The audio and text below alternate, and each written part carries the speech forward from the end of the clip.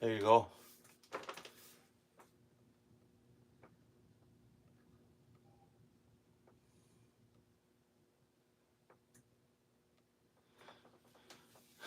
Give me a quick thumbs up if you can hear me.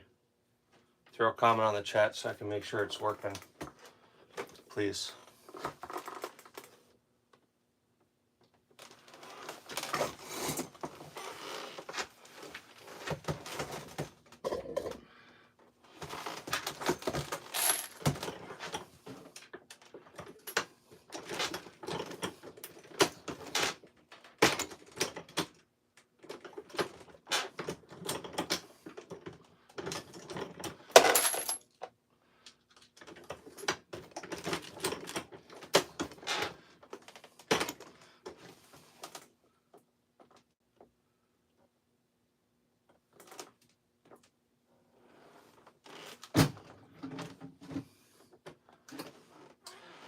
Let me know if that audio is working, would you? If you don't mind.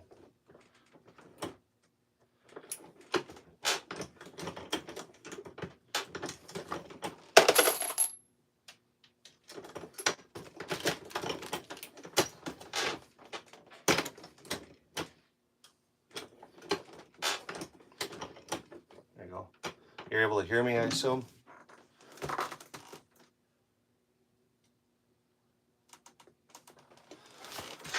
I am loading some 9mm major. I attempted this a little while ago and I was having some weird issues. So we started over again.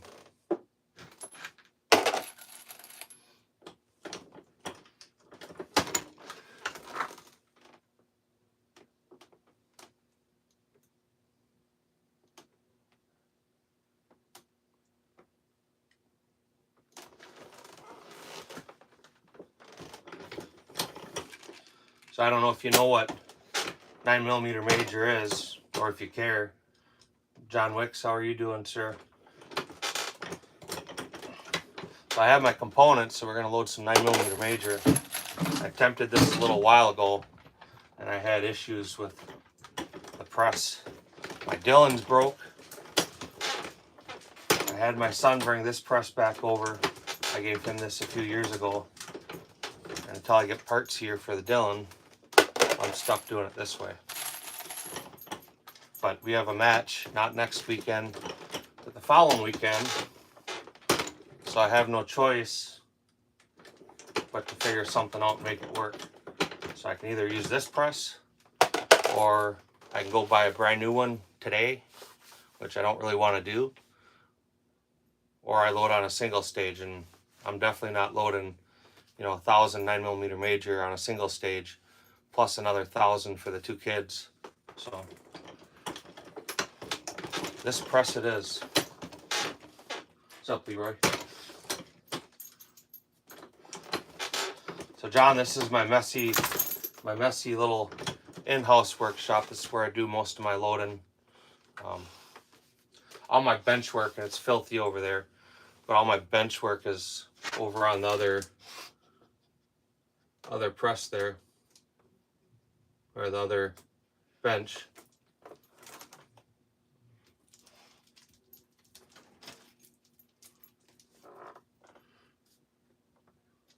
Hopefully I can keep this computer working. That way I don't have to keep looking up for comments.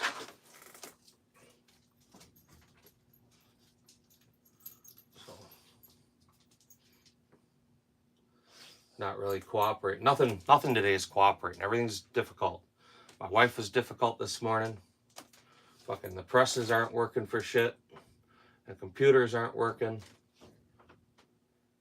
It could definitely be going a little smoother than it is.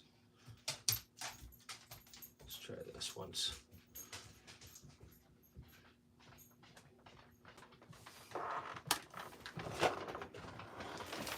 I record off my phone, so I got to keep looking up off my phone.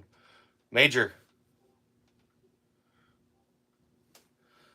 I'm trying to get my computer to work too, so I can look at this instead of looking up at the phone all the time.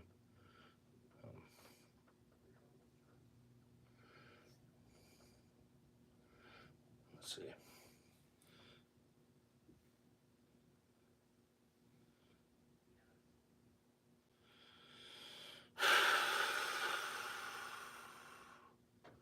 It's being difficult. Very difficult. Honestly, I'm about to throw this goddamn thing. Yeah, man, you can be disrespectful all you want, right? Talk shit.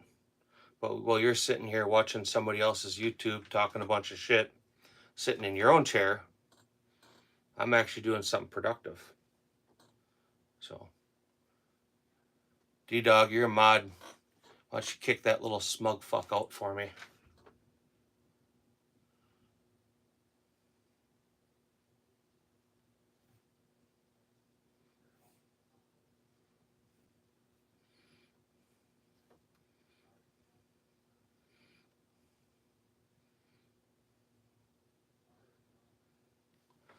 Fuck me.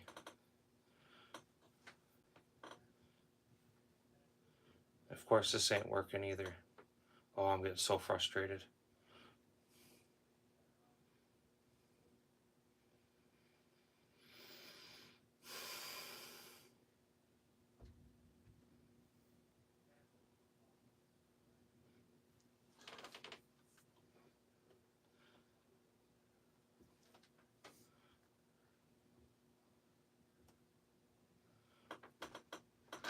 Yeah, man. Boot away. I'm not really in any mood to deal with a bunch of trolls. They can go home and put their mom's bras away. Oh, this fucking thing, man.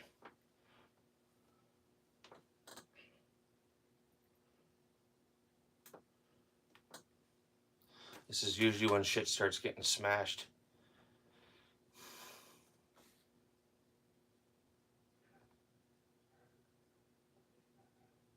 If I didn't have to load this shit today, I would have already walked away.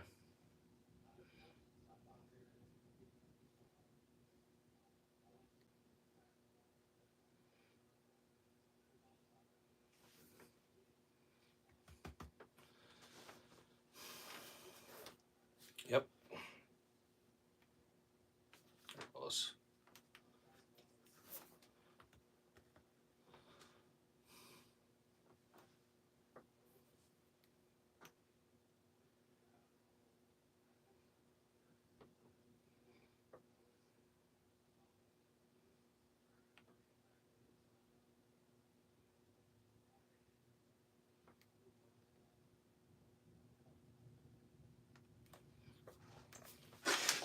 Later on, we're going to have that grenade launcher. We'll do a live when my kid gets home.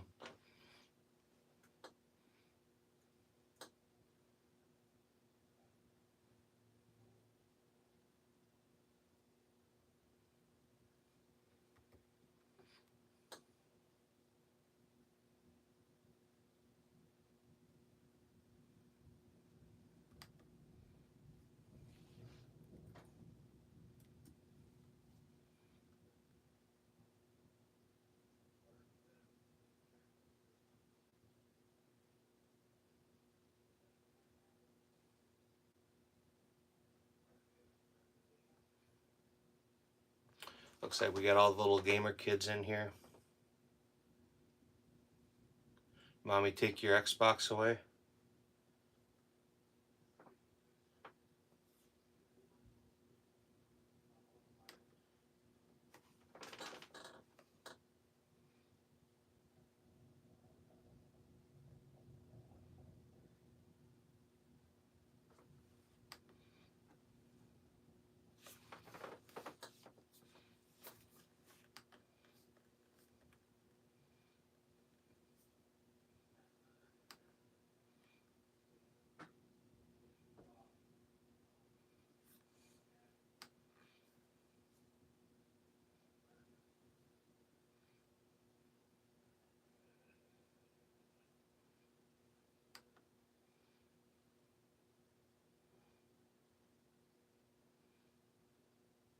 Yep, I'm over this shit.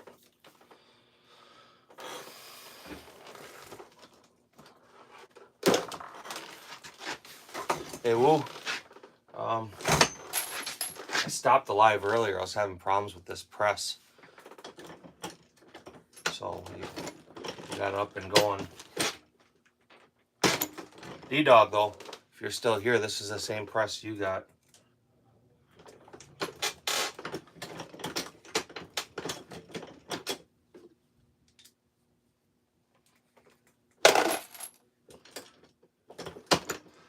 I'm probably going to miss some of your guys' comments because I'm just trying to get the computer up so I could sit right here and look up at the comments versus looking over. I'm not going to try to show the process of manufacturing ammunition. I know they get real fucked up. Woo, are you still here? Hold on, man. No, get the right guy here.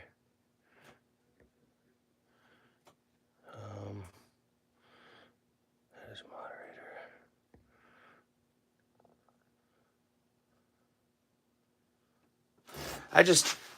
My son had it. So the Dillon broke a little piece in the auto index. I should have pulled it apart and cleaned it before I sat down to actually start cranking rounds, and I didn't. It was gummed up. The first one was a little stiff. The second one, well, no more auto index. So there's parts ordered.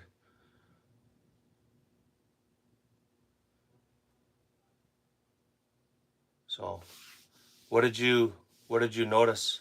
The gamer kids?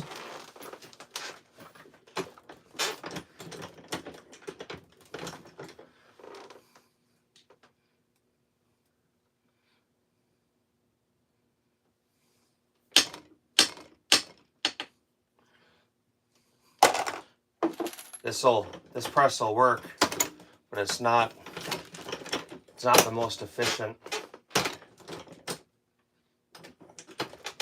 It's definitely not the most consistent either. But it'll work, and I used it for years. I gave it to my oldest son, hoping that he would load his own ammunition, but he's never got on it. But I guess it's a good thing he still had it.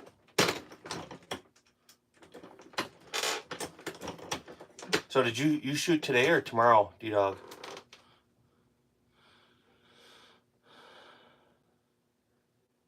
Yeah, I know. I mean, they can talk all the shit they want. So what I'm working on is 9mm major.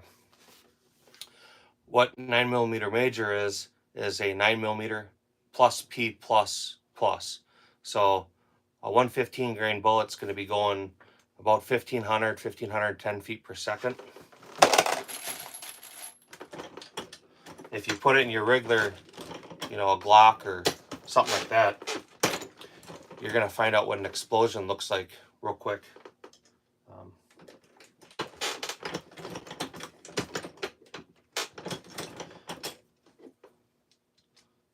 We're good.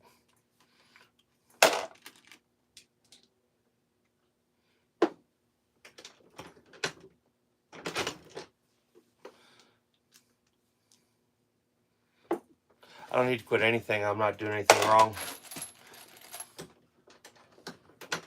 Let me ask you this. You're telling me to quit something, and you're what, 10, 12 years old?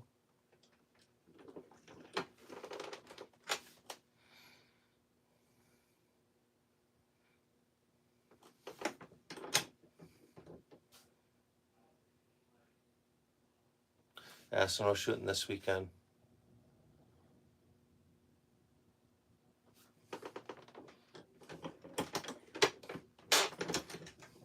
Someone talking shit about me, Awu?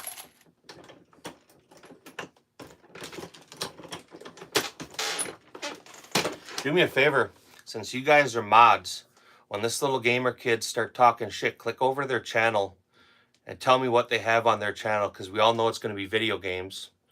No,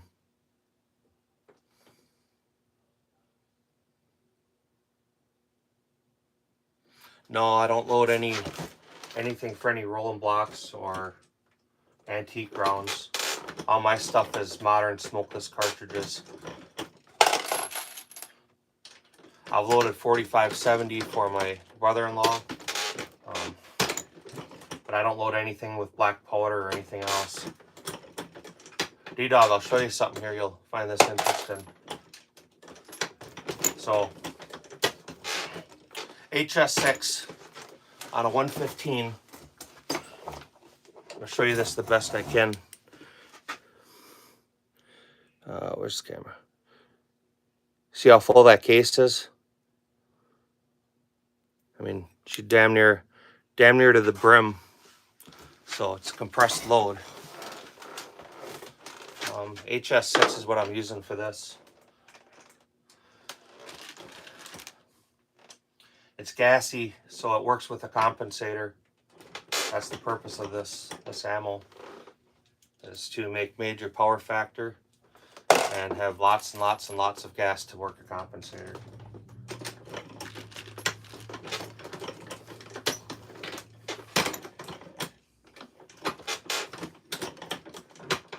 D-Dog, I bought a 50 BMG press.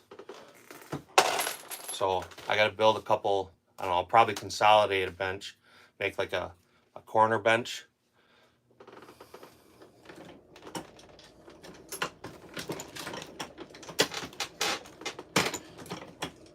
But I have the press now, and I have dies for it. I'm probably going to have to set up for wet tumble clean or wet media, because that 50 BMG brass definitely isn't coming clean in my tumbler I have. Yeah, you will, 50 BMG.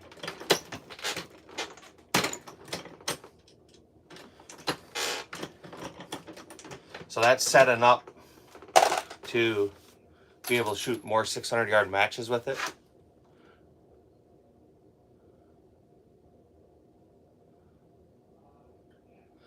I mean, it's possible, right? Depends how he was doing it. So it would have definitely been a live cartridge. He was probably demilling some factory ammunition. So either a hand press, or a lot of times they'll have like a punch. They'll do it that way. Well, you could definitely set off a cartridge that way.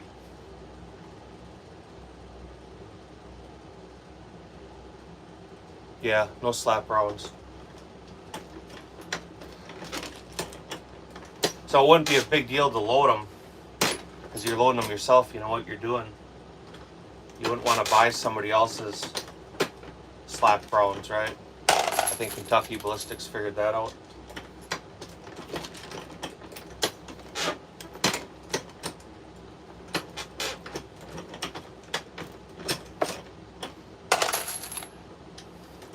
So 9.9 grains of HS6.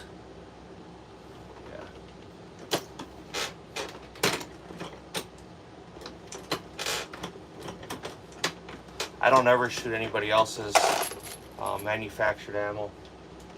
I either buy new ammunition or I'll manufacture my own.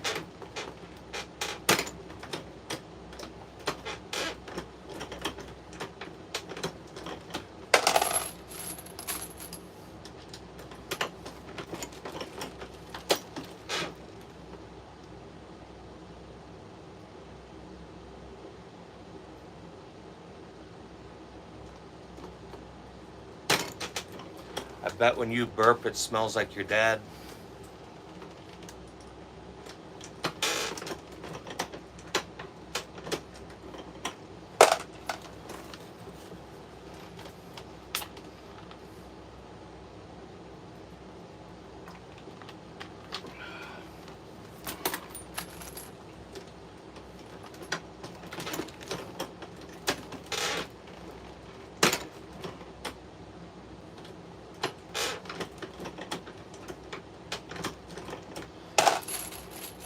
So do you shoot next weekend then, D-Dog?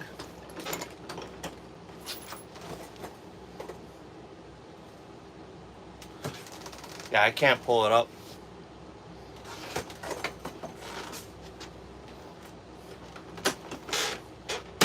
It's a gamer kid though, isn't it?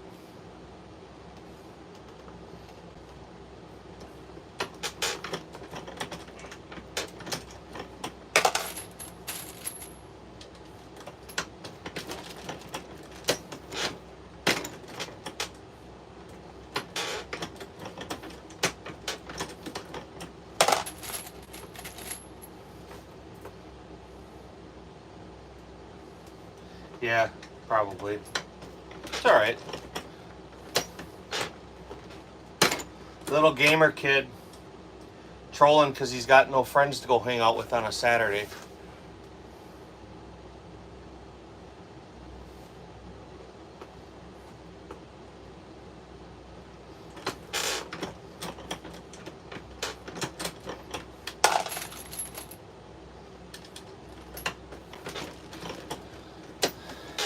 G-Dog, you still here or did you jump out?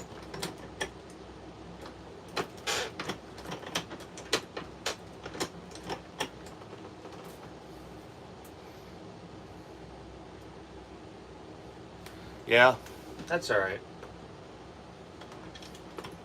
You know, people like that, they get picked on all day, every day. So when they think they can dish out a little, whatever you want to call it, it makes them feel better about themselves. But the truth of it is we all know they're still losers. There's a reason they get picked on. Angel with Wings, how are you doing?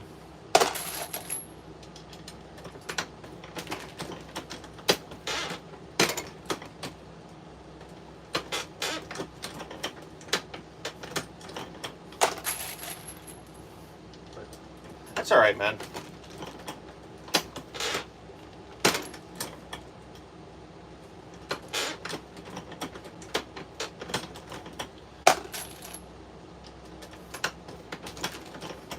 They're the same kids that we'll be out shooting, we'll shoot a match, we'll videotape it, we'll post it online, and then they'll be like, "You're old and fat, you should get out and exercise more."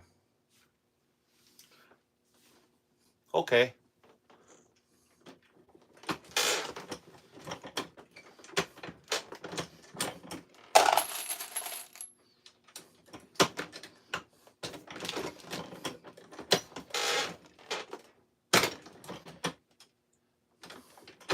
And I guess I shouldn't even get offended by it, because the truth of it is all they do is they help the algorithm show viewer engagement.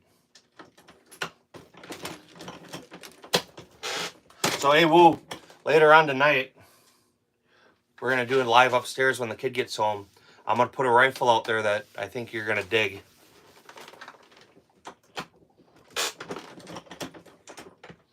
Not even maybe so much the rifle, but the attachment that goes with it.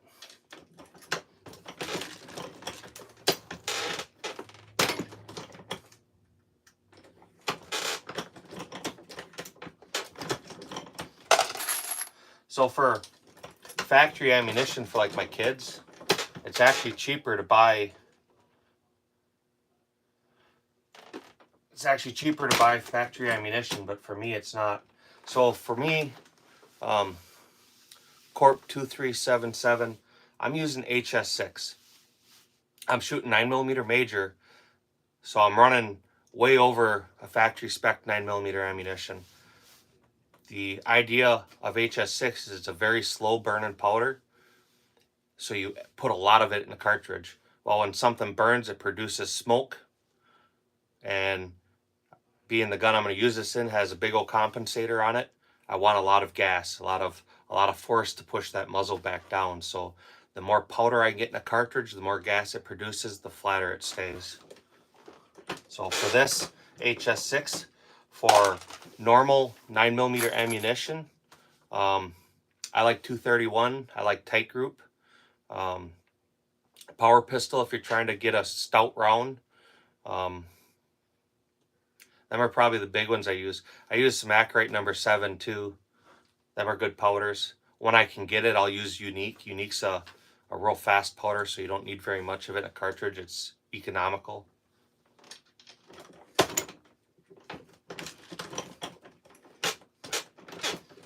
Well, what I'm loading right here is there's no tolerances for it.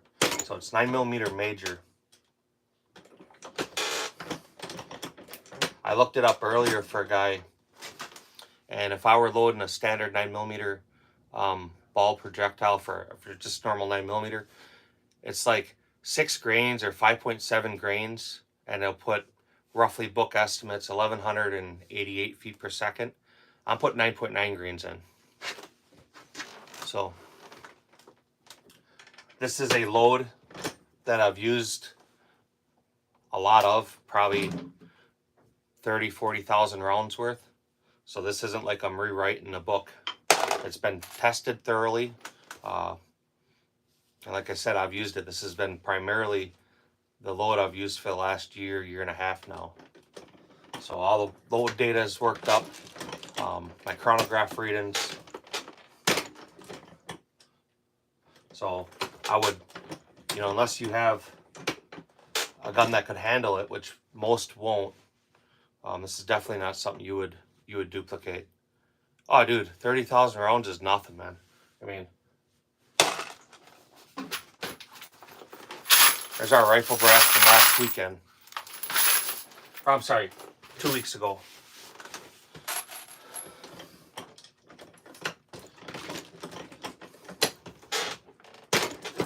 I mean, D-Dog, I don't think he's here anymore, but I'm sure he shoots about the same.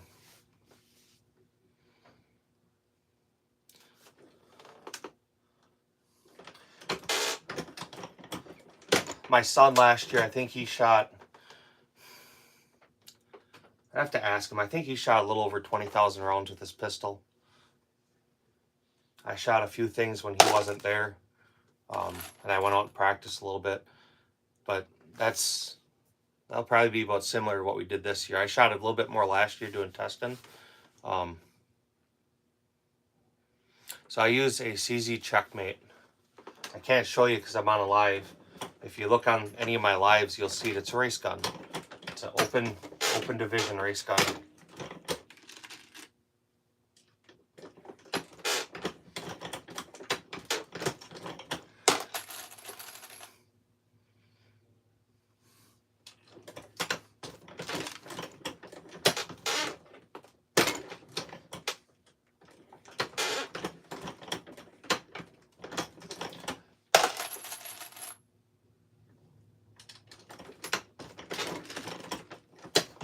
All right, Matt.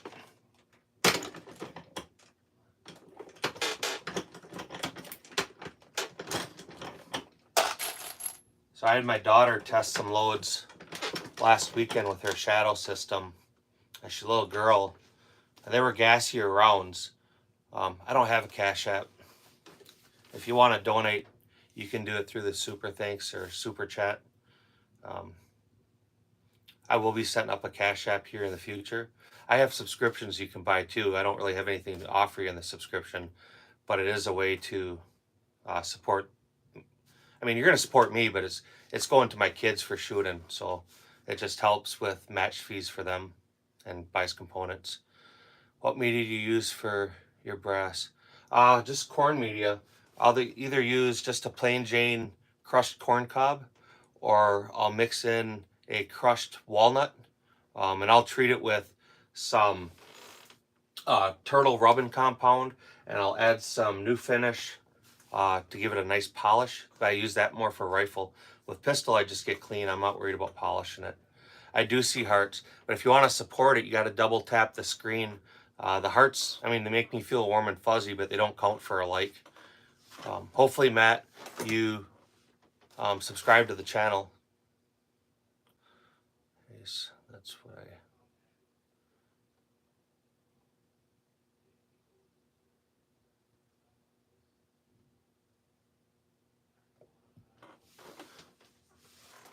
Well, J-Dog, you need to shoot more.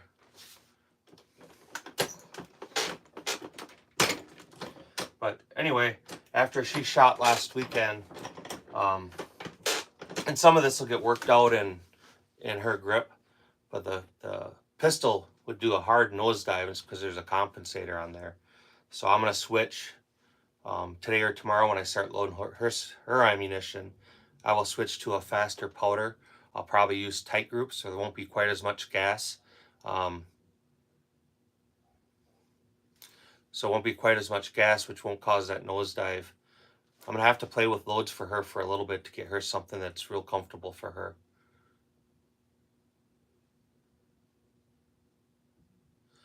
I'm not sure, but I can look it up. You want me to look it up for you? I have a books right in front of me. We'll look it up.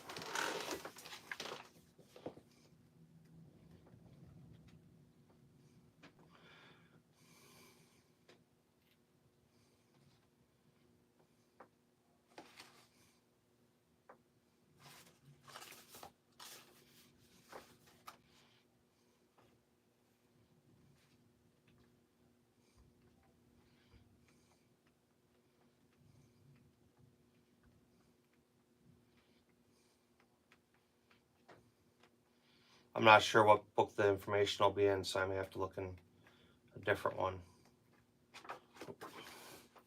Let's see. 702.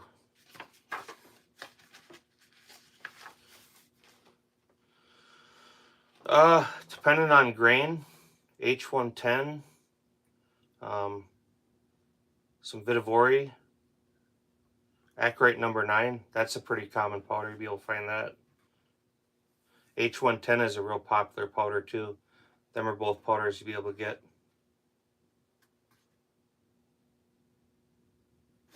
But there's not a lot of load data in the book for that, so I would say look for H110 or Accurate number 9. Then we're going to be two easy powders to find.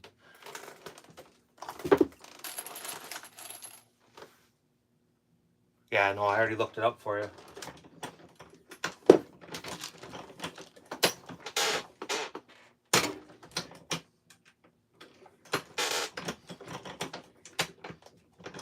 I have a 50 barrel for my Desert Eagle, and honestly, I've never used it. Yeah, great powder, H110. You can use that for a lot of things. 357, 38 special, 44, 44 special, 44 Magnum, M1 carbine, so 30 carbine you can use it in. 300 blackout. So, and it's an old powder. It's been around forever. All right, Awu. Yeah, 40 cal too. I don't know that I ever used it for 40. I used to use a lot of Winchester 231 and 40 because it was soft and I had a lot of it. I bought a lot of, used to buy military surplus powder. So people would buy surplus ammunition, and for whatever reason they weren't allowed to sell it as a cartridge, but they would pull the powder down, or the cartridges down. They'd sell the projectile as pull down bullets. They'd sell the D-prime brass. I don't know what they did with the primers, but then they'd sell the powder. They'd dump it all in a barrel, then weigh it out in 8-pound jugs. Behind me, you'll see some white jugs. That's all military pull down powder.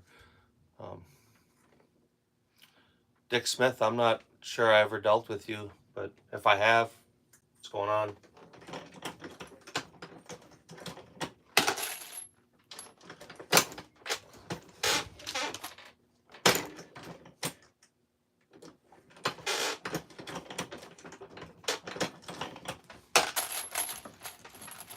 Yeah, I have some other powders here for 300. I have some Trail Boss, some Little Gun, CFE Blackout. And I know the H110, of course.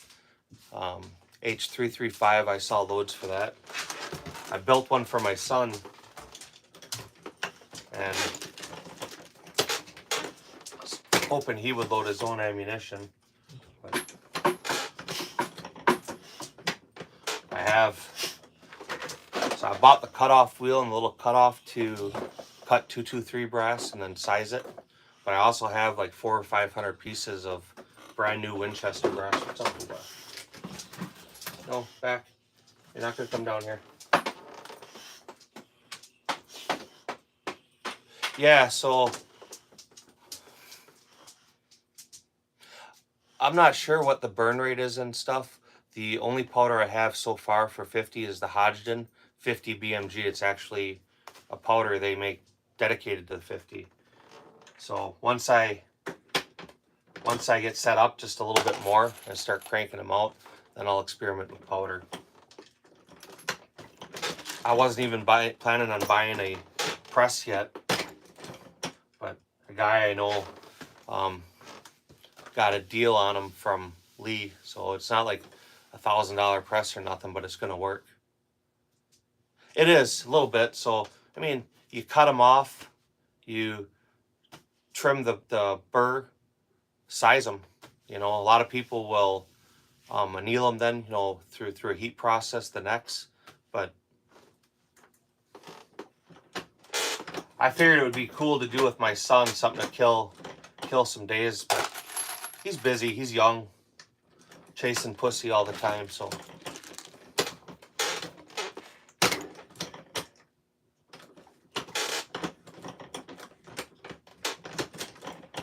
I have buckets and buckets and buckets of 556 brass. So for me, it would make more sense to spend the time and cut it and size it than go buy new brass.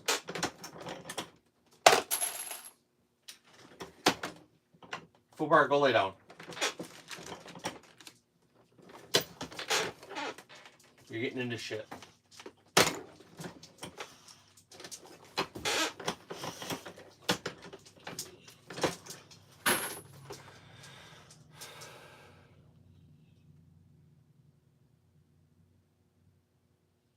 Yeah, so they do. There's a few ways to remove a military crimp from a cartridge. One way is what I'm about to show you, and this is specifically for 223 556, or it would be 300 blackout. Is it's a die, screws in the top. Actually, wrong set. That's for 308.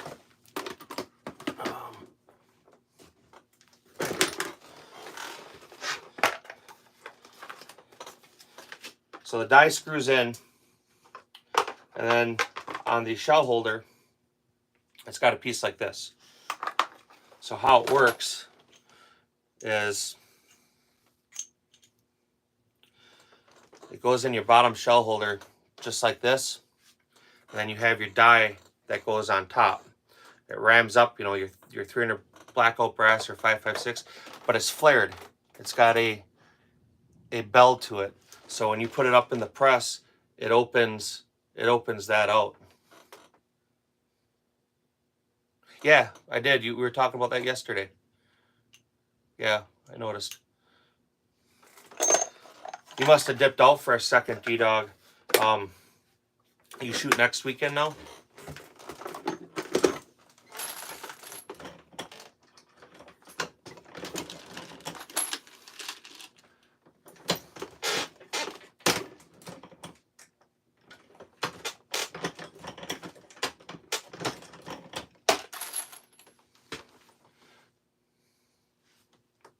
The press I'm using today, D-Dog, is the same one you got.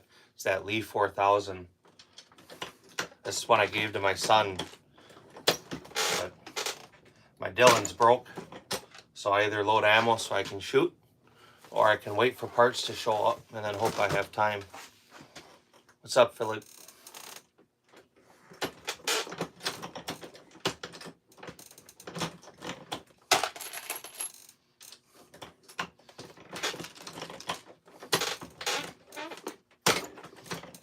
When you changed your springs in that Shadow, D-Dog, did you pull the trigger out and polish it or add any moly?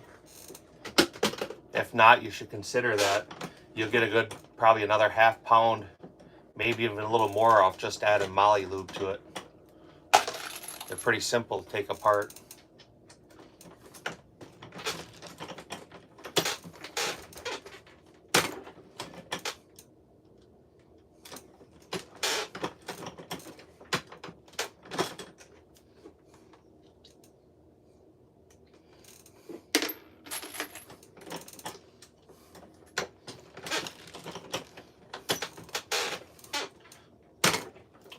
What's up, Anna?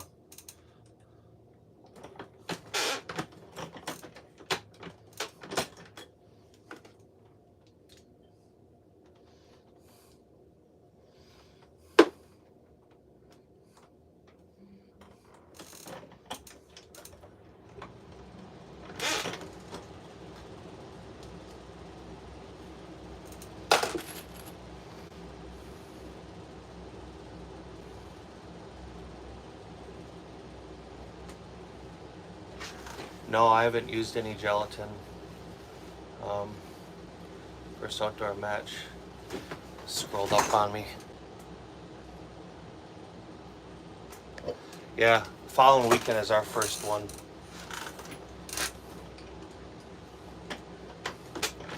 That's why I have to load. I gotta load. Go out 0 guns. I gotta load for my daughter. Make sure the stuff's gonna cycle in that shadow system.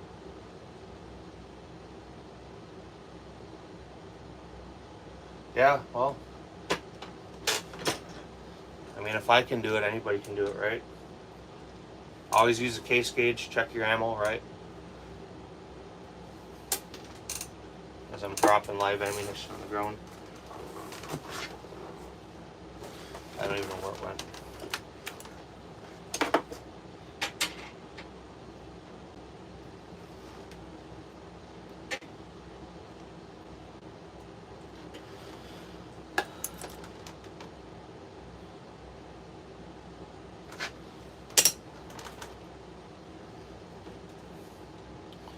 Fortnite Elks, I'm good.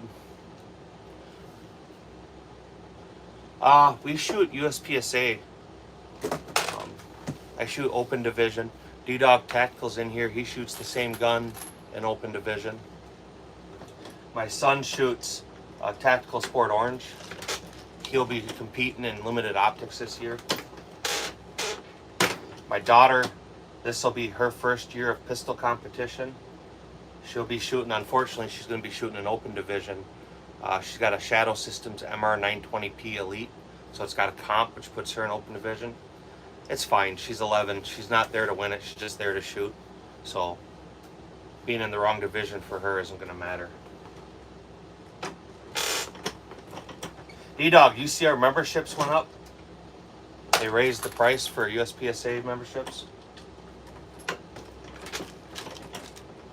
Corp, do you shoot any competition?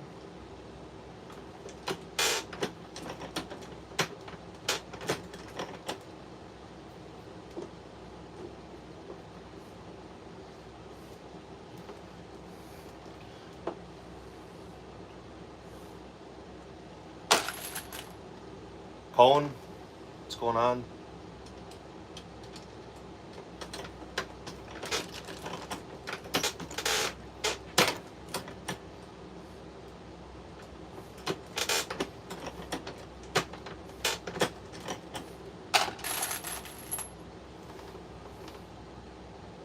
$60, I think.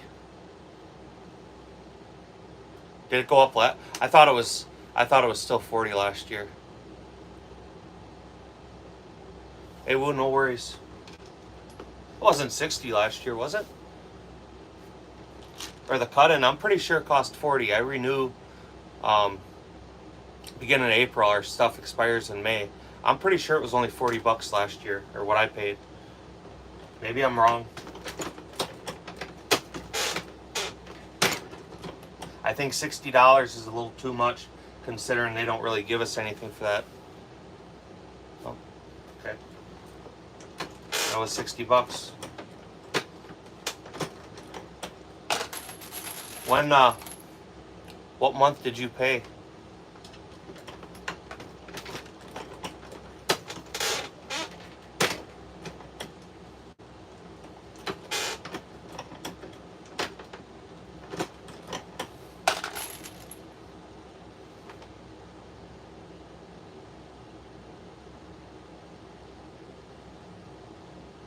Okay.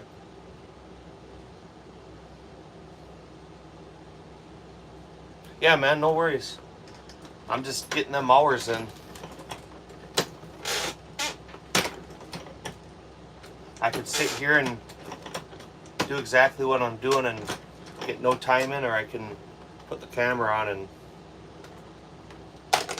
get my watch hours.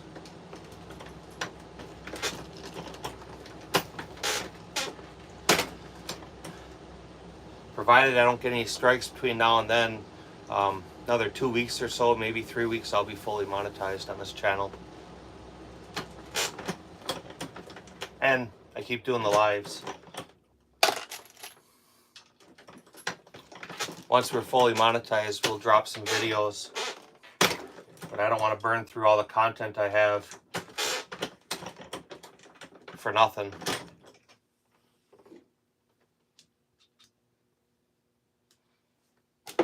Not sure what you mean, hi though.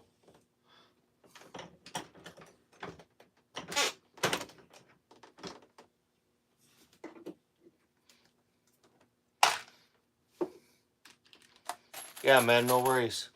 Stop back later when we got some guns out. We'll do a live. Like I said, just trying to get them hours in. So, Funny Bart, how are you doing? Appreciate the sub.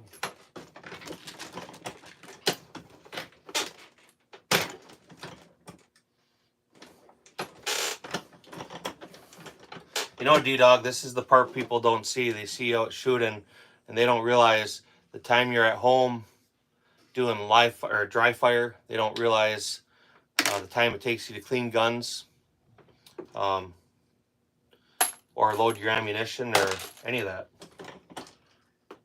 It's definitely a time-consuming hobby.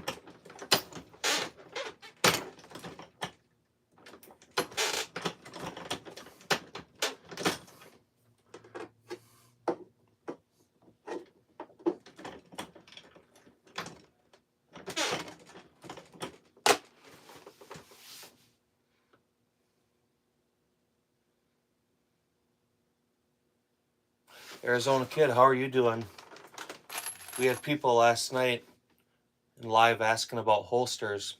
John was there, and obviously I was there, but we were telling him check out your channel and get in touch with you. I know you do holster work.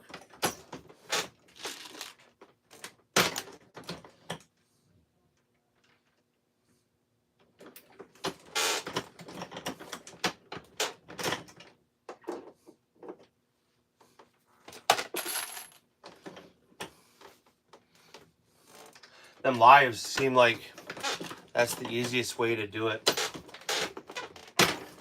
To get 10 million views on a short in 90 days, I mean, I don't know any way to do that. The 4,000 watch hours, I think that's obtainable, but easiest way is to do the lives.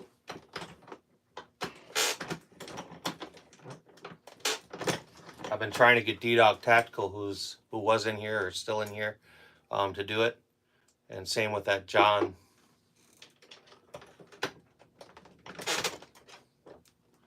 So, you know, take their money, get YouTube's money.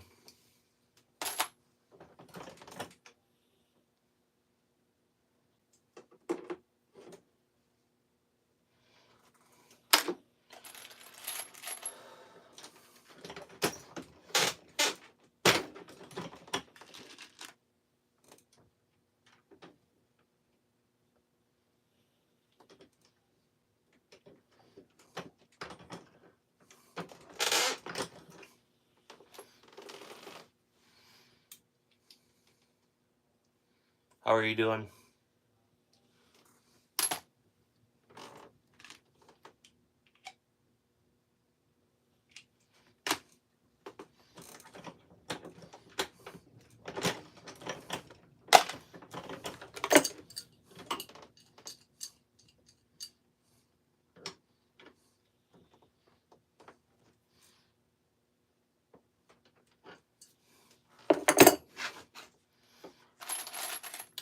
My channel name is FE Ordnance.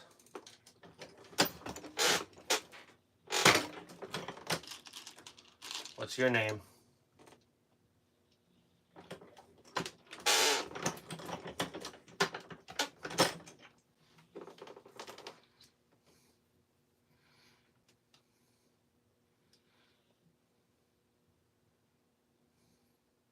No? Well, watch something boring like this and you'll probably fall asleep.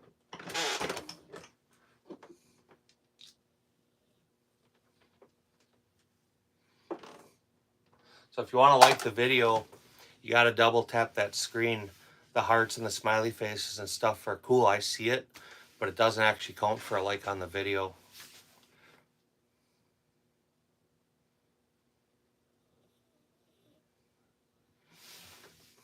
1:30 p.m.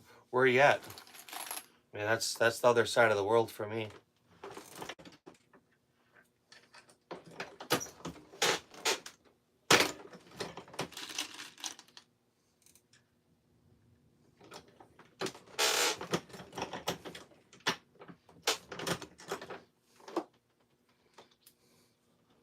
I appreciate it.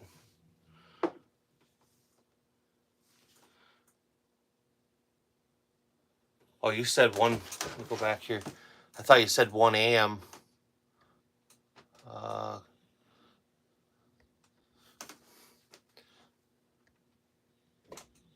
Maybe I missed it. Well, it's 4 p.m. Yeah, I thought you said 1 a.m. I'm in Wisconsin, so we're on Central Time.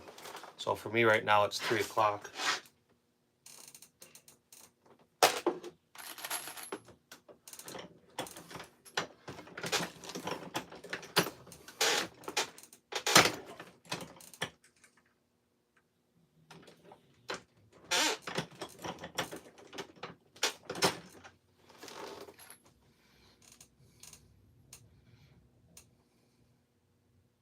There you go. I appreciate it.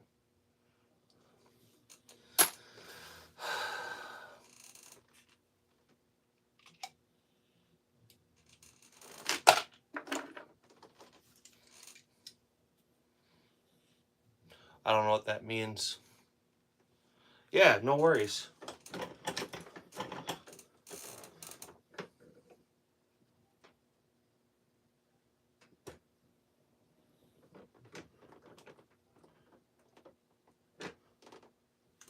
That's how channels grow, is they make friends along the way.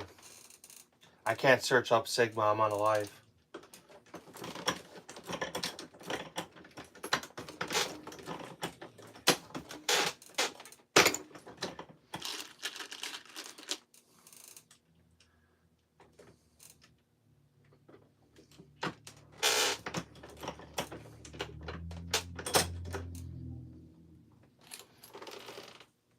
I don't smoke.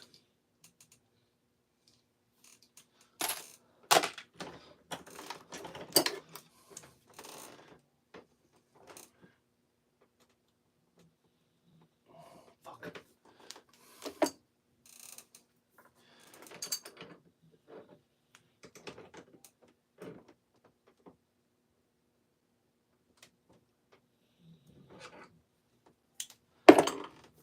I know why I don't use this press anymore.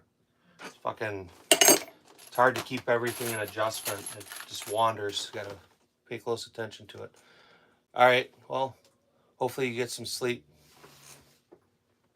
I like horses too. I grew up on a farm. We had horses.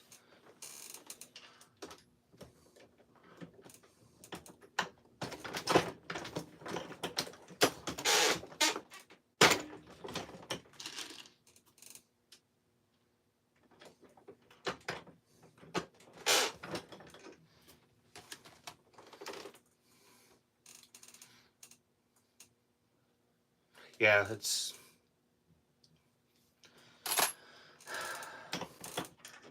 Like I said, I know why I don't use it. For somebody getting started, it'll work just fine.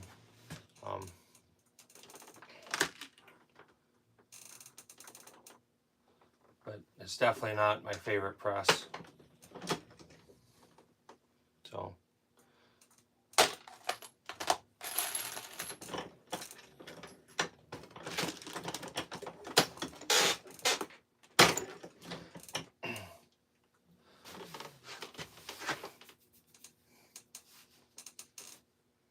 I don't have horses anymore. I grew up on a farm, so what I had when I was a kid, we had a quarter horse, a mare.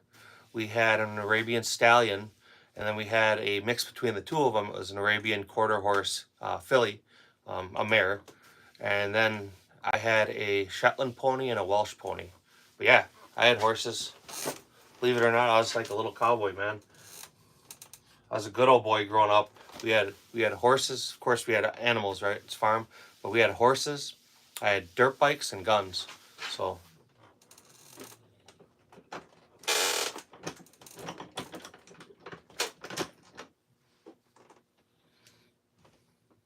There you go.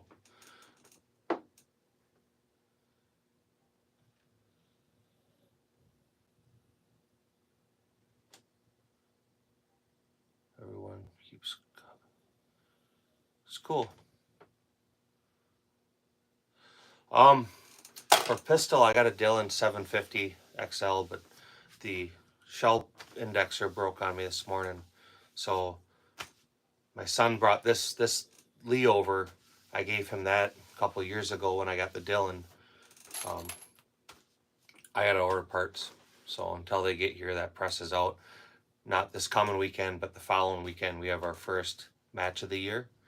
So I have to load ammo for me. I have no choice unless I don't shoot. I don't think that, even if parts show up midweek, I'm not going to have time to do it.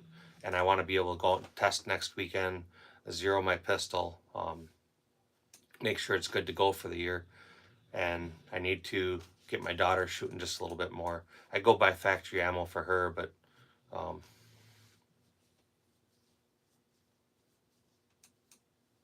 so I don't ride dirt bikes anymore. I was a kid, country stuff. But some of the most fun I had as a kid is I would ride, started with the Shetland pony, and then the Welsh, and then the quarter horse. But I would go, just go troll through a woods we had. It was a big marsh. You go around the outside of the marsh and through the woods and stuff. It was cool, and just go around the property. I mean, you could spend about 8 hours on a horse. So it was enjoyable. It was good times. It was peaceful, something to do as a country kid. I mean, there's not a lot you can do otherwise. I mean, I'm old enough that I had a Nintendo, but I didn't have like hundreds and hundreds of games, so you can only play the game so many times. But it was relaxing.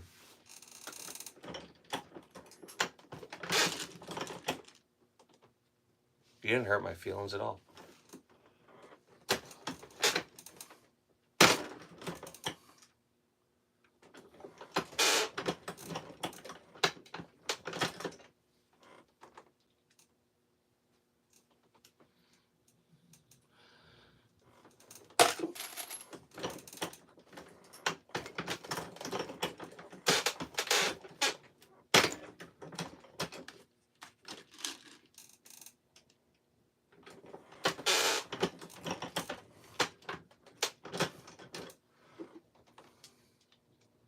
Yeah? What kind of horses did you have? Down the road for me, there was a place called River Run Farms, and I'd work there in the summer for my summer job, and he had racehorses. He'd take them down to Kentucky and they'd race them.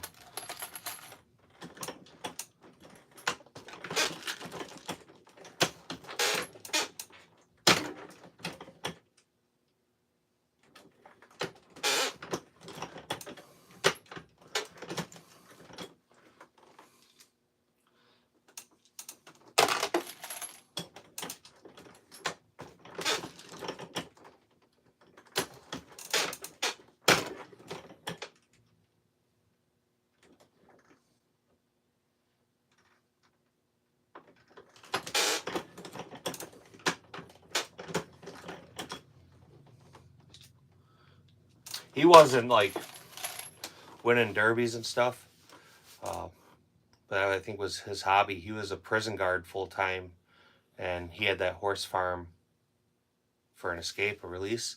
But the horses were cool. They were really cool.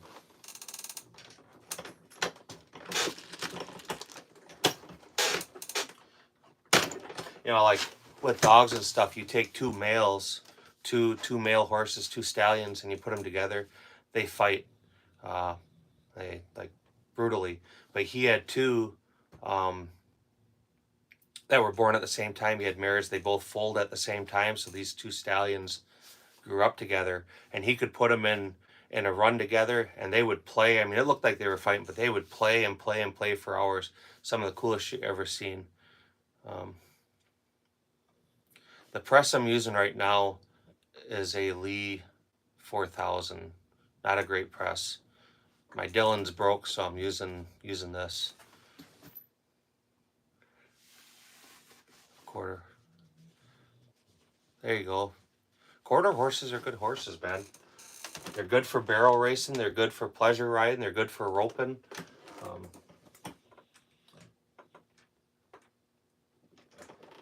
And they have good personalities. I think that's why it's such a common horse.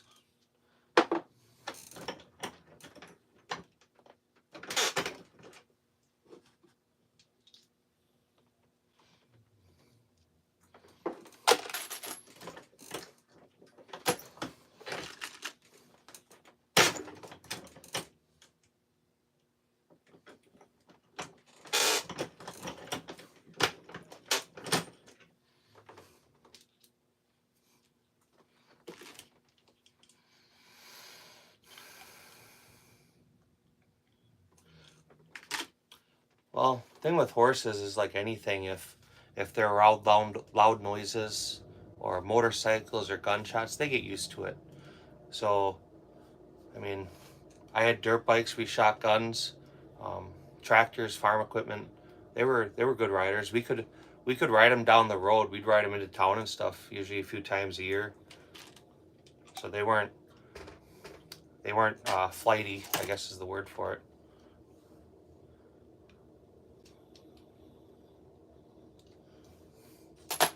Fucking thing.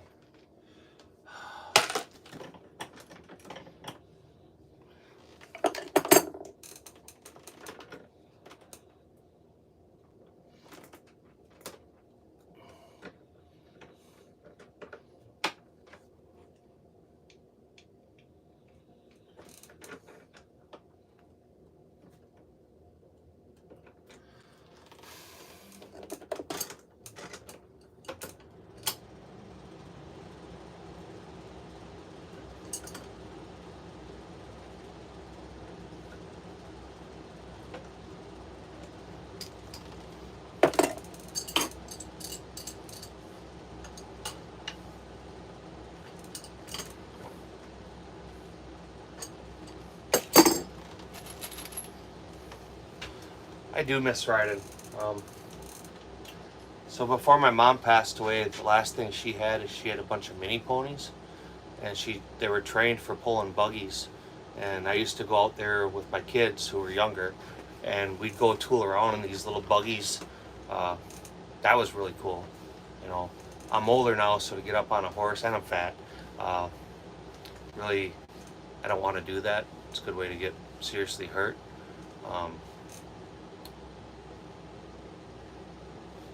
But to go out and like take them minis out and go tooling around in the buggies, that was really cool.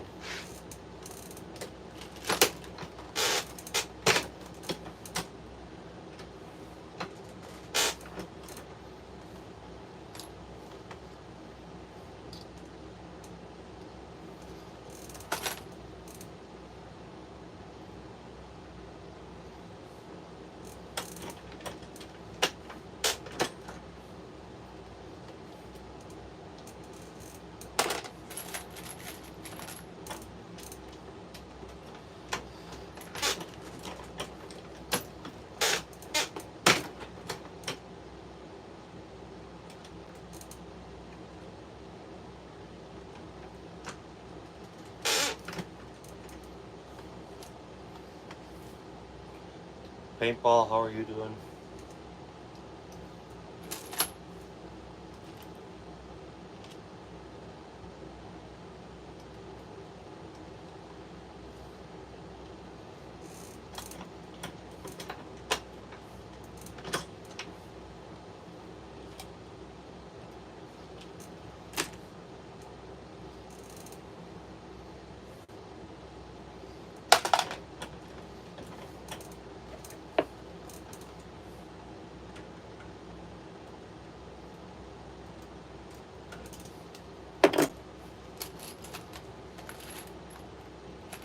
I am loading some 9mm major ammunition.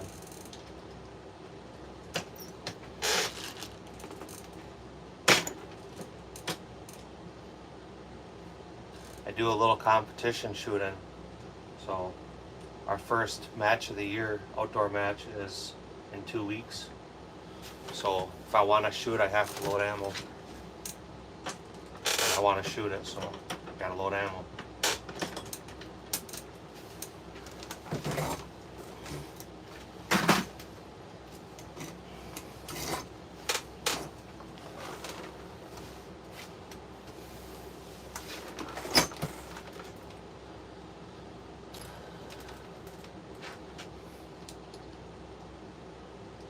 Are you a shooter? You shoot it all?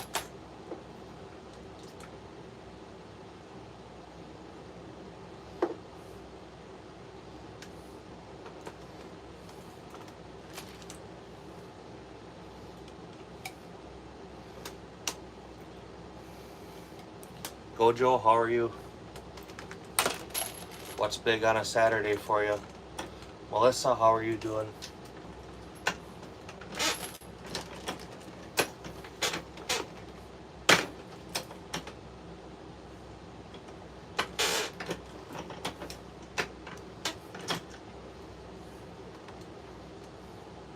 I'm good, living the dream, man.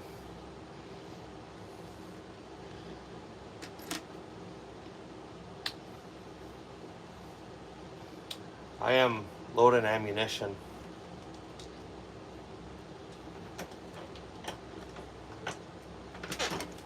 We have a competition in 2 weeks, so not this weekend, but the following weekend, Sunday. And I will be shooting that, so I have to load ammunition. I'm not sure what you mean by what's my dream. I don't win. My goal is always to be in the top 10. If I'm in the top 15, that's a good day. I haven't won a pistol match in a long, long time.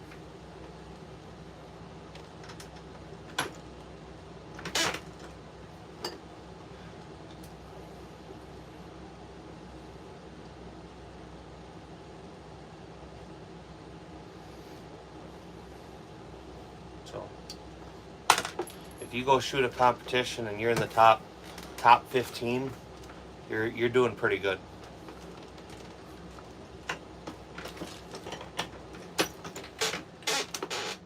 Top 10 is exceptional.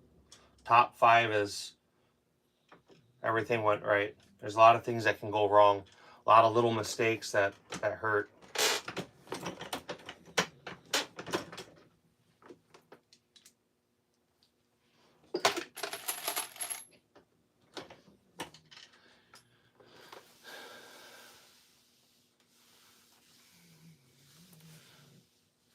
What do you mean you were invited once?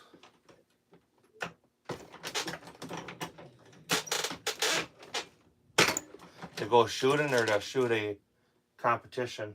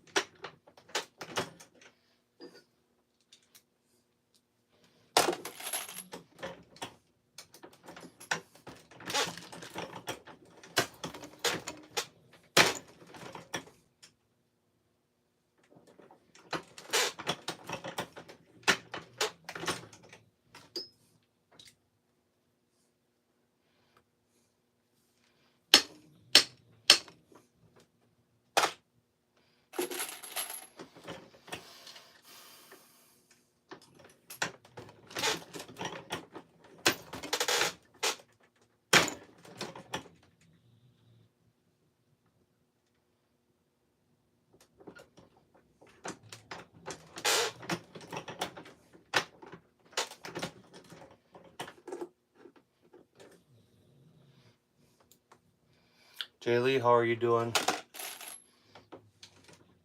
Nothing exciting here today. Later we'll do a normal live showing some guns.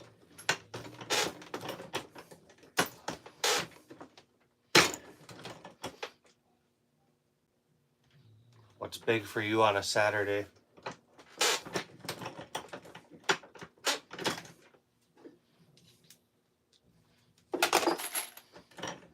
Did you get your Beretta back?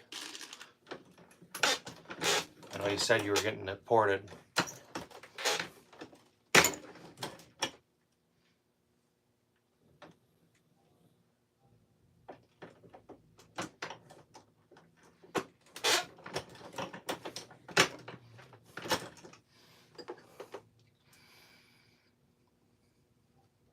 Haircut. Mr. James, what's up? How are you doing? Do they need the whole gun or do they just need the barrel?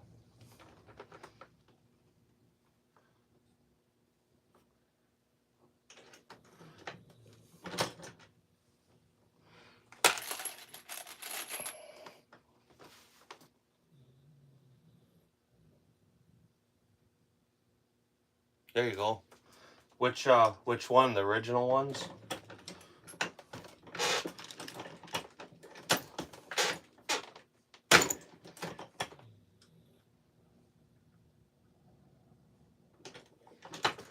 For what gun? Each cost. That must be the it wouldn't be the A1. Is that like the A2 or the A3?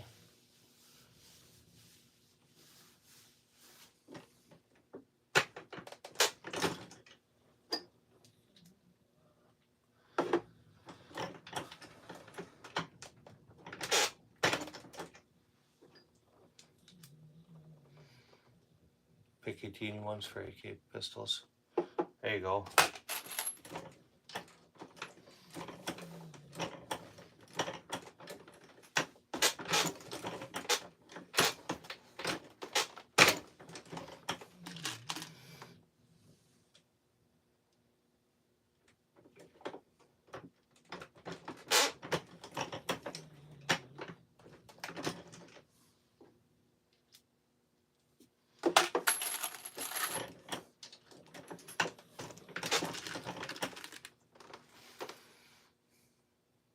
Yeah, I'm still going fighting with this bullshit press. I'm gonna stop at some point when my kid comes home, probably eat supper. I don't know what time he's done, either 4 or 5, and then we'll set up and we'll throw something on there.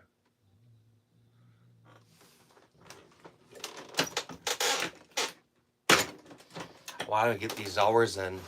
I mean, I should be a couple more long lives.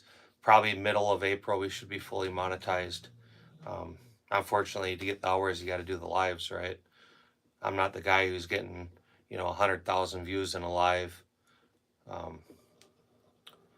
Maybe if I get my wife to sit in front of the camera and just complain, people dig that.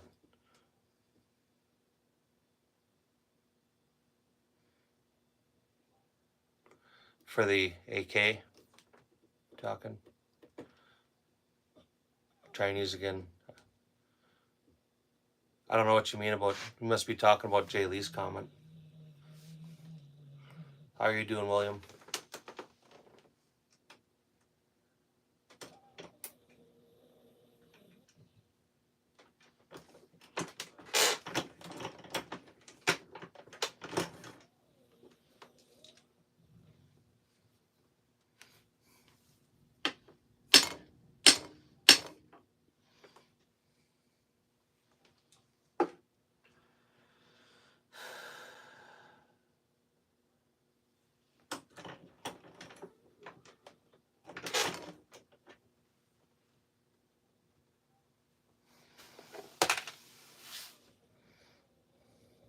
Yeah, we missed you, Jay Lee, last night. We were all kind of waiting for you. You usually bring a lot to the conversation.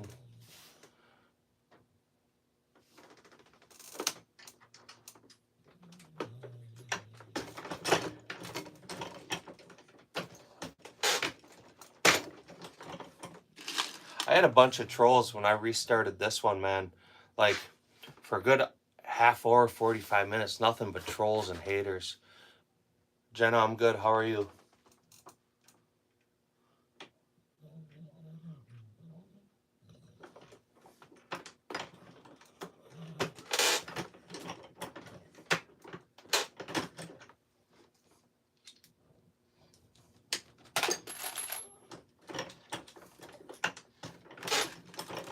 Good. What are you doing on a Saturday afternoon?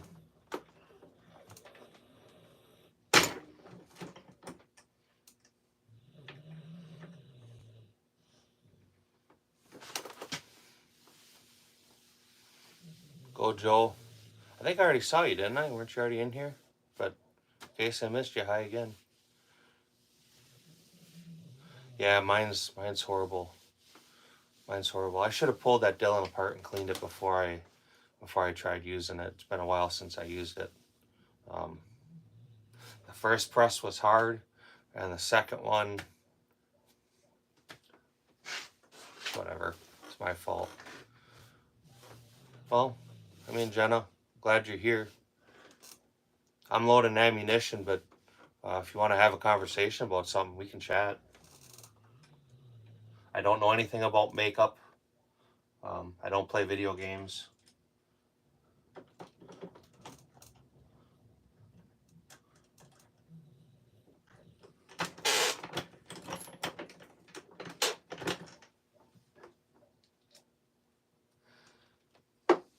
This press is just doing stupid shit. I don't know. I had it apart a couple times and cleaned it, and every once in a while it's throwing a projectile in just a little crooked. I've adjusted the flare on the flare and die. I've adjusted the crimp. I don't know. I'm getting frustrated with it though. I mean, I probably am close to having enough for the match. It's so slow too. It's like a snail's pace. It is like a real life video game. Some of the most fun. I don't know anything about softball. I don't play that. I bet you if anybody does, I bet you Jay Lee plays softball.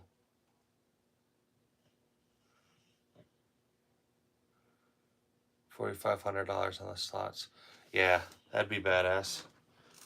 If you won $4,500 on the slots, what would you do with it?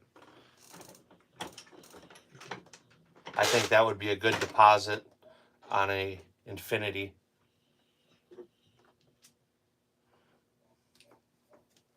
Or maybe an Atlas. I was looking at them a little bit too. I'd definitely be irresponsible.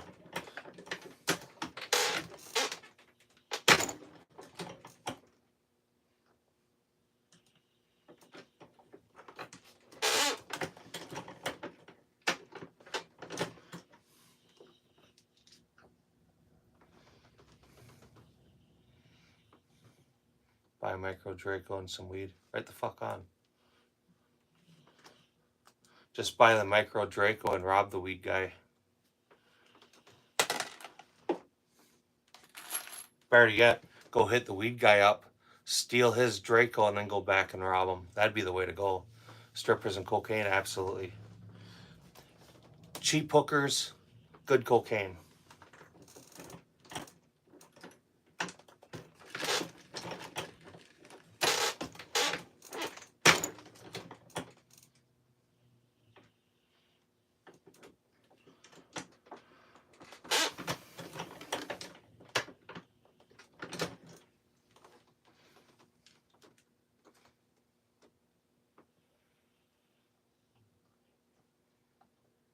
I didn't know they did that.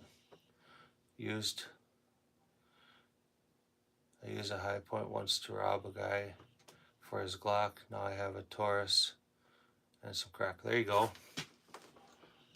Party at Jay Lee's. Well, let me know how them fries turn out. Not a sponsor. If my kid gets home later, we'll do a normal live.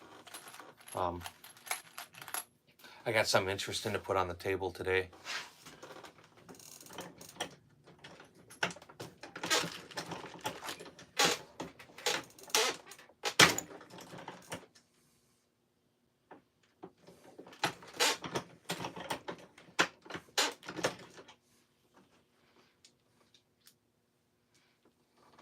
Alright, man. Have a good time. Let me know how the fries are.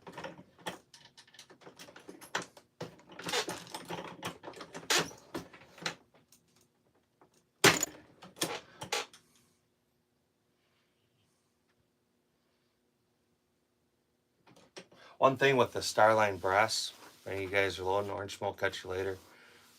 It's stiff. It's a very stiff brass.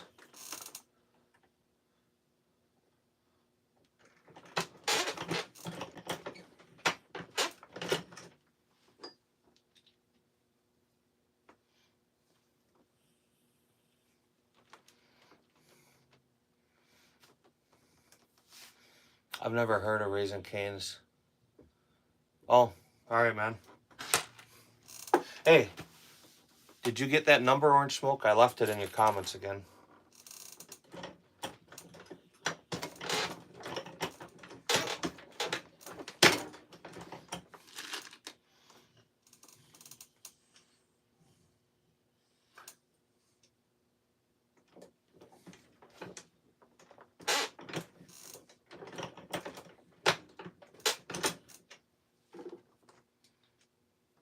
Yeah, it should be in there for you.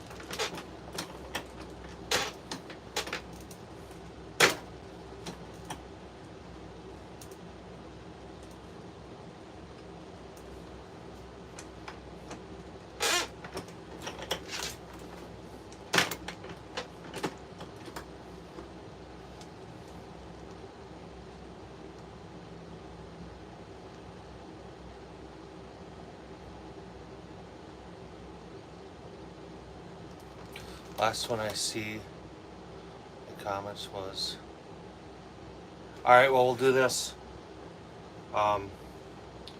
So 527, and I'll get with you later and I'll give you the area code. Let me know if you got that.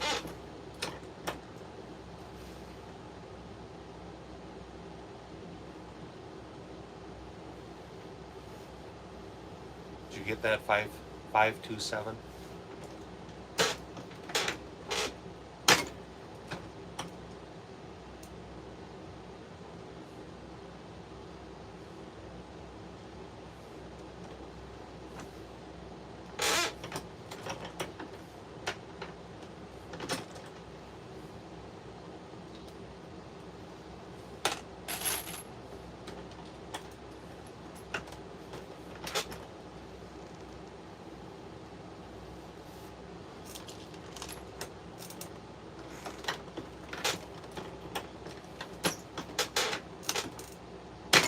I'll give you the area code later on tonight.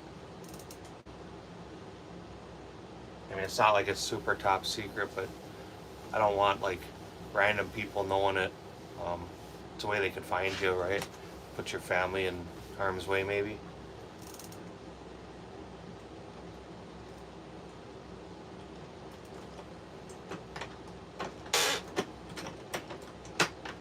A lot of the other channels I talk with on a regular basis. And I'm cool with that, you know what I mean? If you're bored or something, shoot me a text.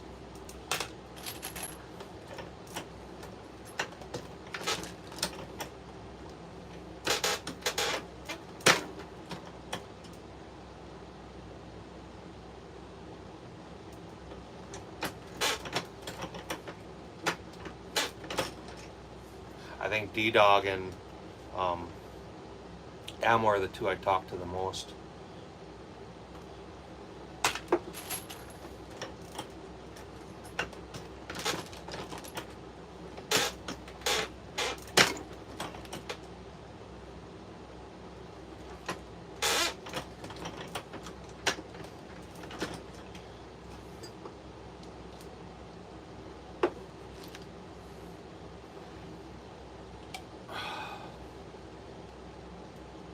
Is it raining today and over by you?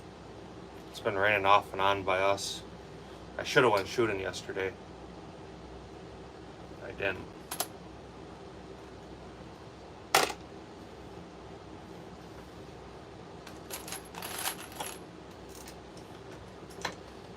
Next week and I have no choice. Rain, shine, snow, I gotta go out. And hopefully the weekend after that's nice so we can shoot. I'm not a big one to go stand in the rain all day. If we're out there and I know like quarter of the way through the day or halfway through the day we might get some rain, I'll go. If I know it's going to be raining all day or 100%, I'm not going.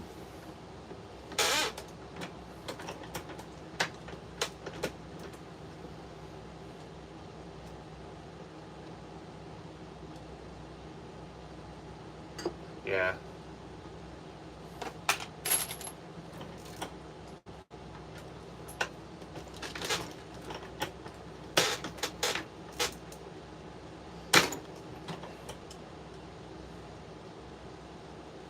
I never asked. I know about where you live, but do you live in the country or do you live in a city?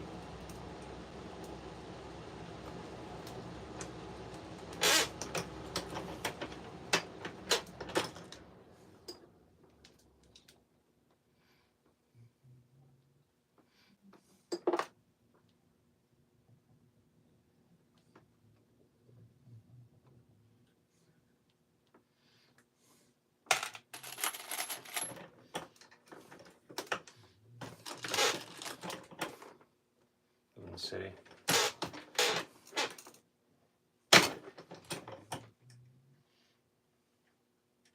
So I got these RMR bullets, D-Dog, and I'm gonna have to pull some cartridges apart.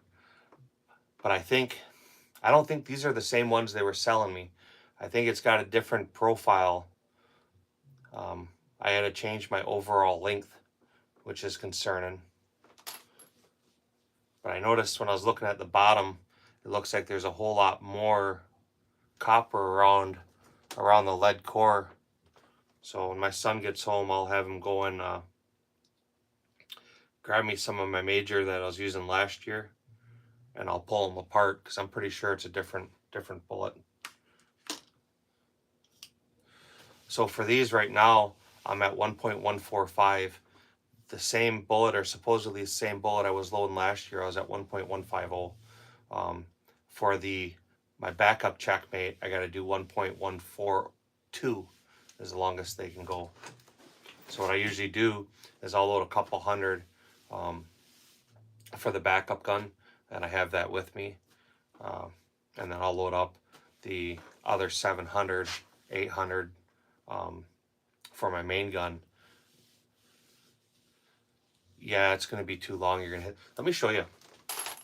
So, you take your barrel.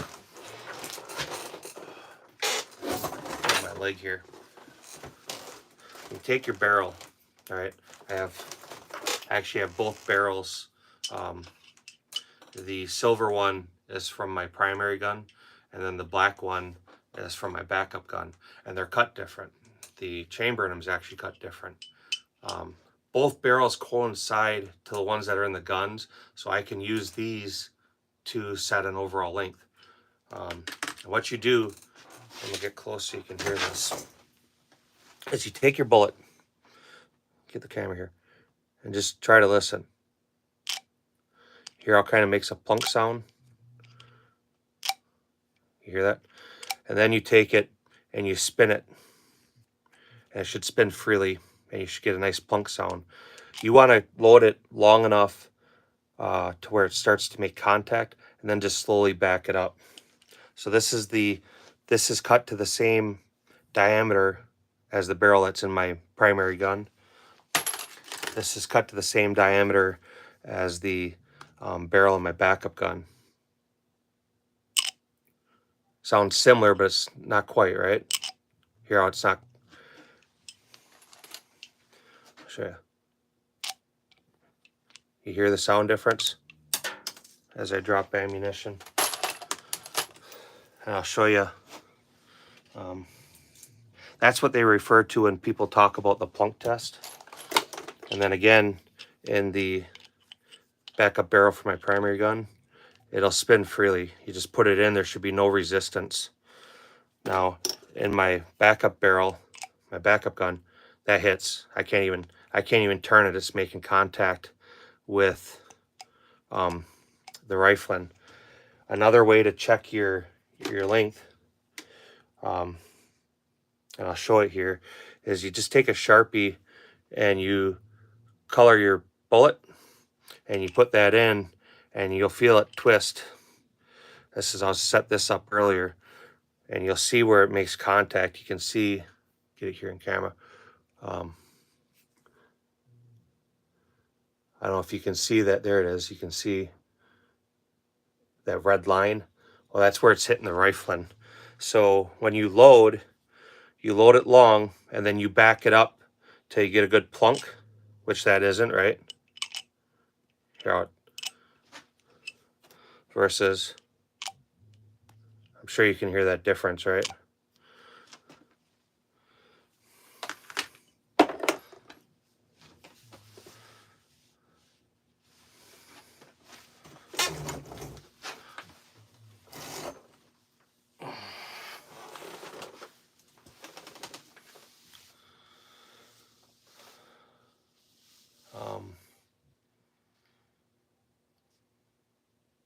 There you go. I don't know what dude said, but fucking get him. Like I said, when you're ready, man, you can get set up and we'll do FaceTime and I'll help walk you through it, right? You got to get a chronograph. Chronograph is essential. So the other thing I can tell you is the shorter overall length will give you more pressure. You'll actually feel it quite a bit different.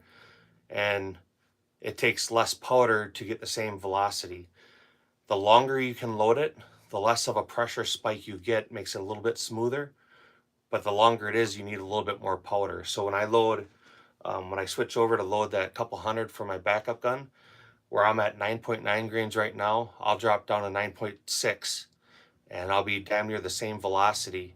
But you'll feel a big difference between the guns, right? Everything's the same except the cartridge overall length. You'll feel significant difference in the pressure spike. There you go.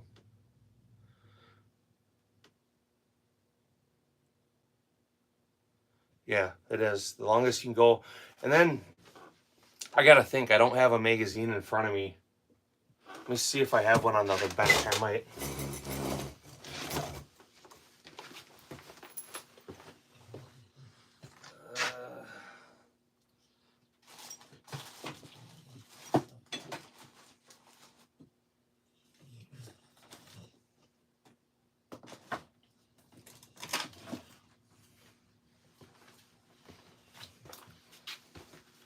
I do, so you're in luck. It's actually CZ mag. I don't remember for sure what the max length is for the magazine to be able to feed around. I think it's around that 1.60, 1.65. So you want to go enough that obviously it'll load into the magazine, right? So 2011s, they're able to load their projectiles a lot longer because they get more length in their magazines. They can, you know what I mean? And then they ream the barrel out to accommodate that.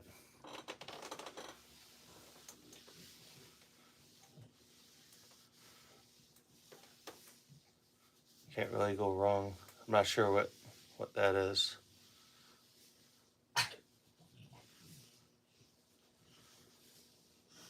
Boot them permanently from the channel. Can you guys, let me see. Here, let's do this. We'll just boot them from the channel. You can fuck right off, right? Go put your mom's bra back where you found it and grow some balls like the rest of the women do.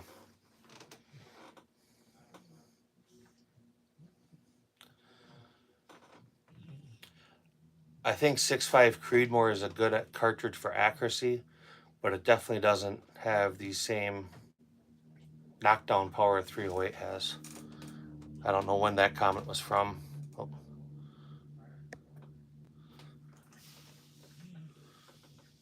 Yeah, I just saw that. I had to scroll down. Van Keys from Indonesia. How are you doing, sir? So D-Dog, does that make sense? Does the plunk test make sense? And you'll check that with every gun you have. As close to the rifling as you can load it without touching the rifling is usually the best. You get the softest shoot and load.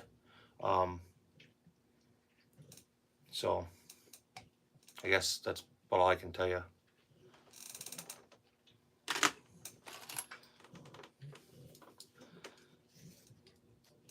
The bullet profile makes a big thing too. And like I was showing you with the one that I use the Sharpie on, is where they'll hit right around where it bells out, right? You got your point, and then right around the fat part where it starts to taper out is where they'll hit the rifling. Bullets like the flat nose or like the Barry's hollow base, you can load longer. In my checkmate, I really like the RMR 115 or I'm sorry, not 115, the 124 and 147 match winners. Some guns, they won't feed well. They feed in the Shadow 2 for me. They feed in the SP01s. They feed in the TSOs. And they feed in the checkmates. But them punch a super clean hole. I really like them.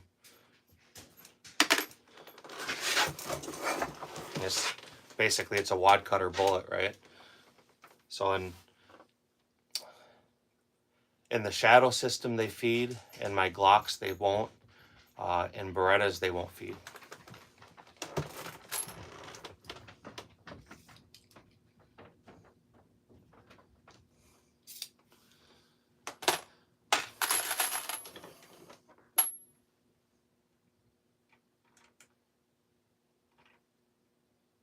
When you buy primers too, if you're able to get small pistol magnum primers or even the small rifle primers, they work really good for major. They kind of put a band-aid on the pressure. You may end up running into issues with your Shadow 2 and that light mainspring.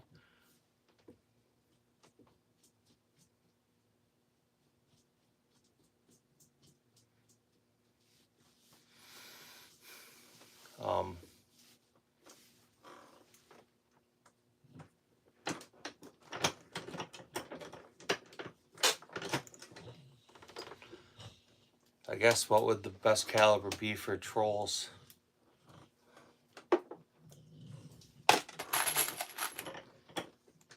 with that shadow system, that shadow too, if you start getting light strikes with it, federal primers are the way to go if you start loading for it.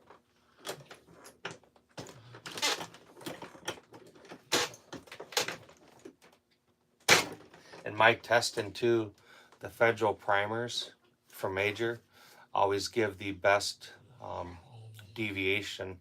They're usually within 10 feet per second or not. So, I mean,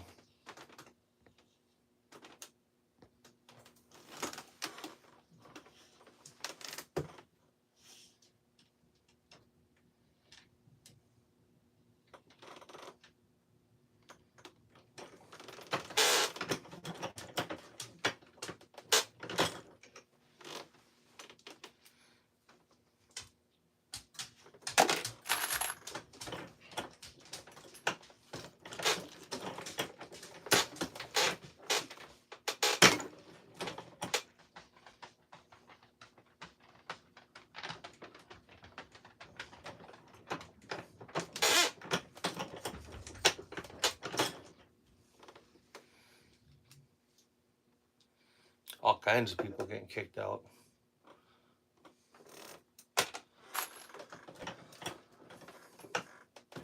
Maybe they're mad because Uncle Phil picked their brother instead of them.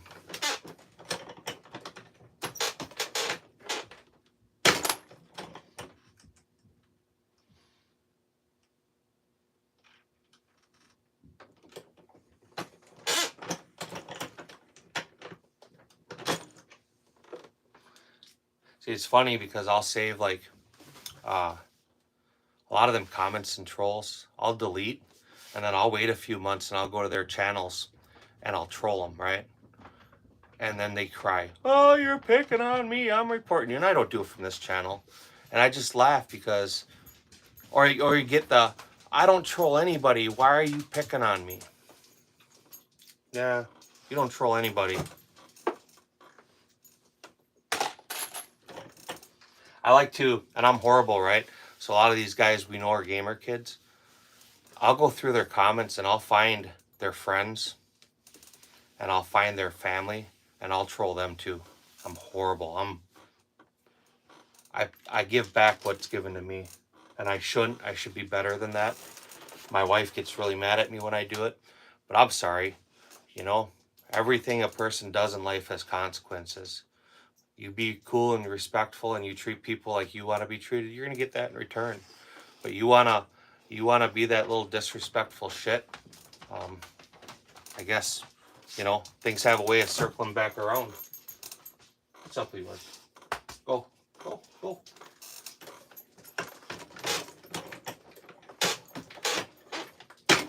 Orange Smoke, do you think I'm wrong for that? Should I just let him be and let him troll?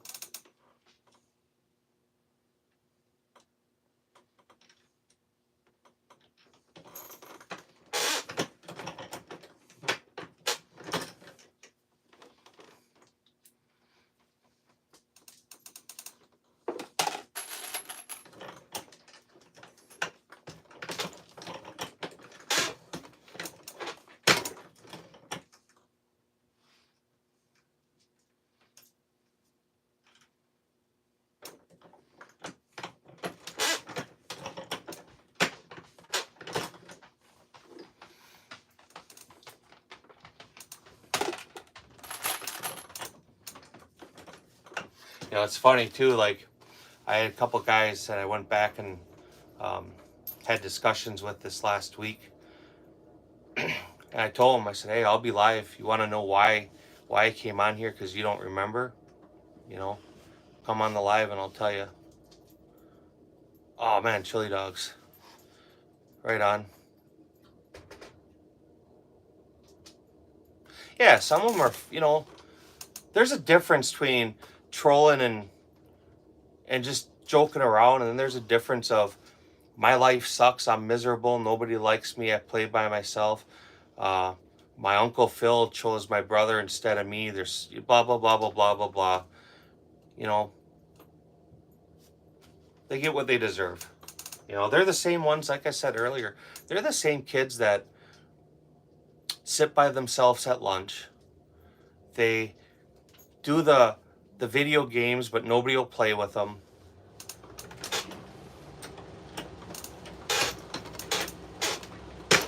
They're the type of kids that you could hang a pork chop around their neck and their dogs wouldn't even play with them.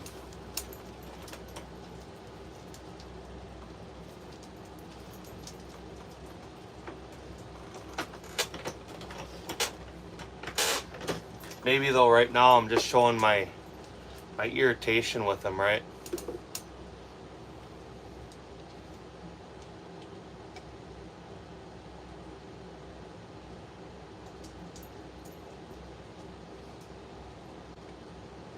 I'm doing good. How are you doing?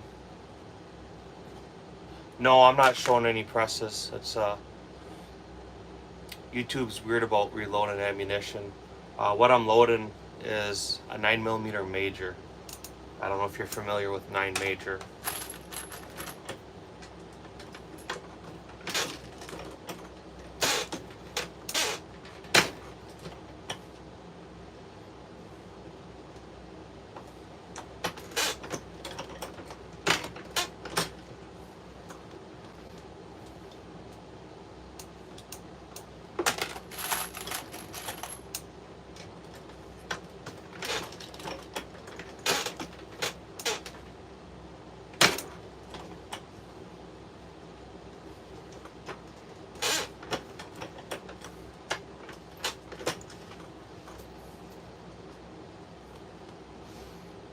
So 9 Major, it's dimensionally the same cartridge as a 9mm. However, 9 Major is a plus P plus plus. For instance, a 115 and a 9mm goes about 1,100 feet per second, 1,150 feet per second. 9 Major, you're pushing it over 1,500 feet per second. It's a load for competition. It's a load for race guns. I've never tried shooting a 2.2 Swift. I think jalapeno might even be light. It's like a ghost pepper. That's 9mm on a ghost pepper.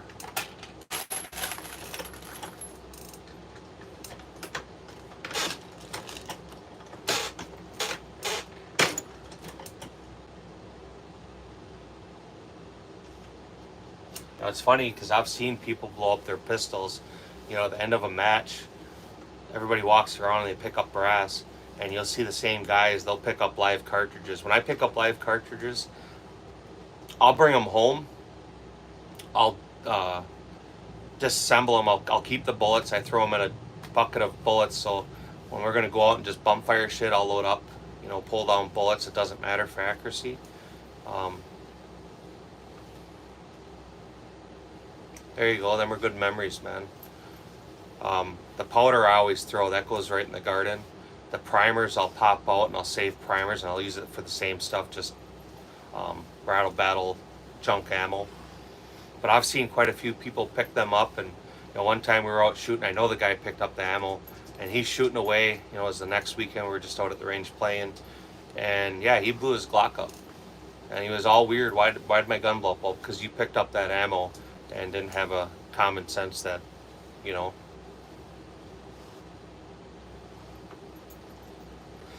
Yeah, Dillon's a good press. Make sure you clean it, especially if it's been sitting for a little bit. Pull it apart and clean it.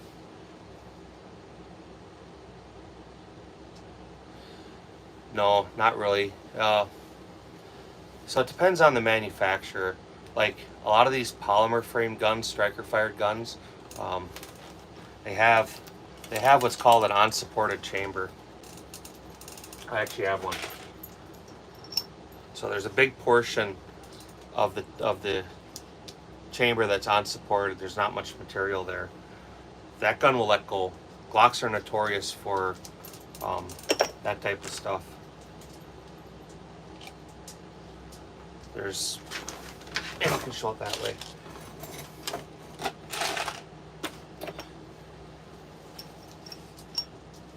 So you can see, let me get a light. I got a light.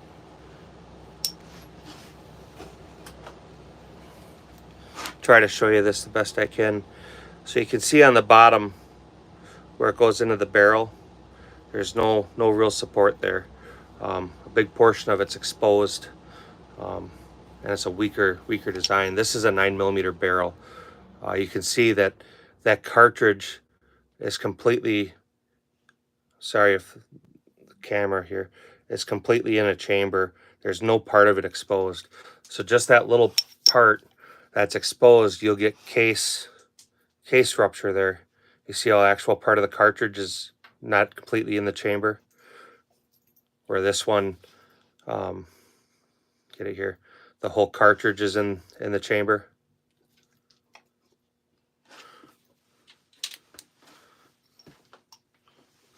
Are you able to see that? Did it make sense?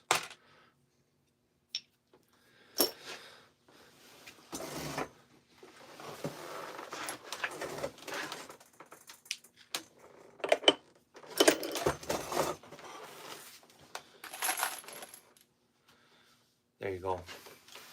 So like one of the worst guns out there is a 40 caliber Glock. Even with standard ammunition, they get a lot of barrels that let go. So there's nothing wrong with that design, but if you're going to run hot ammunition in them, you want a chamber that's fully supported. For instance, like Glock, in my old competition Glock, I put a KKM barrel in it, and that barrel is fully supports it. A lot of people change out a factory Glock barrel and they'll go to a Barstow barrel or a KKM. I can't remember the other ones off the top of my head, but there's other companies out there that'll offer a fully supported chamber. So you'll see a lot of people that shoot a lot switch to them types of barrels to save the gun. And it's not saying your gun's going to blow up. Some do, some don't. So if you shoot your gun a lot and you wear out the barrel, when you replace the barrel, put a supported barrel in it.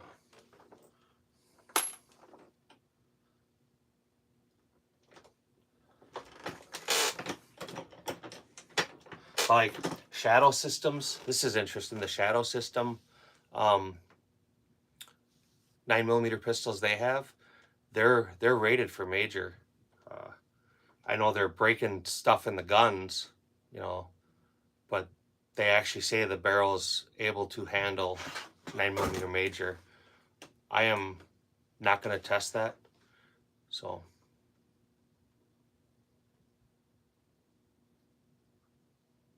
Yeah, that's a good idea.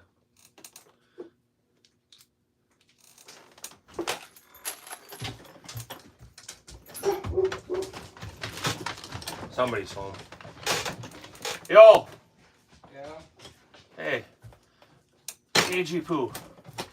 AG Poo. Put your chicken corn glue up on the counter. We'll figure that out in a little bit. Yeah. You want to turn this computer on? Yeah, I can. How come you smell like butter?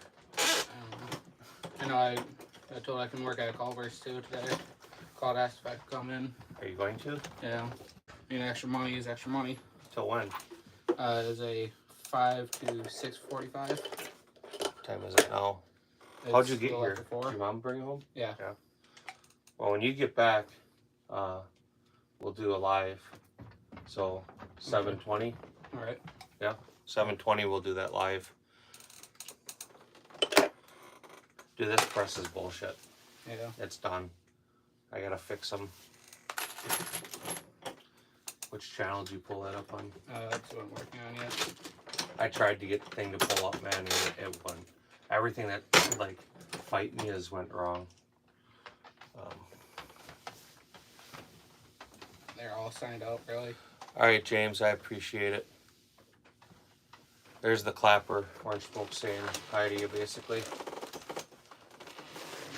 Yeah, they're all signed up, so I gotta get signed back into everything for some reason. I don't know either. It was fighting me. Why don't you in there have anything bookmarked so I can find it? Because I haven't thought about it. Oh.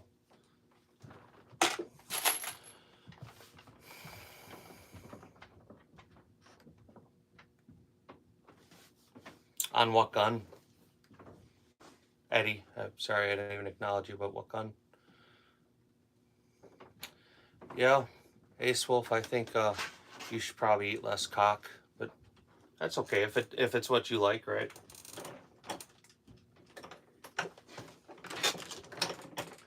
I wonder how I got a strike, right? Man, the fucking trolls today are out of control. Yeah. I could imagine. Nobody's going out today, at least around here. Yeah, I think it's shitty.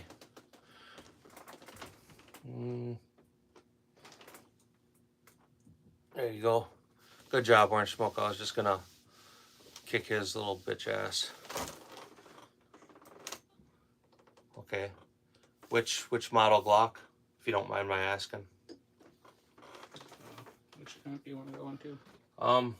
I guess rounds. Alright. Just so I can, as you pull that up, you have to put it back or it's gonna fall there. I just want to be able to read the comments there versus looking over. I don't, when you come home, I don't think these are the same bullets. No? No, I noticed that it was less lead core, but I have to load them shorter. Okay. So, because they're hitting, so there's no way that this is the same profile when I can't use the same data. You know what I mean? Yeah. So, are you able to make that bigger, the comments?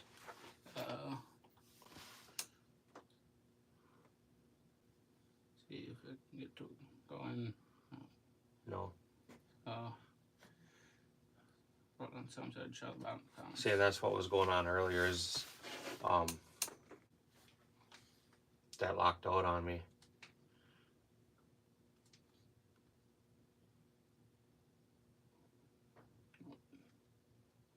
Let's refresh it. Just absolute garbage. Yeah, see now there's no comments. Yeah.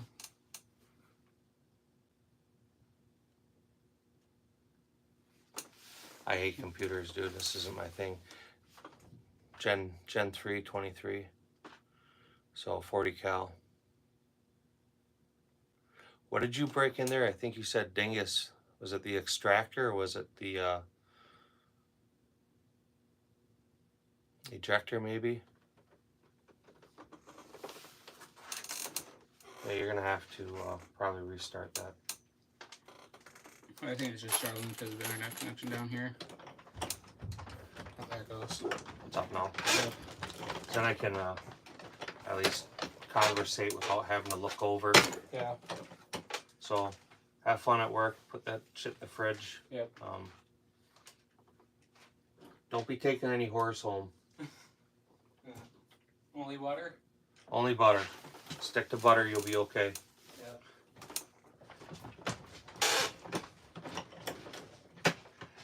You know what a lot of other people do on channels when people want lives is they point them to their super chats or super thanks. I mean, I've never seen your channel before. I've never seen you before. I usually shout out the channels and guys I see all the time. But if you want to shout out and you're new to my channel, then do the super thanks or the super chat and I'll gladly shout you out.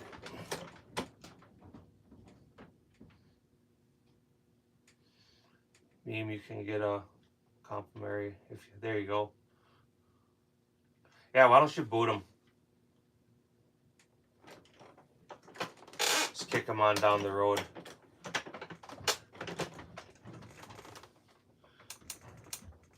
Safety dingus on the trigger. Okay. How do you like that H&K? I assume you got the law enforcement model, so you have the Magwell, right? And do them still have the clear magazines?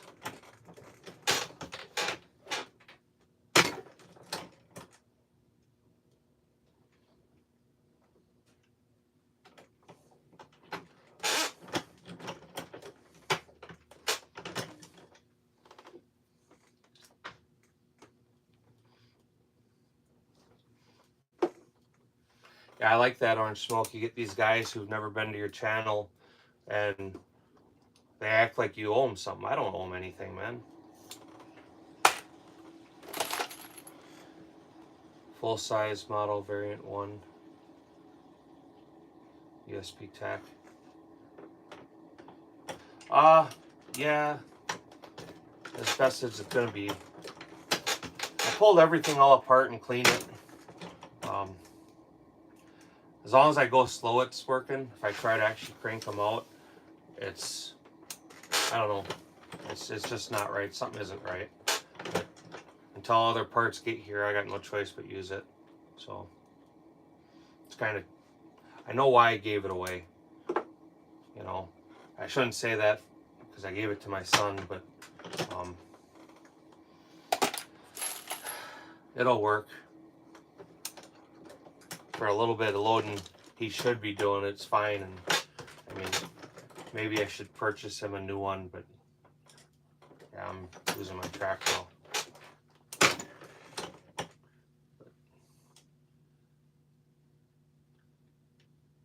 I think I might just order another press today yet, just so I have another backup press. So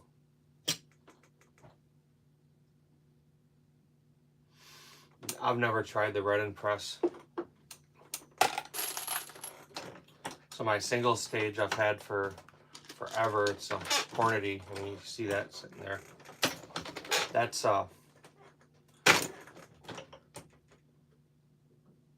yeah, maybe.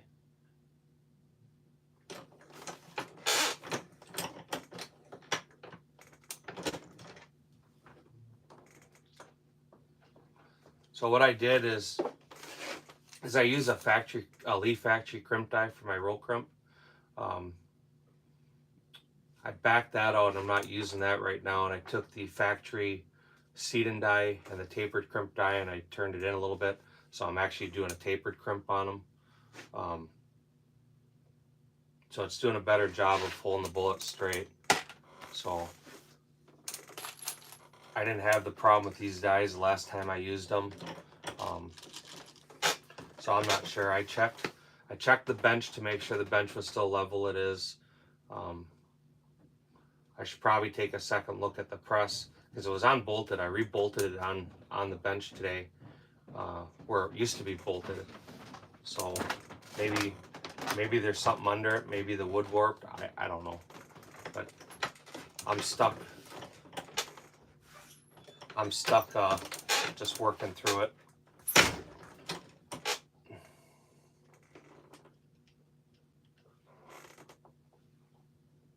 D-Doc, glad to see you back. So our live later will be about 7:30. My son just came home and he's going to work at a second job, making that money, getting ready to go to Spain. So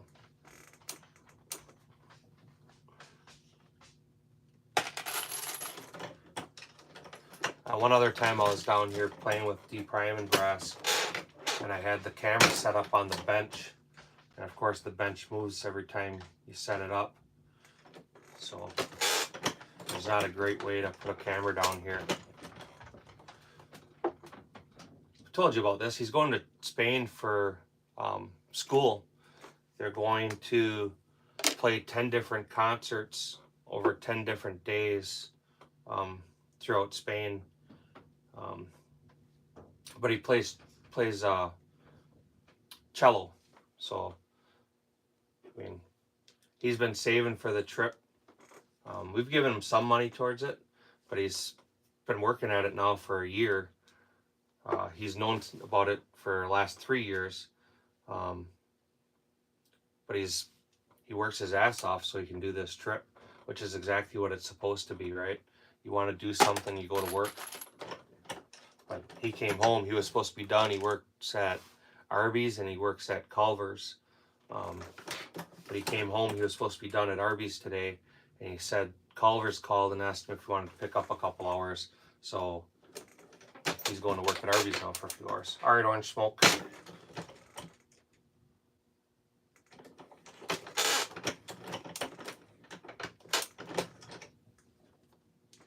But it's funny, like, he had to get his temps yesterday. I took him to get his temps. and he was gonna pay for it. And I'm like, no, I got it, man. Should be doing some of that, right? But like my oldest, and we still pay for his car insurance and his cell phone and stuff, which is okay. He's still on my insurance, which again is okay. It doesn't cost me anything. But my middle son is just the opposite. He's very frugal, even with like other people's money. You know, I see his shoes. I'm like, hey, you need some shoes? We'll go get some shoes. He's like, nah, I'm good with these yet. You know.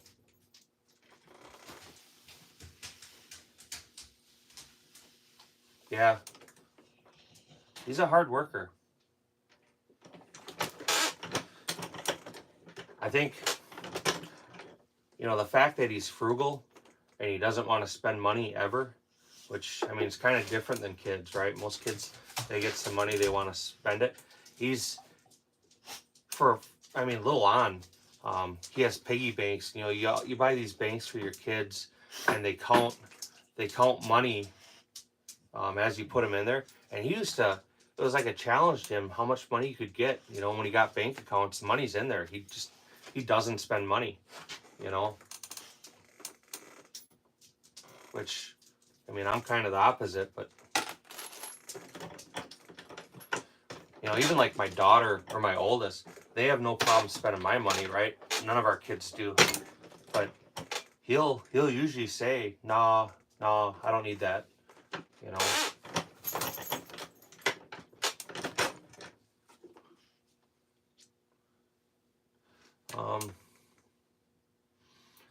Eddie Chavez, how are you doing? I'm reading the comments over here, so I'm not ignoring you. I'm just reading them over here, so I can at least pay attention to what I'm doing. Dishwasher doesn't get enough overtime. Yeah, that's what he's doing.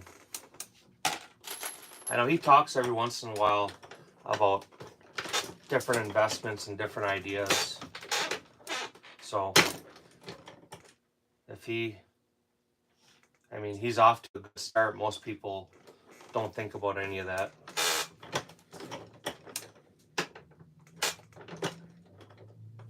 Yeah.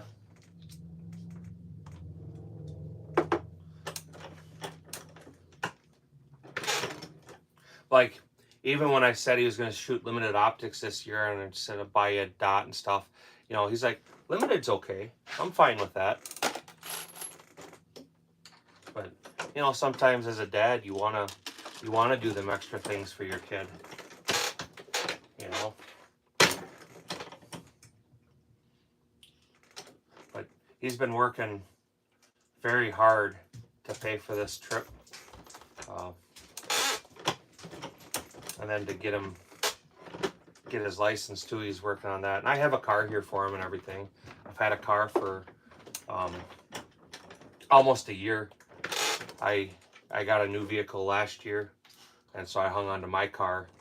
It's a 2003 Grand Marquis, so it's a Crown Vic. And as it sits right now, there's 123,000 miles on a 4.6 liter V8. So the car is going to last him a long time. I had it for, 10, 12 years. And I mean, I only drive 2 miles to work and 2 miles home. So I didn't put shit on it for miles the whole time I had it. But I guess actually, I must have had my Explorer now for 2 years. So when we started shooting more, and we started shooting in different parts of the state and leaving the state again, I bought my Explorer just to be more comfortable and have more room. So that'll be his first car.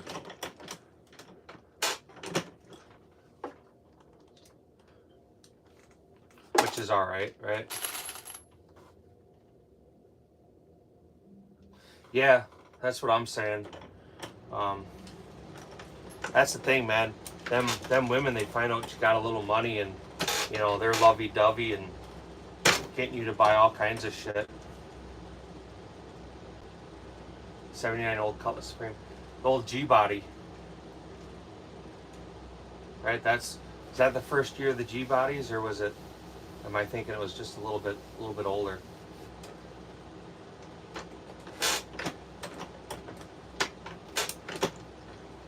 I always liked the Cutlass Supreme G-bodies. I liked that grill they had, the angled split grill.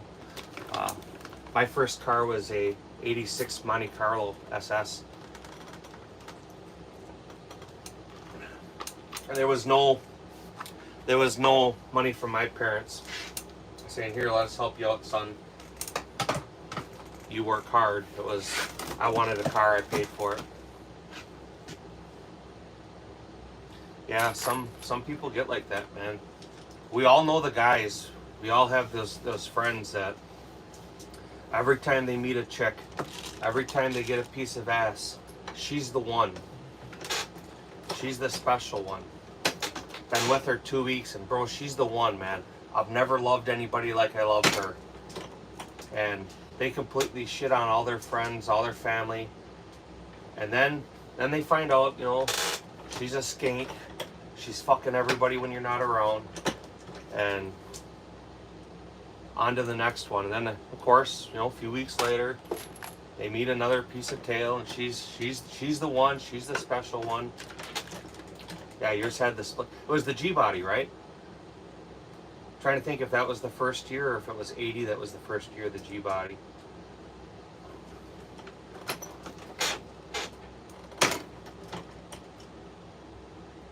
It's amazing how much them cars are starting to go for.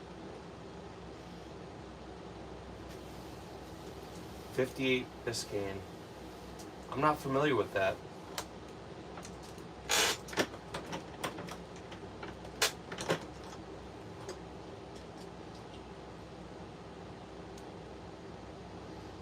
Yeah, I have a computer in front of me, but if I had a kid here, we'd pull that up. I'm not familiar with what a Biscayne is. So tell me more about this rat rod.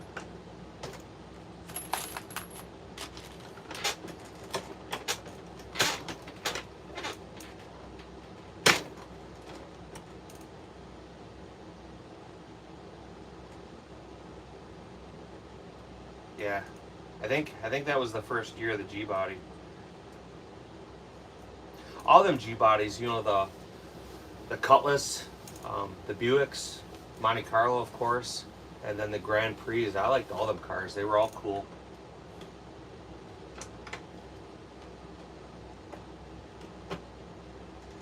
Cheap Impala, no chrome. That was a 1959. So that thing was like the length of an aircraft carrier, huh?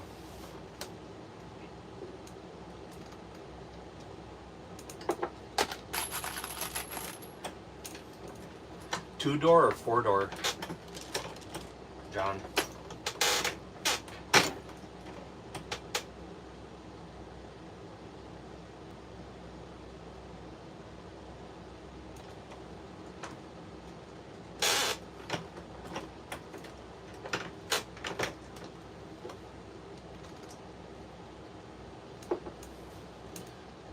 Served in the Marines, 85 through 91, the Cutlass.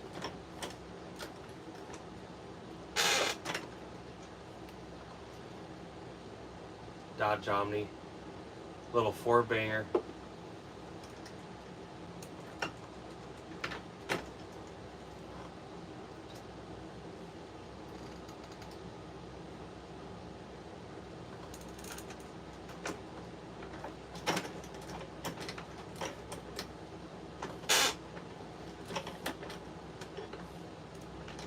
The Omnis, they had a hatchback, didn't they? It was a little hatchback car, back seat folded down. They were two doors too, right? The Omnis were two doors. Versus 88, 89 Dodge Omni.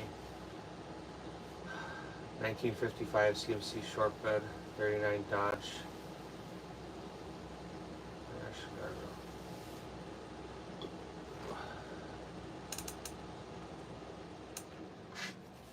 F-150s are good trucks. John, you'll have to post some videos of that rat rod. I'm curious.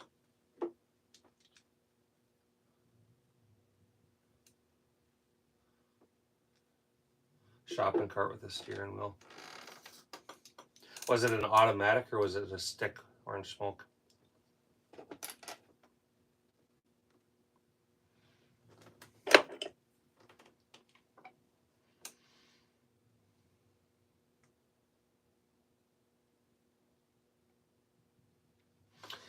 What year Fox body, Eddie? The 5.0.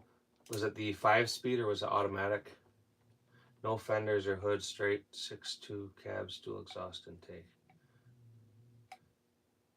Throw a whip on that 5.0.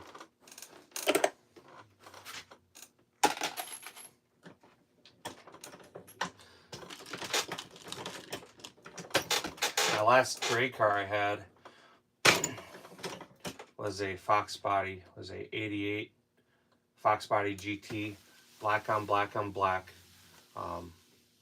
I had the Cobra, was it a Cobra T5 transmission in it, and I had a Roush crate motor. It was nothing super fancy. It was naturally aspirated with a Demon, was a Demon 800. It would do low 11s. Nothing super fast, but it was 5-speed. The Biscayne was a 2-door.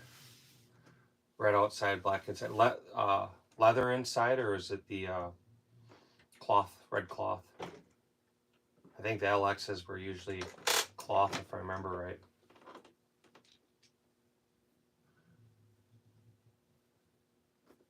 The Fox bodies are cool cars, man. That was like, growing up, that was the cool cars.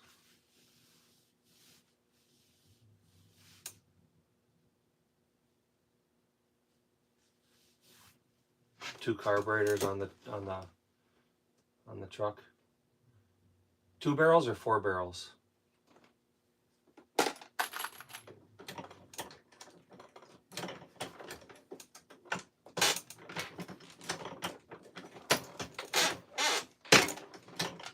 I definitely don't get into cars as much as I used to.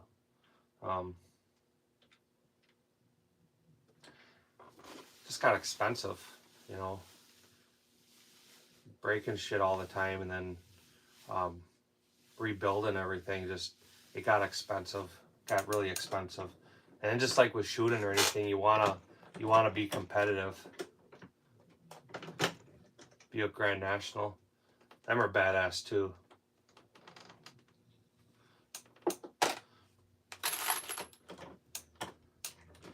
You know, considering they only had a 3.8 liter V6, and then they put that big ass turbo on it, they made power. Yeah, I kind of regret getting rid of my Fox body. My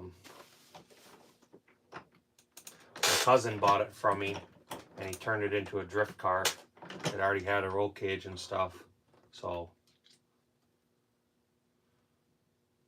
Friend has a Nova 2, around 2,500 horse. Yeah. Is he running nitrous or has he got a turbo on it?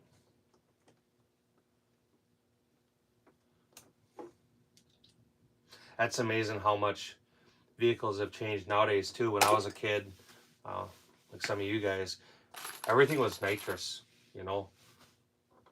Holly 750s with like a 200 shot of nitrous. And now everything is, you know, a V6 with a big ass turbo. Turbo car. My Explorer I drive is twin turboed. It's nothing super fancy, but I can say it's twin turboed.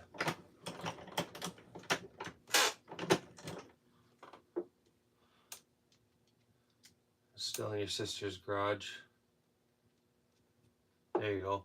Still running, driving, all that stuff.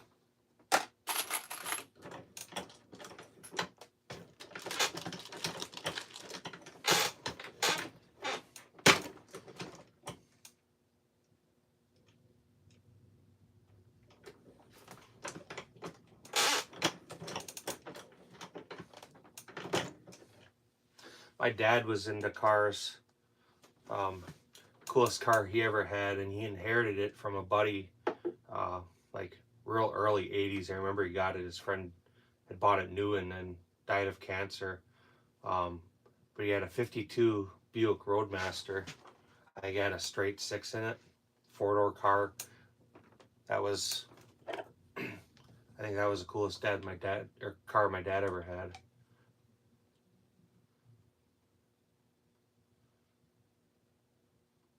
Yeah, I mean, you got a little over 10 years on me, but I mean, they were cool cars.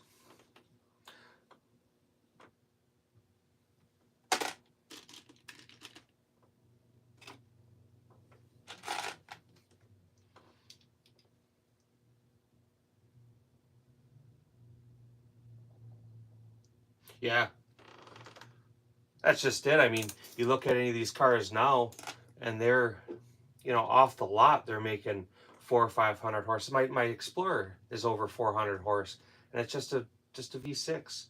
But you know,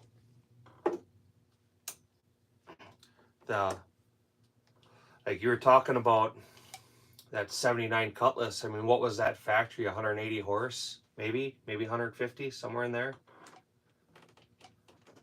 Nothing super crazy, right?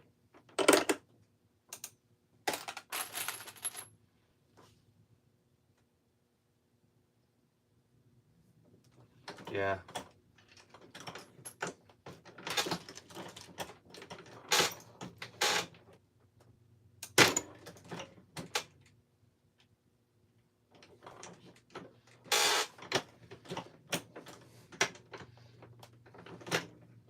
Oh, the 3 on a tree.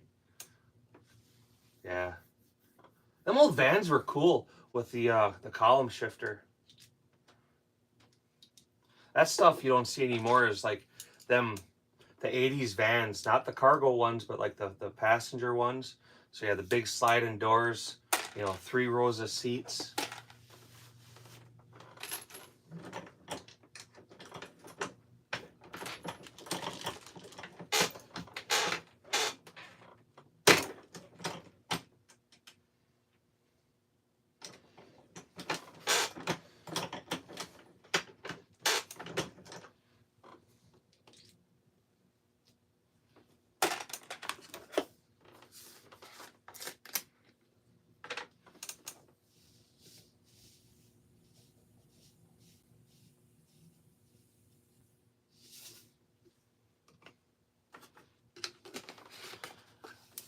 I'm not sure I'd ever want a minivan, but the old vans were cool.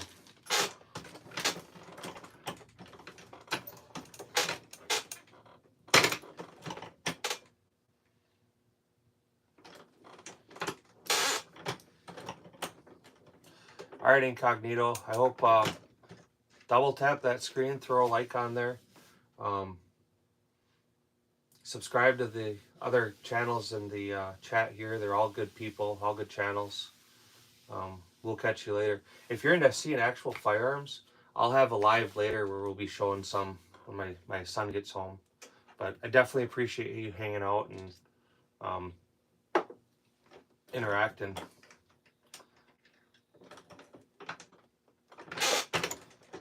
77. What was the cost of a van in 1977?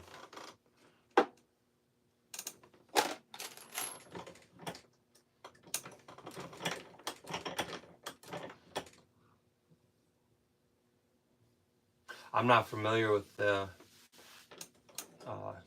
Chattahooga Customs. Yeah, I appreciate it. So maybe we'll see you later or another time. If you have a channel, Incognito, if you have a YouTube channel, and you post content on it, if you go in a short, any of my shorts, and let me know you were from the live, I'll come to your channel and I'll return the subscription. I'll definitely subscribe to your channel and check out your content. Eddie too, that goes with any of you guys. I don't even know how many people are sitting here watching 11. Any of you guys are in here. Most of you I think are subscribed, but if you're not, consider subscribing. go in my shorts or any video and let me know you were here in the live, and I will absolutely return the favor. And if you do lives and stuff, you can ask these other guys. I'll join in your live. I'll come in and engage. I don't think any of this is one-sided, so I will show you support.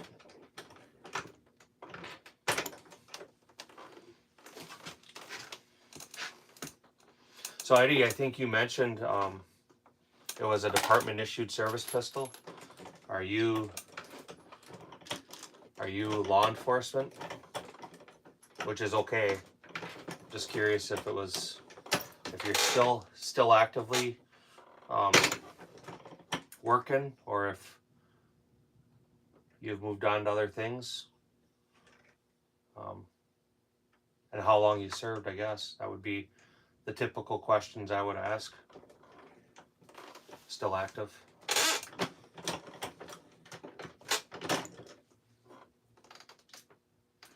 Well, I mean, just like military, appreciate your service.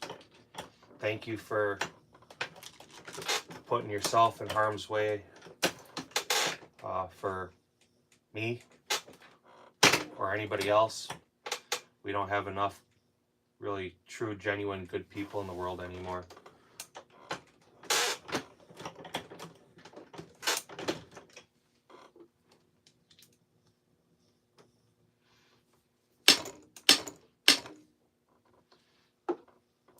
So Eddie, come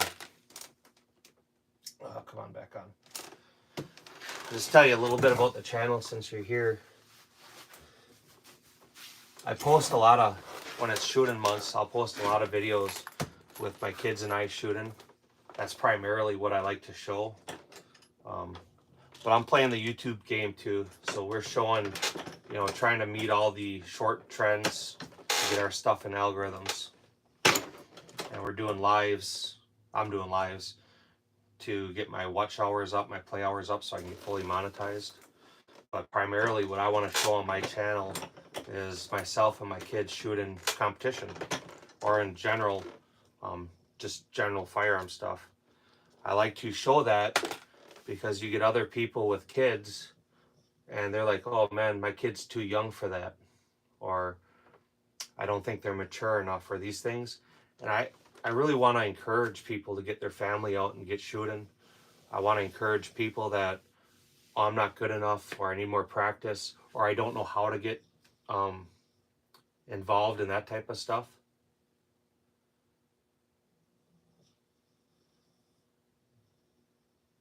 You shoot IDPA, right on. Yeah, IDPA. What division? What division, what gun?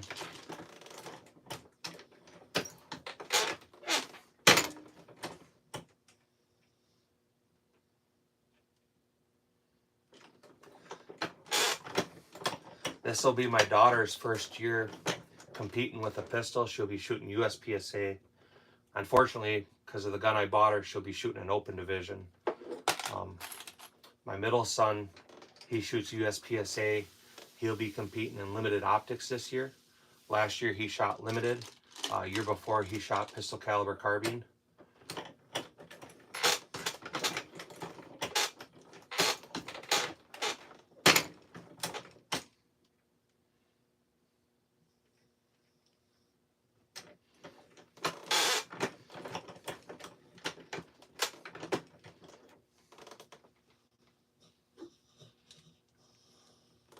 But I love getting out to the range. Some of the guys that come into our chat, they're all competition shooters too. And I know, like D-Dog himself, he's hooked up with a few people that are in his state that were YouTubers, and showed him how to get into the competition shooting. So a lot of people, I tell people all the time, these guys, we see these young guys acting foolish with firearms. They're future competition shooters. They just haven't been introduced to it yet. Everybody that's out playing with firearms, if they could show up to a match and start shooting IDPA or USPSA or Steel Challenge, PCSL, any of that stuff, right? if you could get them out to the range, it would completely change who they are as a person and as a shooter.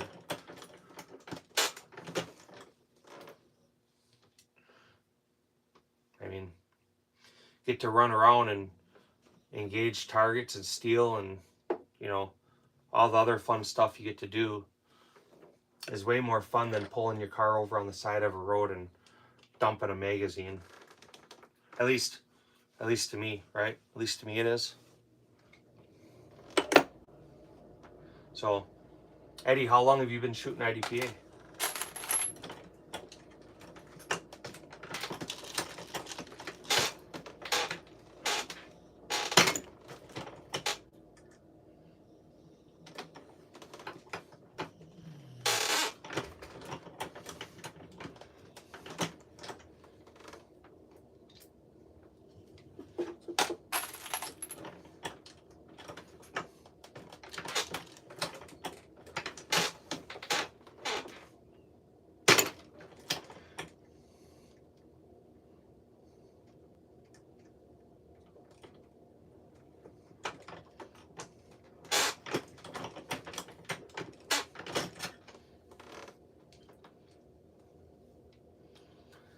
John, $7,000 out the door for a brand new van. Did that have the 350 in it? I think that was pretty much 350 or the 305 was pretty much common, right?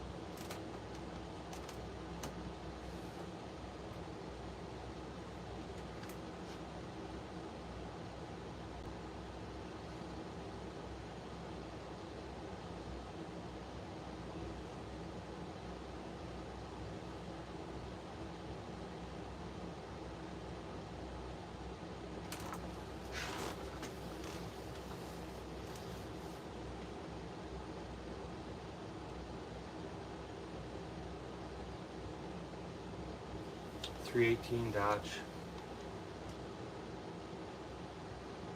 Are you going to do it on the same channel, John, or are you going to start a second channel for that?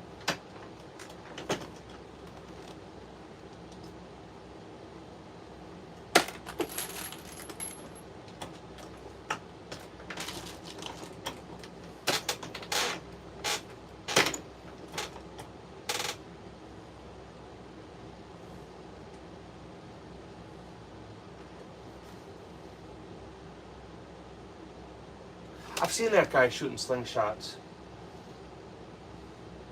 He's got, you hit him up. I don't think he does it just for fun. I think he actually, he competes with it. Unless it's a different guy. But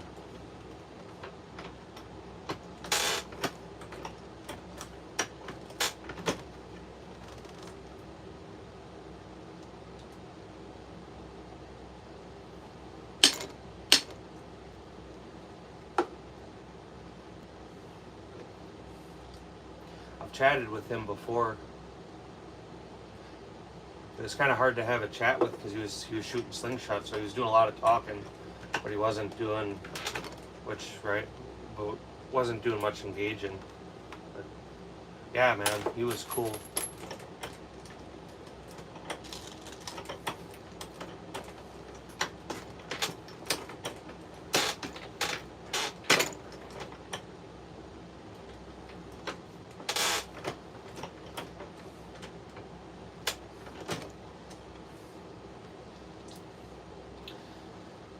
Sometimes if you're gonna have different content, like your cars and stuff, you might be better off doing a separate channel. I have two channels. This one was my gun channel, and my other channel, when I started, it was on bikes, motorcycles, Harleys. do a lot of work on them.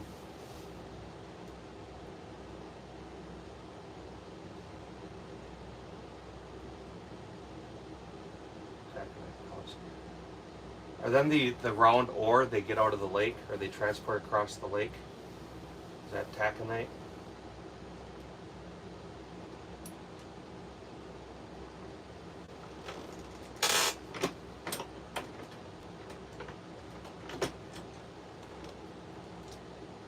So Eddie, how long have you been shooting IDPA?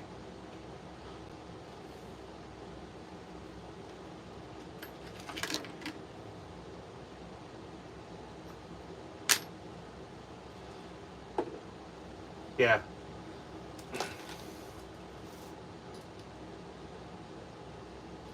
My cousin lives in Escanaba in the UP, and I used to bring buckets of that stuff home for the same thing with slingshots. There's all the red and the black little pellets.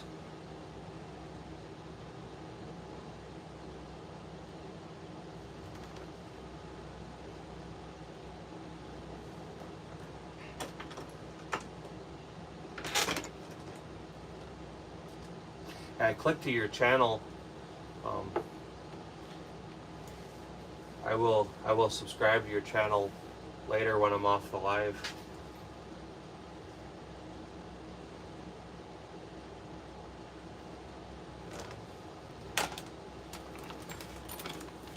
You do a lot on Facebook, John? That's one thing that I never mess with. I stay off Facebook.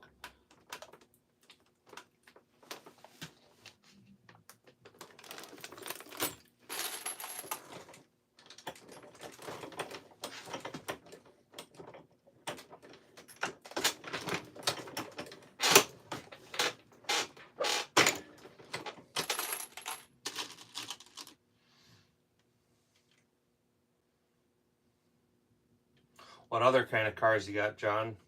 I somehow think we've just barely even touched the surface. I've heard you talk about your shop and working on stuff for people, but I guess I never gave it a thought that you were an old school hot rodder. You started there. Yeah, this is my only social media stuff too, Orange Smoke.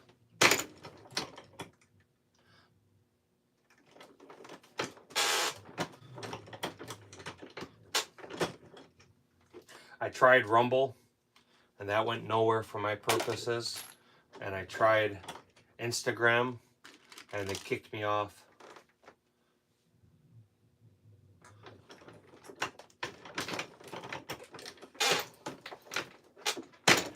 Eddie, what gun are you using for IDPA?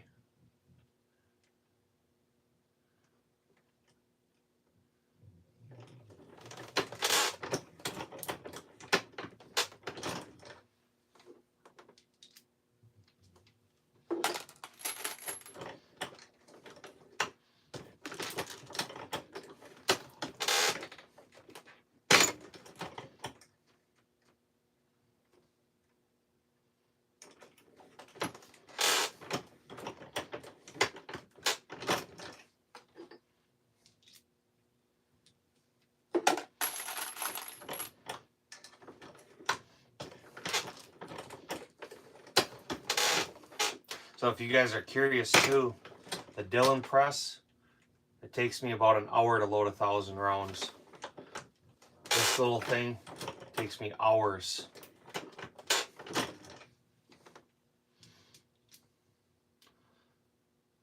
(1930) Studebaker, all stock, 38 Chevy truck. Nice. Nice.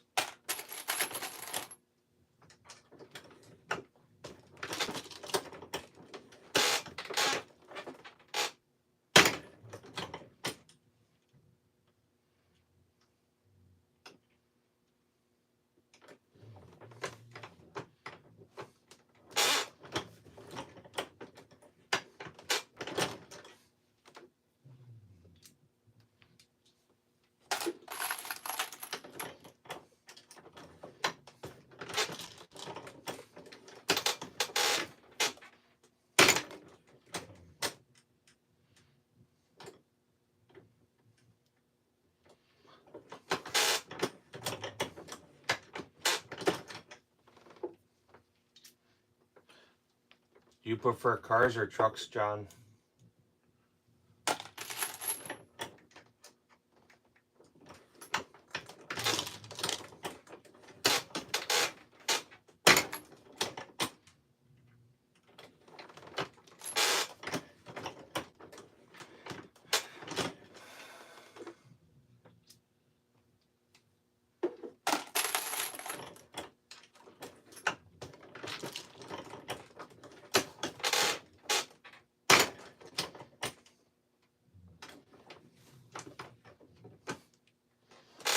Built 4x4s for years. Race cars. Yeah, Dillon Precision's a great company.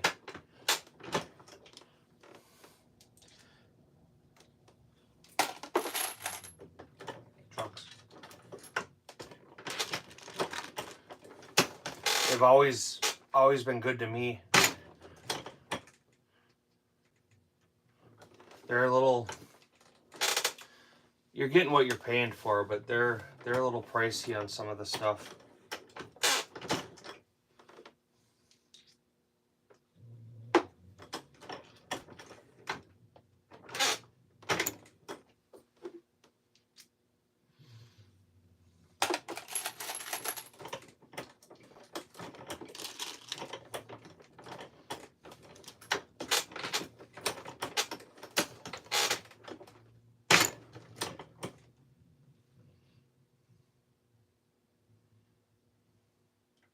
Yeah, man, just loading ammo. Yeah, they've only gotten more expensive.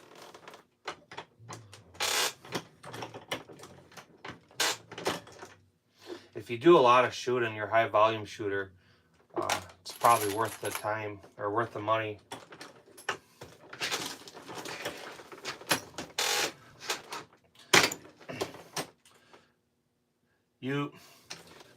So on like the Dillons too, you're not gonna go sit down in front of that to load a couple hundred rounds. That's a waste of effort. But if you want to sit down, you got, you know, a few thousand components, so you can sit down there. That's the way to go. The caliber conversions on like the 750 or the 650, they're a little time consuming to go from like rifle to pistol, so I don't like switching them. But once you get them dialed in and running, you can sit there, I mean, easily crank out over 1,000 rounds in an hour. The biggest thing with Dillons is keeping them fed, you know, feeding them primers, powder, and brass and bullets.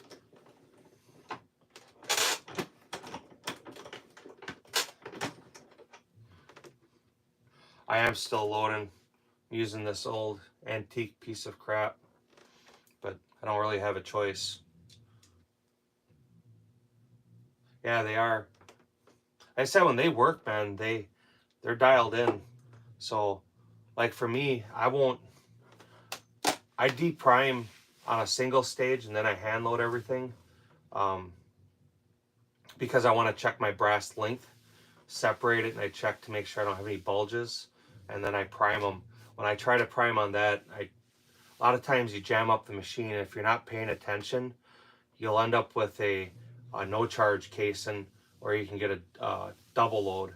So like the major's not a big deal, because if I double charge it, the case will overfill. But if you're loading like tight group or something, that can get sketchy real fast. So for me, I deprime and prime off station. Yeah, Arizona kid, we're still here, man. I thought I'd be done by now.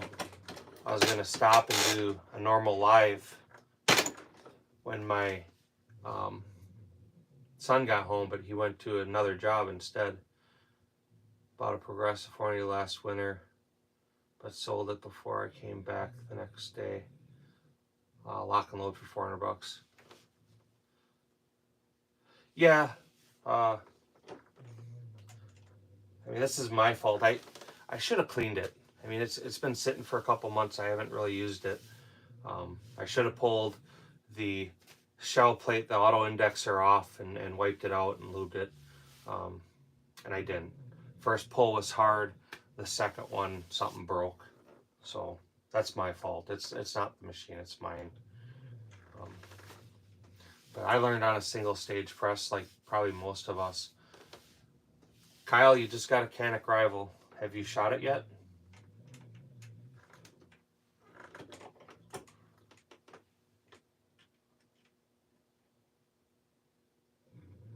Yeah, it's all right. Generally, you know, I don't listen to any music when I'm down here.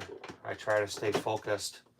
But it is, you know, there's a couple different shooters and reloaders in the world. You get the guys who want to shoot, and that's the hobby for them, is shooting. You get the other guys that are really pushing for accuracy, and when you really start searching for that accuracy, you got to reload. You just have to. And then you get the reloaders that some go along with this. Some of the reloaders, they reload ammunition to be able to go shoot. They're not into the science of it. They just want something that works and go shoot USPSA or IDPA or, you know, high volume AR or something. And then you get the guys who shoot to be able to reload because they're into the science end of it, you know, playing with powders, bullets, brass, every variable you could think of. They're into the science end of it, doing the testing.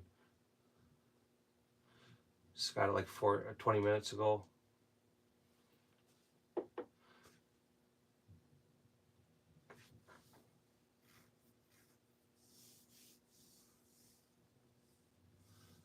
There you go, John. That'd be all right. Yeah. That's the thing, you know.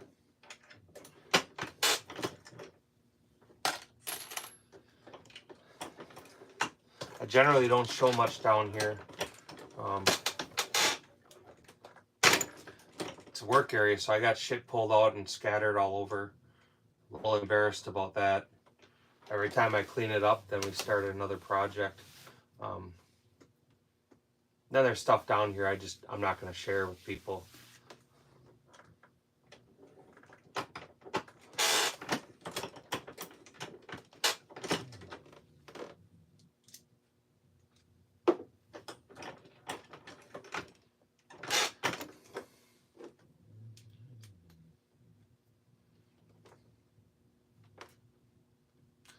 Well, Trixie, I'm glad that you were able to share that.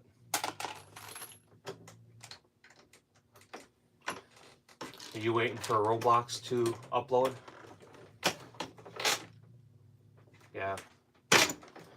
It's kind of how mine looks. I got buckets of brass all over, lead bullets that are lubed sitting on a pan, boxes of bullets, piles of primers, piles of powder, and then my workbench that I use for gunsmith. And I mean, fuck, I'm embarrassed of that, and I actually need to get that cleaned off too.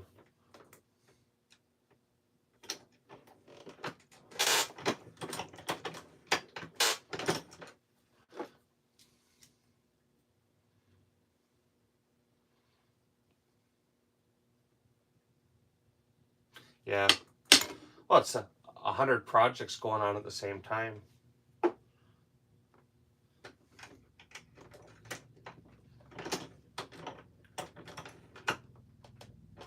I don't know. I'm embarrassed. It shouldn't be like this.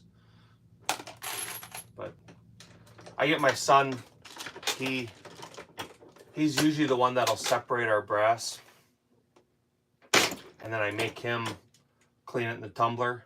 So there's containers that are clean that need to be bagged up or put in a bin of 223. There's 45, 9mm, 357,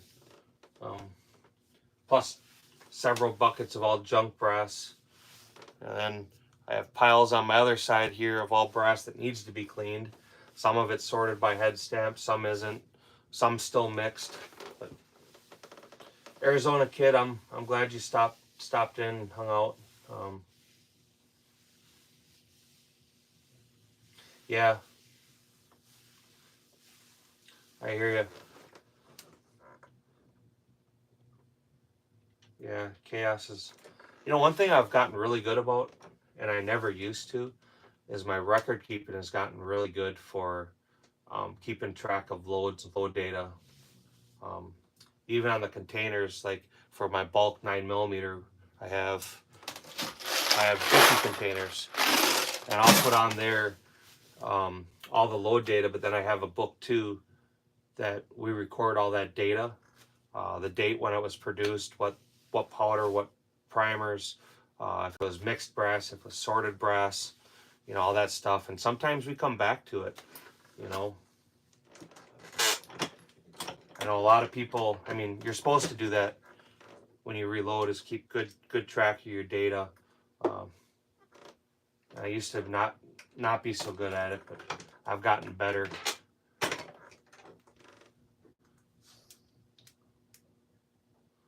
5,000 rounds of rimfire hit the floor. That's fabulous.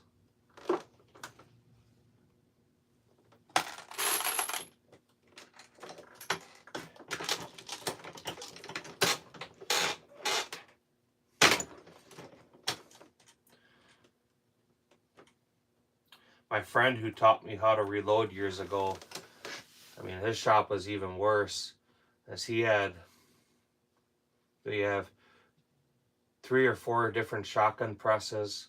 He had a Dillon 750, he had a Dillon 650, he had 2 different single stage presses, he had a couple Lee turret presses, and then he had all his bullet size and stuff back there, which I don't even have my bullet size and stuff out. That's all on the bench.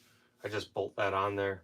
I have a real nice Lee lubricizer, and all my powder coat and shit's out in the garage, out in the shop. But his shop, I mean, the history, I would have loved to have known the history, and he always told me real hard about that record keeping stuff. He was meticulous about it, but he had logs going back, from the 70s, and there was different times we'd be talking about something, and he'd like, hold on, I got that load data, and he'd go back and he'd pull out loads. I generally, like, my load data books I'll take with us, and we'll write the chronograph data with, and we'll shoot some groups, and we'll record that too. So I don't always save the targets, but especially when we're working up loads, we'll take that stuff out. We'll write down the normal stuff, temperature, distance to the targets, what the group size was, all the components. It's nice to have that stuff to go back to. So we did a lot of that the last couple of years with my middle son, is he's that scientific type. He likes the science behind things, seating bullets at a different length and how they change the velocity, or how it impacts accuracy. He gets into that end of it. Like the mechanical end of things, he's not per se like a mechanical where he wants to work on stuff or wrench on stuff, but he likes to understand the science of it. Like if I talked about a transmission in my bike, he would sit there and he would figure out the gear ratios. To me, I'm going to tell him how it works and, variations to that, but he likes the science behind things, which is maybe why he's more frugal, right, than most people. It's the science behind things. If I spend this much money, I don't have this much, but if, it's kind of how his mom is.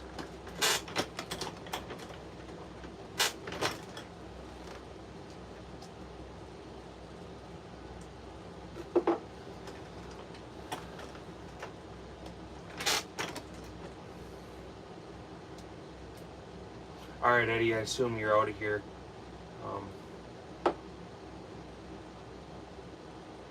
So I enjoyed you chatting. Hopefully we'll see you again.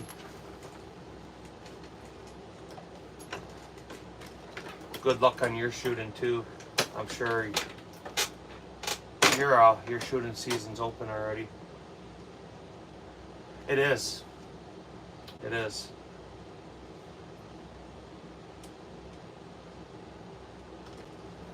So I fall in the category of I want to shoot, so I reload to shoot. But I do like some of the science behind it, especially like with the major stuff. There's a lot of testing we did with that. So.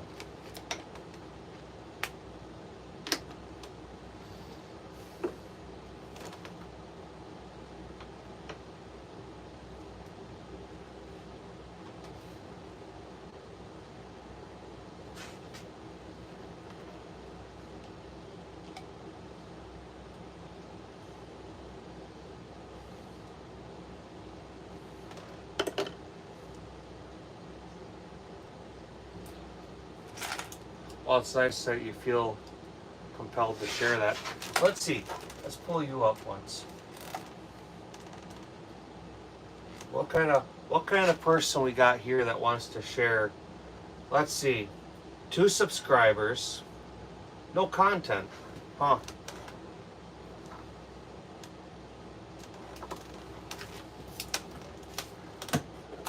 I mean, I'm shocked that somebody with no content would be trolling somebody, right?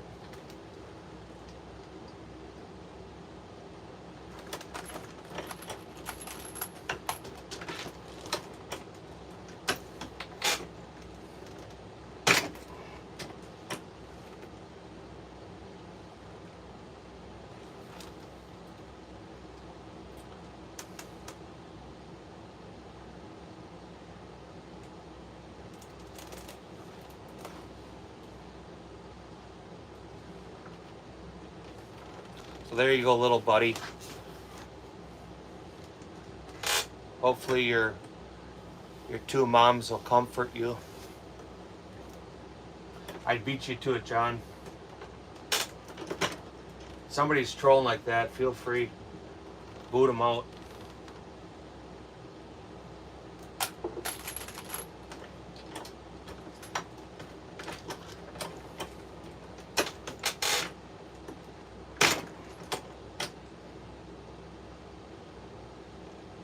I get it, there's gonna be people like that. I mean, maybe his 2 moms should have taught him a little better. Honestly, if I caught my kids saying stupid shit like that, I'd slap them upside their head. But, you know, he's probably home alone. His 2 moms are out. Who knows what they're doing?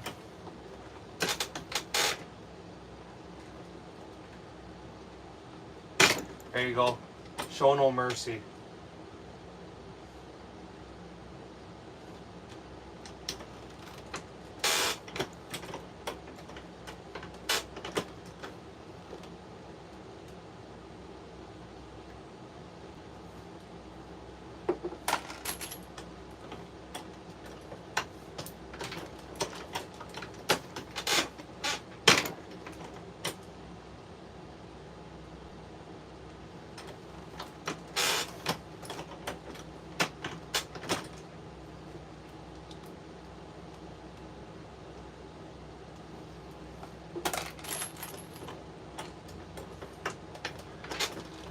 Oh man, how long have we been down here? 3 hours. Jesus.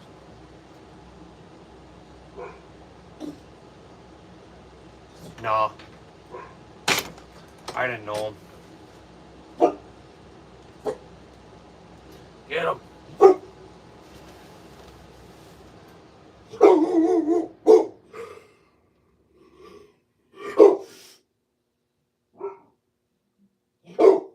Okay.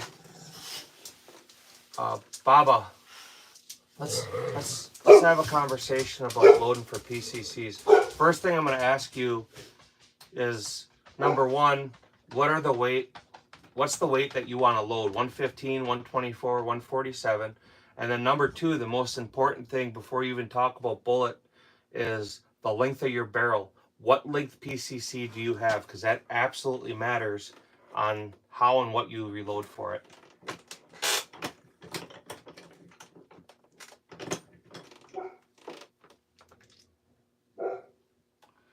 (6-inch). So that opens you up to a lot of things. I'm not real familiar with the profile of the Lehigh, but the XTPs for me have all fed really, really well. Some of the hollow point ammunition is more of like a flat point, and in PCCs, especially like the AR9s, you'll get feed issues because there's not much of a ramp there, if any, to get up into the chamber. Stuff like a Scorpion, they do better with a flat nose bullet than an AR9. So you say 9mm PCC, what kind are you running? The other thing I'll say, if you get over, yeah, XTPs are great bullets, man. They shoot phenomenal. Shoot big matches, we'll use XTPs because they're accurate. They have a good heavy jacket on them. You can push them fast. But what brand is it?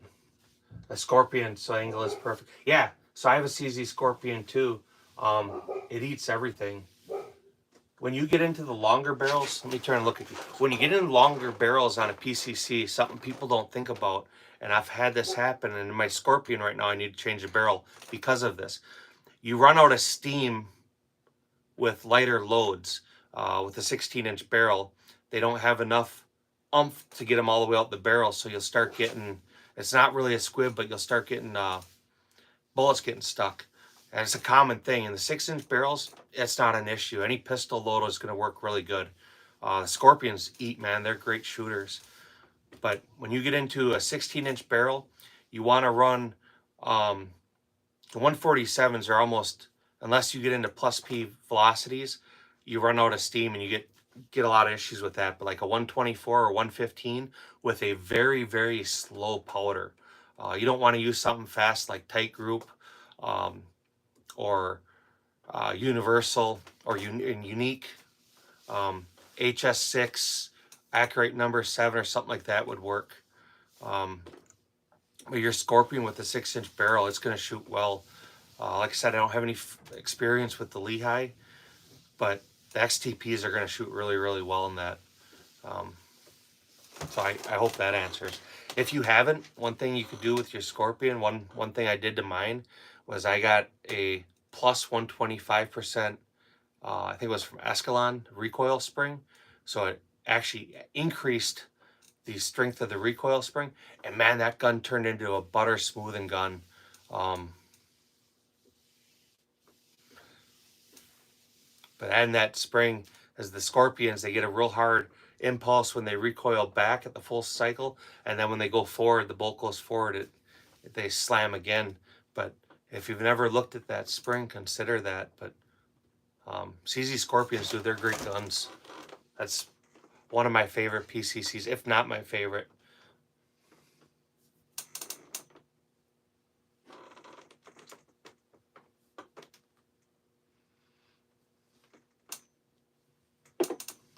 It's kind of a long-winded answer, huh?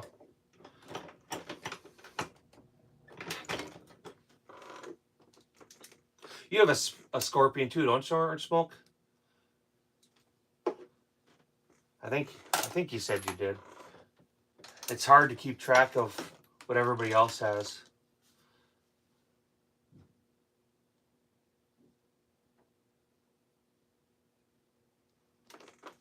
I'm not familiar with the G-Force.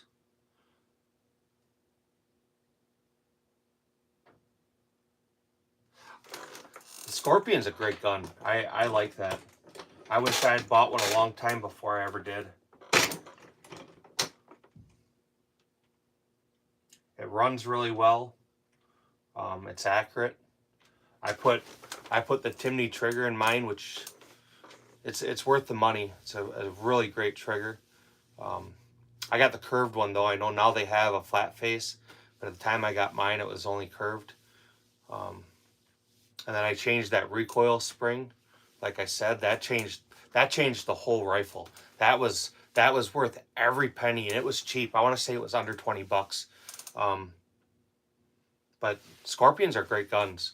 I don't have any experience with their newer ones, but mine's, I think we've talked about it. I think you got the same one I do, that the Evil. I actually like that gun enough that I've considered buying a second one. I've used it several times for Steel Challenge, but that's a really great gun.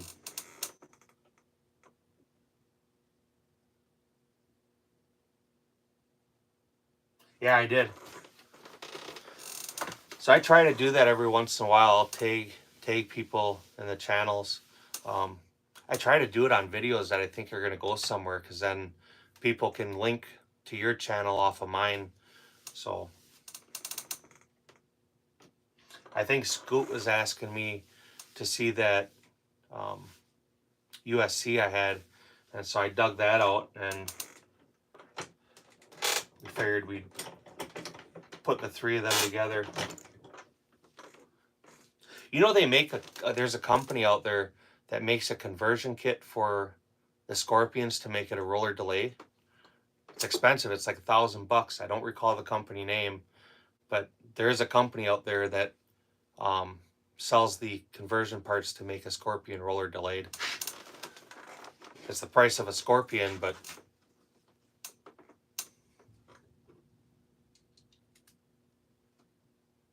yeah. I remember when the Scorpion first came out years ago, I looked at them and I should have bought one. And for whatever reason, I just didn't. And I don't know, maybe 4 or 5 years ago now, I bought my Scorpion. And, you know, when people ask about like your favorite guns, for pistol caliber carbines, I love that gun. It's great. I have to change the barrel on it. I still haven't done that. I have the barrel, but I made the mistake. I had light loads. I don't even remember what powder it was, but it was some light loaded 124, and one didn't exit the barrel. The next one pushed it out, but I have a bulge in the barrel. You could still shoot it. It's safe to shoot, but my accuracy went from, you know, under 1 inch at 25 yards to 2 inches plus. So, I mean, as soon as I saw that, it broke my heart. I ordered a barrel right away, and if it were summertime, like getting in it now and I want to shoot the gun, I'd have changed it right away, but it's just been sitting in the safe.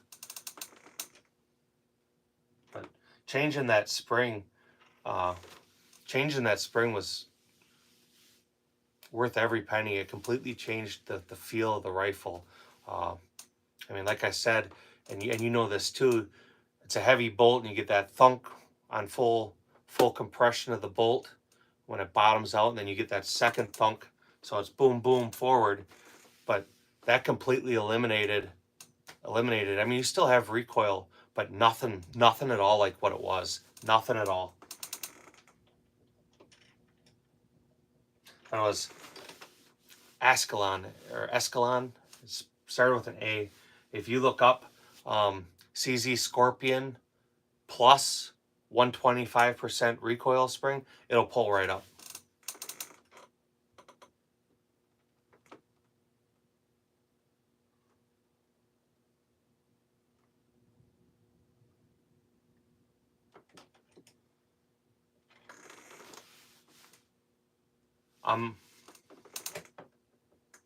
Oh,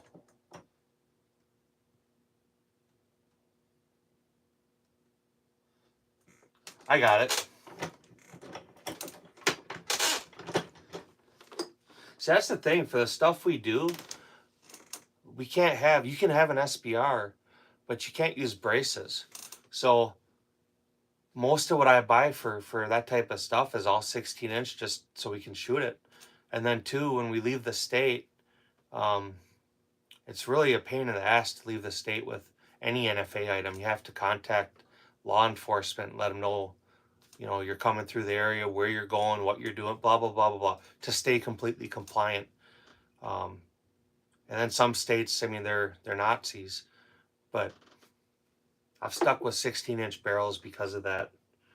And then too, like,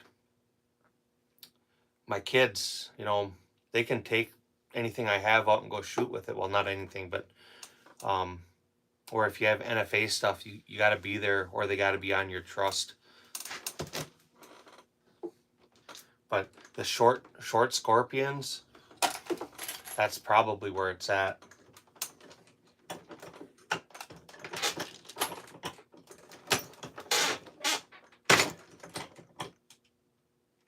The short scorpion with a can would definitely be where it's at. With them shorter barrels, you can get away with running, you know, the 147 grain projectiles, and them are so soft. But after we got that bulged barrel, I'm leery about running anything like that.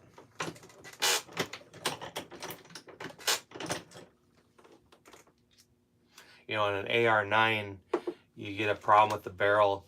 A barrel's $100. That barrel for the Scorpion was it $280? And I got that from CZ USA, and it was the only one they had in stock.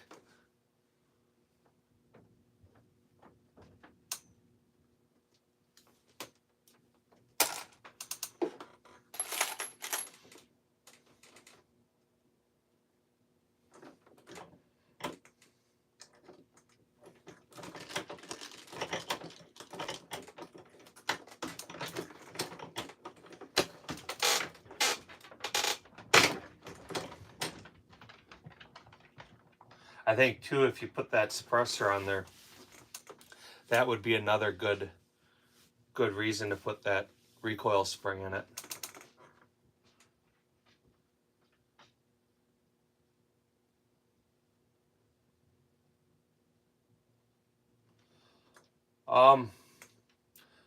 My channel, primarily we show firearms, we show shooting firearms. Today, this is just me sitting here having to load ammo so I can shoot in 2 weeks.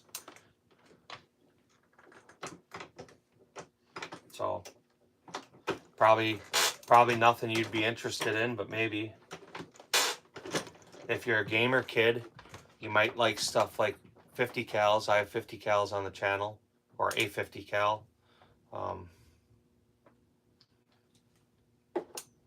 So if you like guns, check the channel out. If you don't, sorry, probably not for you. But I appreciate you stopping in and leaving a comment.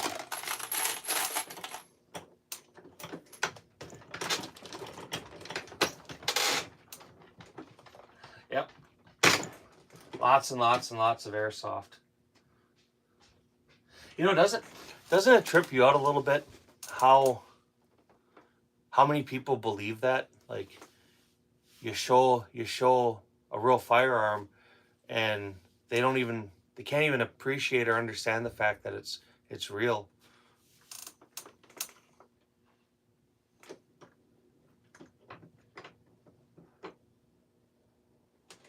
Where are you from? I'm not sure how to say your name. Kocha?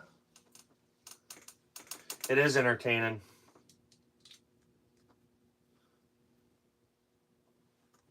You know, I know like the live's supposed to be 18 and above.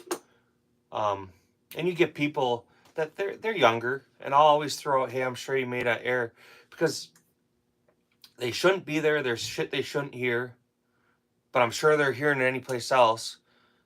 Not my place to introduce them to it, but they're hearing it.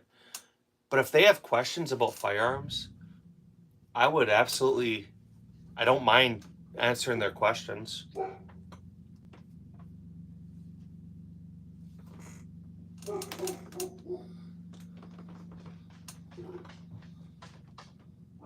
Huh.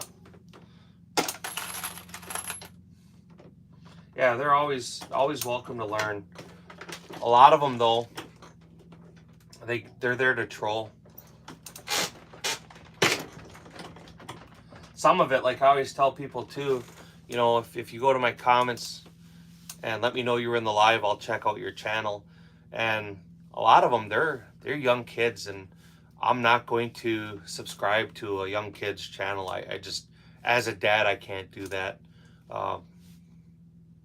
I used to tell them, like before we were doing lives, that I'm not comfortable subscribing to their channel, but I'll have my kid check it out. And so like a lot of times Gage would go to their channels, and I mean, a bunch of them, he still has subscribed to his channel and he interacts with them. And that's more appropriate, right? More appropriate for my son to do that than definitely an adult.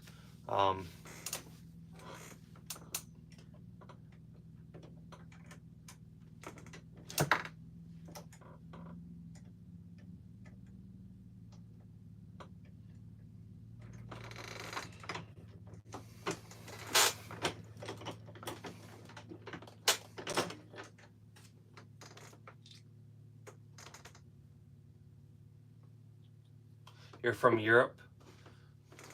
Whereabouts? And you don't have to answer, just curiosity. Whereabouts in Europe? And you mentioned you know how to handle a firearm. So have you had the opportunity to handle a lot of different firearms? Or is that something you just like strictly range use, or explain?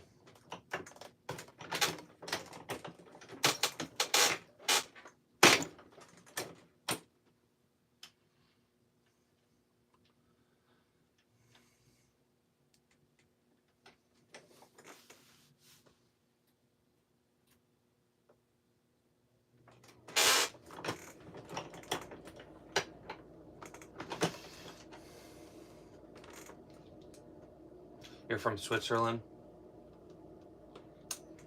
Yeah, they're pretty pro-gun.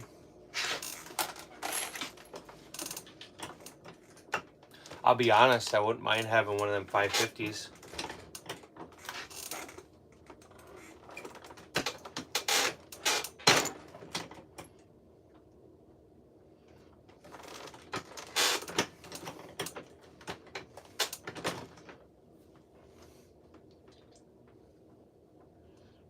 Yeah, that's what I understand too, is it's part of Switzerland's national defense is having trained armed marksmen. Which in hindsight, I bet Ukraine would have thought of that, right? Let's disarm our country.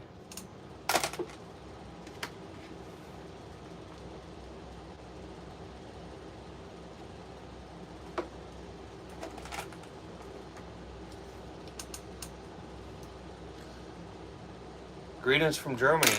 How are you doing? Really, I'm just sitting here being a basement troll, loading some ammunition, chatting with some really cool people in the comments. You're welcome. You're more than welcome to join. There's not much to see, not much to look at, right?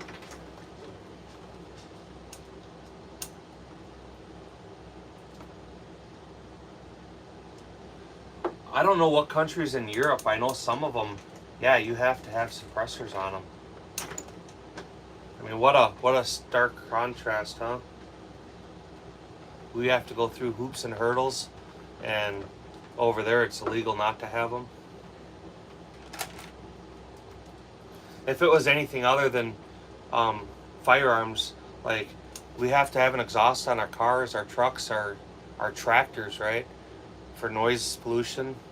The only reason they don't require suppressors is just because of gun control.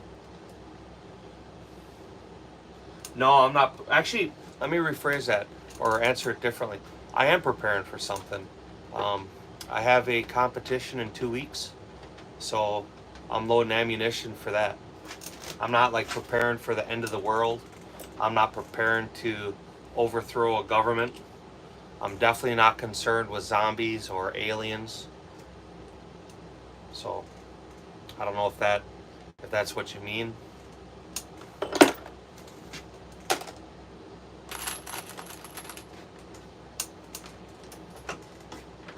mean, if you like firearms and you want to see stuff like that, you can come back later. I'll have guns up later. If you want to see different things being shot, you can check the channel. There's a lot of cool stuff. If you want to see some really cool guns, I mean like live-in museum type shit, John's Arsenal's here in the comments. Check out his channel. Orange Smoke, he's got some really cool shit too. Check out their channels. They may even be more what you're looking for than what I'm doing today, right?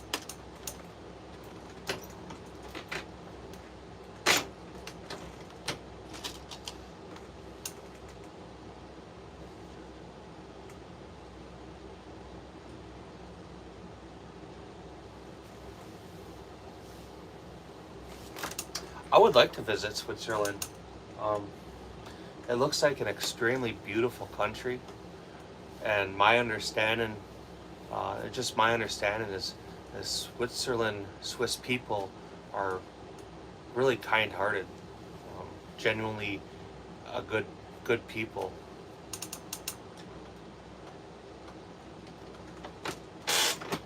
I've seen a lot of videos that people have taken in Switzerland, and man, it's a beautiful country. You're blessed.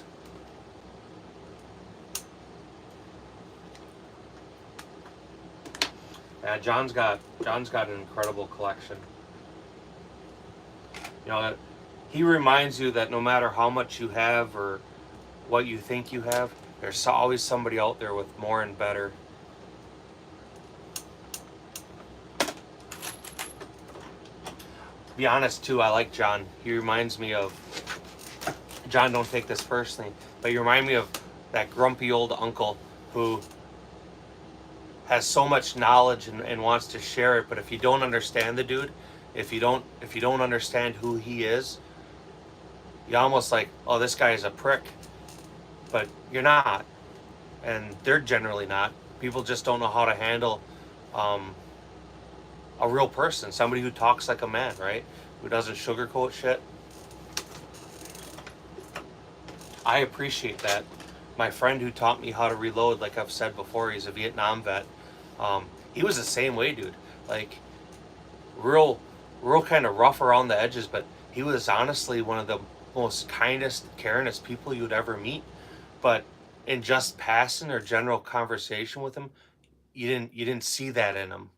But once you actually got to know the guy, which I'm gonna say you're the same way, once you got to know him, man, you'd be humbled in his presence. You know, the knowledge he had, the experiences he had, um, and just a generally good person, you know.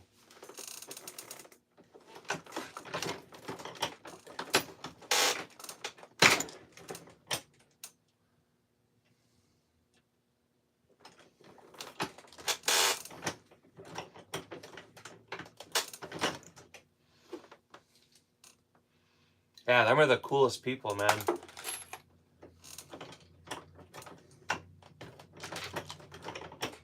That's I think the term would be old school, you know.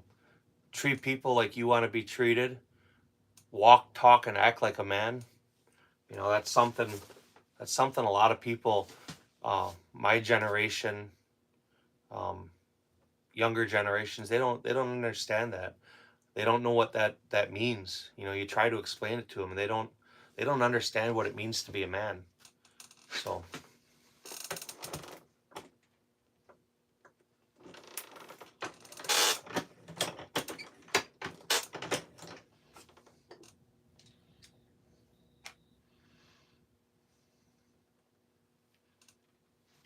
preppy girl, welcome. How are you doing? What brings you to some fat dude loading ammunition in his basement on a Saturday?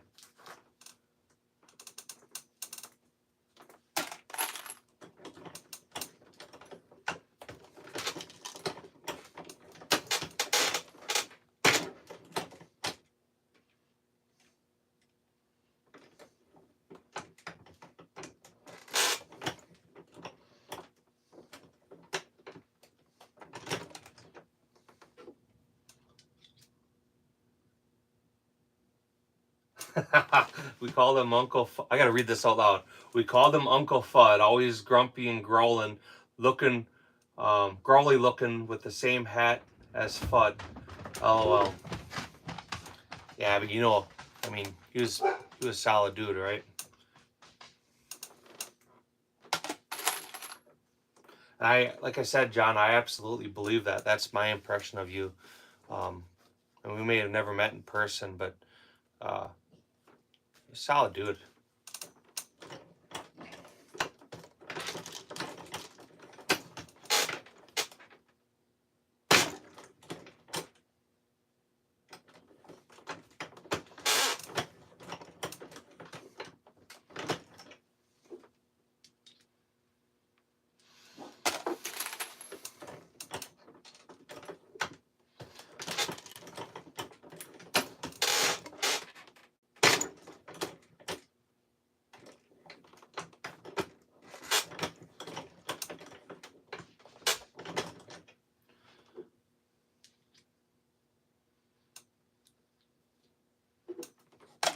What kind of shotgun?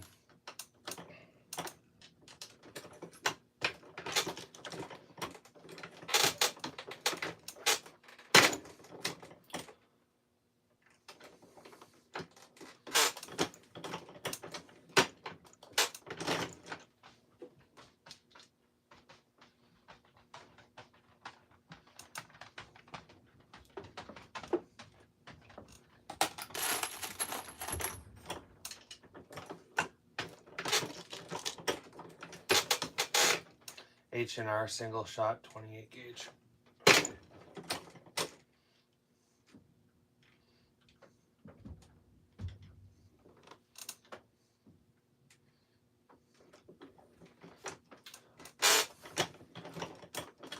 I don't think I've ever fired a 28 gauge. I don't think like I've never fired a 16 gauge either. You know, my experience is 10 gauge, 12 gauge, 20 gauge. That's been it. 410.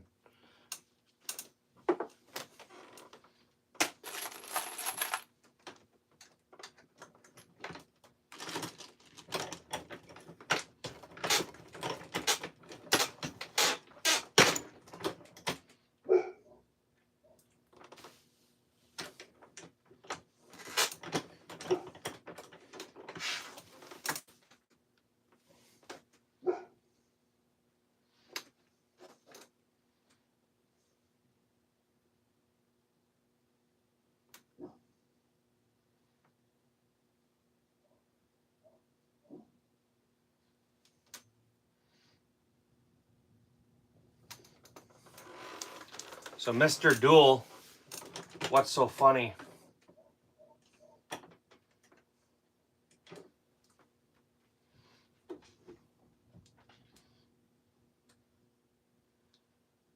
There you go.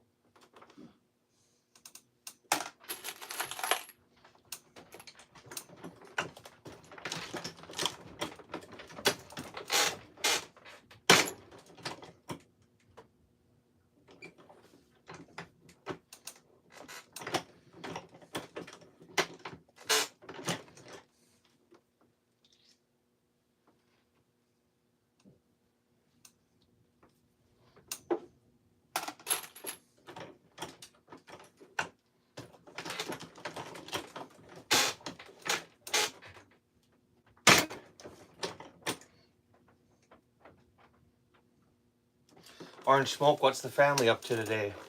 I know you said your boy came in and tackled you earlier. What's Mrs. Orange Smoke up to?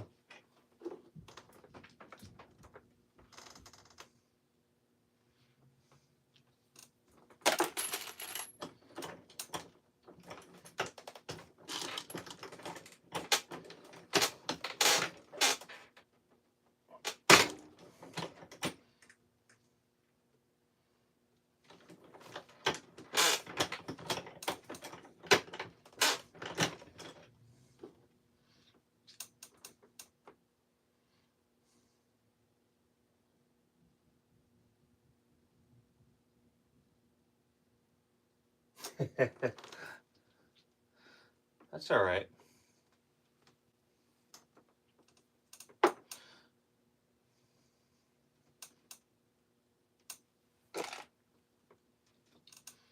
In his room, on his drum, she's sitting in the living room, smashing her.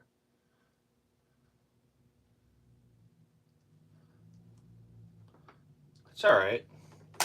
So everybody's content, being chilled, huh?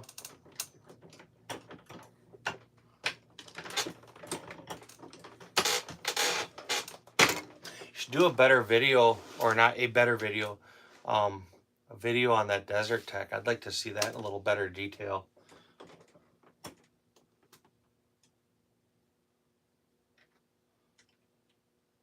That looks like a really cool rifle to shoot.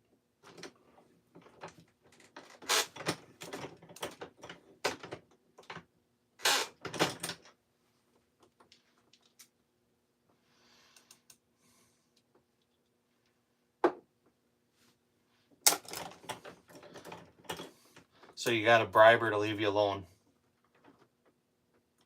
That's good because half the battle is understanding the price.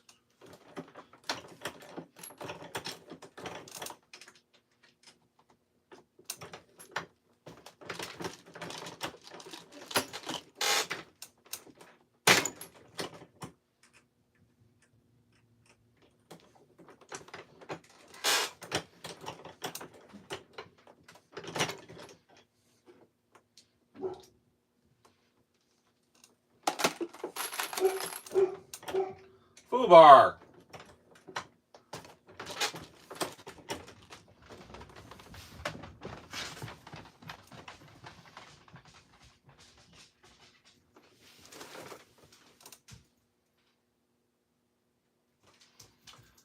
What are the tools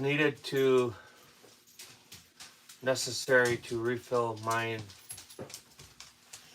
bullets one of the time, not like a big one.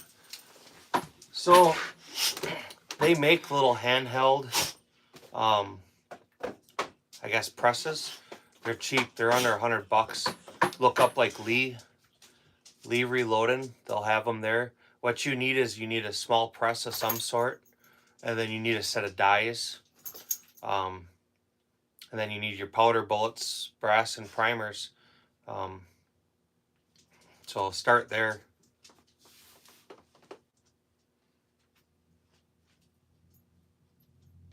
Yeah, you're good, D-Dog. I figured you were around. Like I said to you earlier, man, I'm just putting in some time.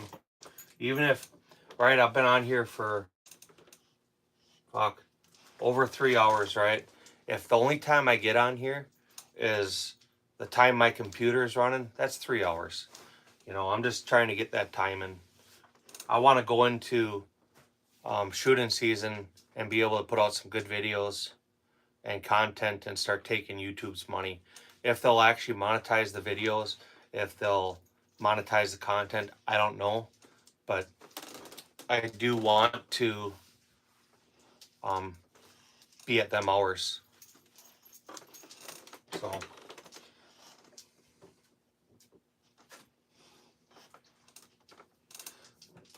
I did that live last night. It was a long one, but I ended up with, it was 114 watch hours, 114 and 27 minutes. So that helps. I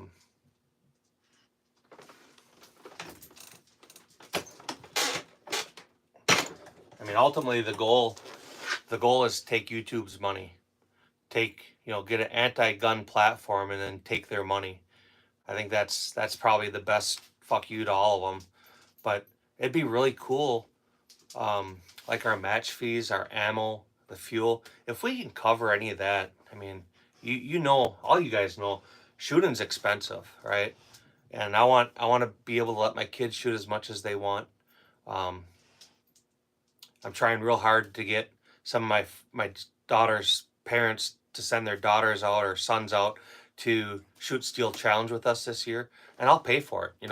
I'll give them the gun, I'll give them the ammo, and I'll pay their match fees. Come out and shoot. And it's not something that, hey, I want to take a video. Nothing like that. It's to get them involved in the sport shooting. If I get the parents to let their kids come, I can get their parents to come, and next thing you know, we have new shooters. And it's more fun for kids, right? My kids go out there and shoot, and it's my son and my daughter. Just about every match we go to, they're the youngest people there. It would be so much cooler if there was a bunch of kids doing it. It's cool to watch. It's a way to move the sport. And if none of that happens, for no other reason, it's just a way for me to help offset some of the cost to do it more. Bjorn, I'm not sure if I said your name right, but how are you doing from Iceland? CTM, how are you doing, man?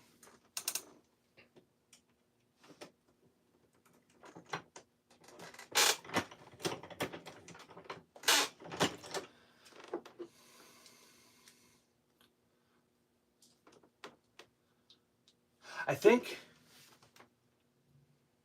I'm good, man. I'm good. I think Ammo Alchemist was saying he lived in Iceland for a while too.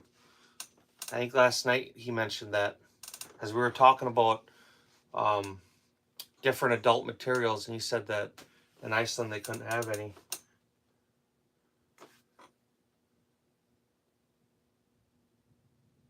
Yeah, I do too. You know, I like sitting there watching my kids shoot. I like sitting there watching my son and daughter, right? So we buy these targets, and I know you've seen them at Fleet Farm, um, like the tic-tac-toe or Battleship or the shooting gallery targets. And them two will start shooting at them targets, and I'll get more of that on footage this year. But they'll start shooting them targets, and they'll start shit talking each other, which is awesome. I love to see that because they're learning marksmanship. They're learning how to be an adult. They're learning how to give and take bullshit, and they're having fun. Not only fun shooting, but then they're having brotherly and sister fun in competition. So that's something later in life that I'm gonna be gone. Their mom will be gone, and they're gonna talk about, oh, well, let's go shoot, and who can shoot better. And hopefully they'll be like, let's go shoot. All right, CTM, I appreciate it. Thanks for subscribing. It helps. If you go to my main channel or the channel and go in the shorts, if you leave me a message in the shorts saying you were in my live, I'll come to your channel and subscribe also.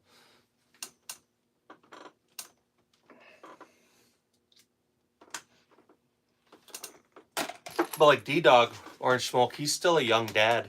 So he's looking forward to getting his first kid out and going shooting. So I mean, you know the joy it is to watch your kids shoot and to improve. I mean, shooting's not easy. It's a discipline, and to be able to get our young people, even adults, to calm down and to actually focus at something and have a little discipline, no matter what it is, karate, martial arts, darts, bowling, any of that stuff. That's a good thing. People don't have that anymore. They go for the instant gratification of sitting there on a controller, playing Call of Duty. I was talking about you for a second, about you being a young dad and looking forward to getting your kid out shooting. Orange Smoke's kids are older, mine are older. So, you know, we were talking about our kids getting out and shooting and watching them shoot and the joys of it. And I said how you still have that stuff to look forward to.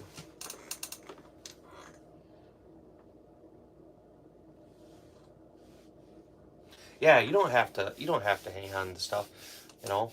Don't feel obligated, man. I'm gonna do this either way. I mean, Orange Smoke has been here all day, so has John, and I appreciate it. It's at least giving us something to talk about. You know, it's kind of boring, right? I would love to be done by now.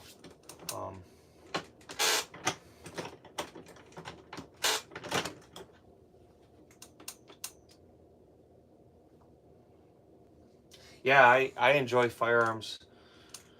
So when I get done with the live, I'll come to my channel and I'll see your comment, and I'll be on your channel. What kind of content do you post on yours?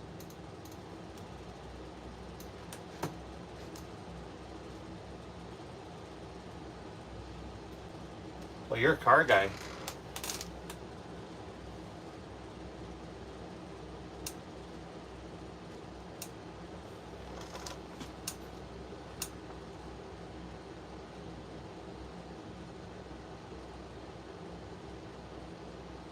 Yeah. So I can't go to my channel comments yet. I have my computer running, and it's logged into another channel so I can read the comments. But I will be on your channel later.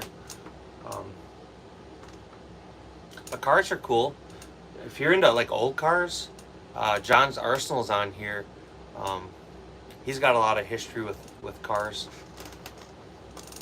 If you like old firearms, or I shouldn't even say old, firearms, a wide variety of firearms. He's got some really cool shit too. He's got like a living museum.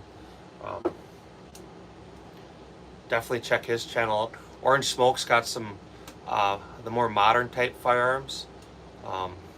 So if you like stuff like the desert techs and stuff, that's definitely a channel to check out. D-Dog Tactical's in here. He's got a lot of competition type videos, competition rifle and pistol.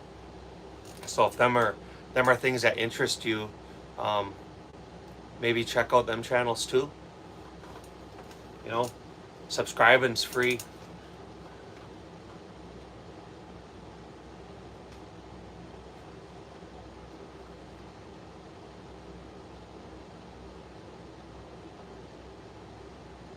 All right, cool. So I'm in Wisconsin.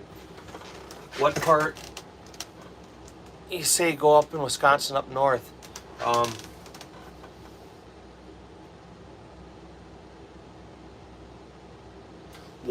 What lake in Wisconsin? If you don't mind my asking, you don't have to answer either. But if you're from Wisconsin, you know Lake Winnebago.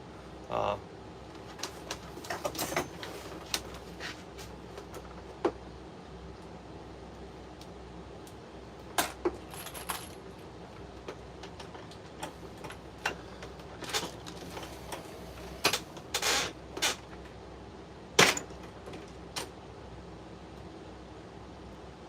Tell your dad to check out the channel. Tell him, hey, this dude's from Wisconsin, and he takes his kids shooting competition. Know where Oshkosh is? I absolutely know where Oshkosh is.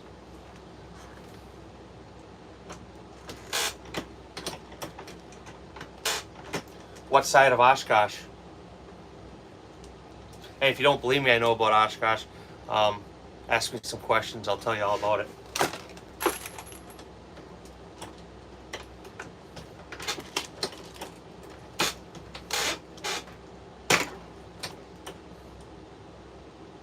That's why I mentioned Lake Winnebago. So, if you're from Oshkosh, are you in Oshkosh? Or is that where your guys' lake home is?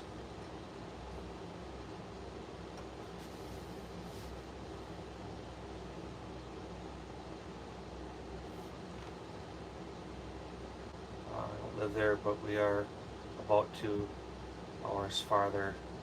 Okay, so that would be the other side of Green Bay.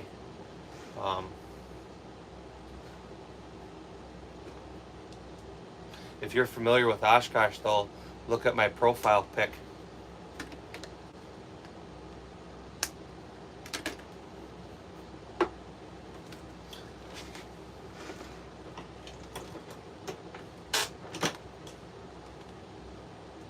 By Rice Lake. So that's closer to Eau Claire. Right? I think it's the kind of northwest of Eau Claire, not quite to yeah. Yeah, they went to EAA.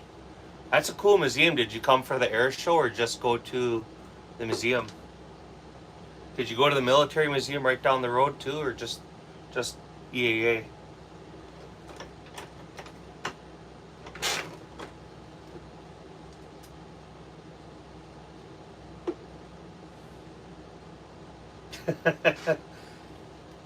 Went to both. There you go. You went to both the air show and the museum, or you went to the military museum and the EAA museum?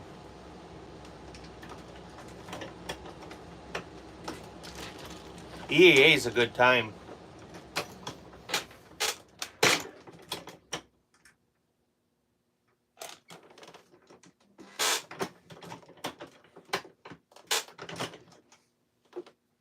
Orange smoke, that could be an excuse to come to Wisconsin, because you could come for the EAA air show. And while you're here, we could go to the range.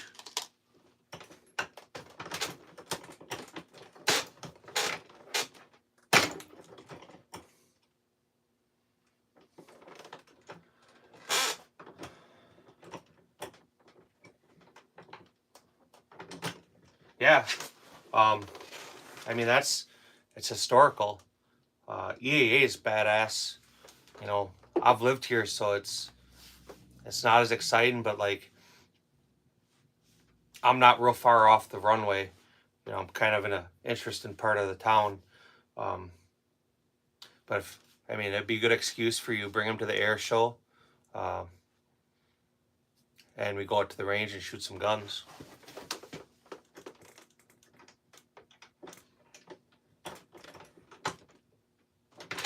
You live in Illinois? What part of Illinois? And you said you're about to move up here with your dad, or you're about to move to Oshkosh?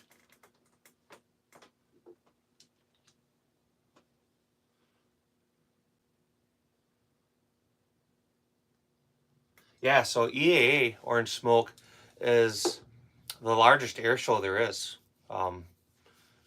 Definitely the largest air show in America. It takes place over a week. It's the last week of July. I mean, planes from all over, plus all the military aircraft.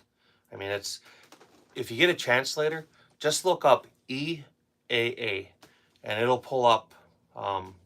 It's impressive. You know, they have everything. I mean, World War II stuff, World War One. EAA stands for Experimental Aircraft Association. So they have all kinds of prototype airplanes, all kinds of one-off airplanes. They have the EAA Museum, which is really cool. It's nothing like the Smithsonian or anything, but it's a big museum. You could spend, I'm not going to say all day, but you could spend 5-6 hours in there, no problem. Especially if you get into that stuff and you start reading on them. I live in the central part of Wisconsin.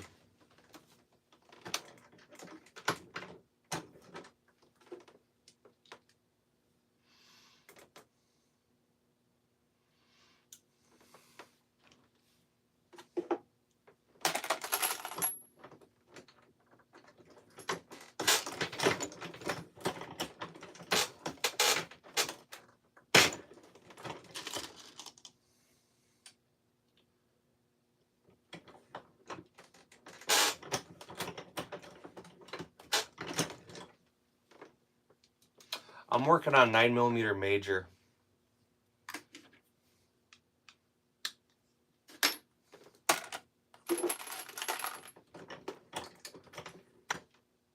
So we have our first outdoor competition in 2 weeks. So I got to load ammo so I can shoot.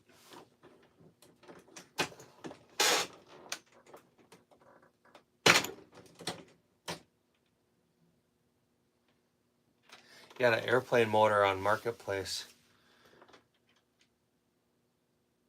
That's kind of interesting. Tell me more about this airplane motor.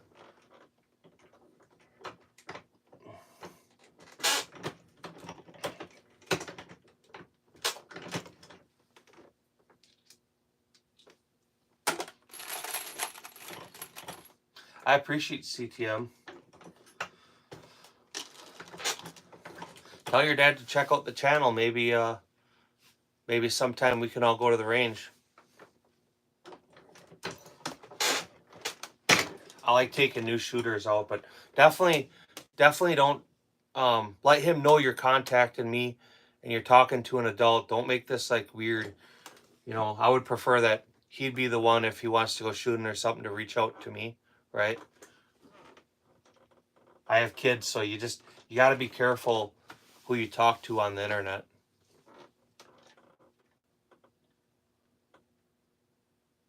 Yeah.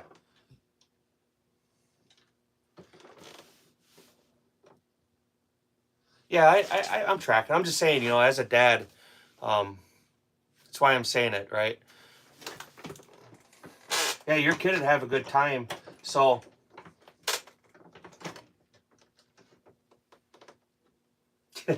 yeah, keep an eye on that butter, man. Strange things happen. So the first weekend is usually Warbirds, but they have the air shows. They have the closing weekend. They do air shows at night.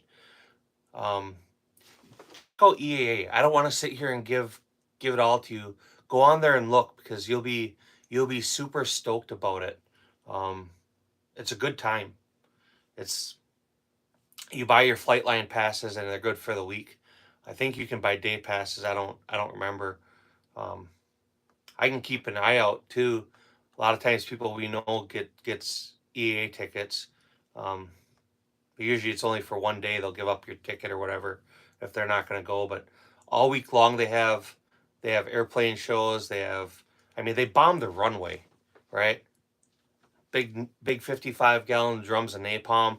Warbirds fly over, and it looks like they're bombing the runway.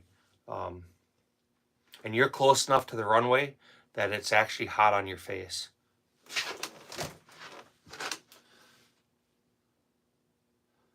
Why come in 4-cylinder from an airboat? But they used it in old Piper Cubs too. Ammo Alchemist, how are you doing, sir? You used to live in Iceland, right? Isn't that what you said? You were in Iceland for a while? There was a guy on here a little while ago from Iceland. I'm pretty sure you said you were from Iceland. Or not from Iceland, but lived in Iceland.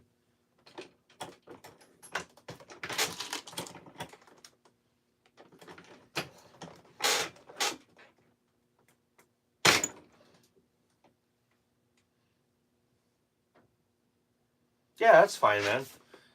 If not, whatever. Just tell them, hey, man. Like I said, you're more than welcome to check out the channel. You're more than welcome to post. You know.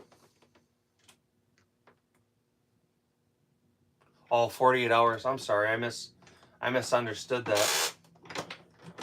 Yeah, a little while ago there was a person on here from Iceland, and I remember you making a comment about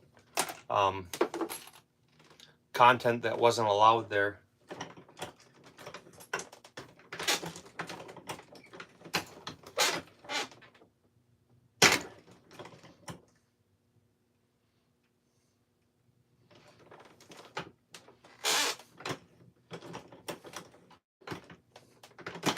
I know you lived in Belgium too. I misunderstood you when you were talking about Iceland.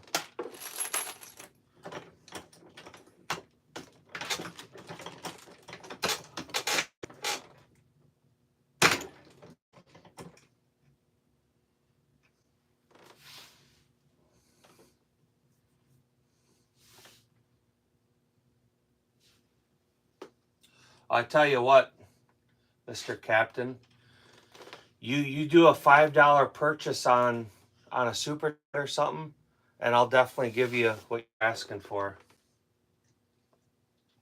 Or not. All right, CTM, you have a good day too. Enjoy Wisconsin when you get up to it. It's a great state. Tell your dad you met me. I'm from Wisconsin. Check out the channel. Maybe he'll find something cool or interesting that he likes. But I appreciate you stopping.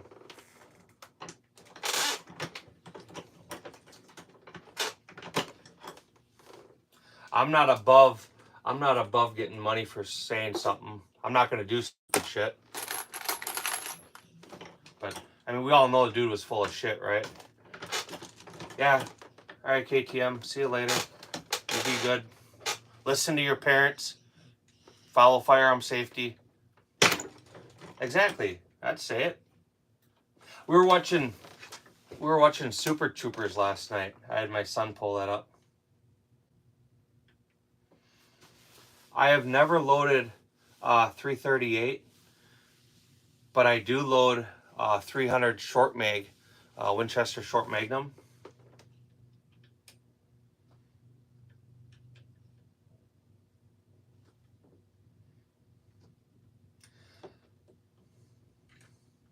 Yeah, I think we all had a piece of that. It was always hard to get to it before the dog beat us to it. She's a little freak, right?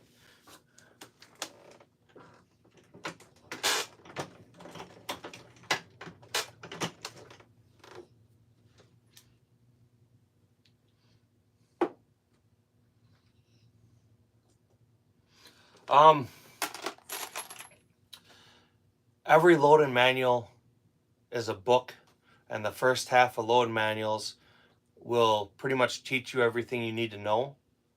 So read the owner's, or read the loaded manual's information. Stay within the recipes that are prescribed, and you'll be fine. If you have questions, there's a lot of great channels that can answer questions. I would be glad to help you when you get to that point. Yep.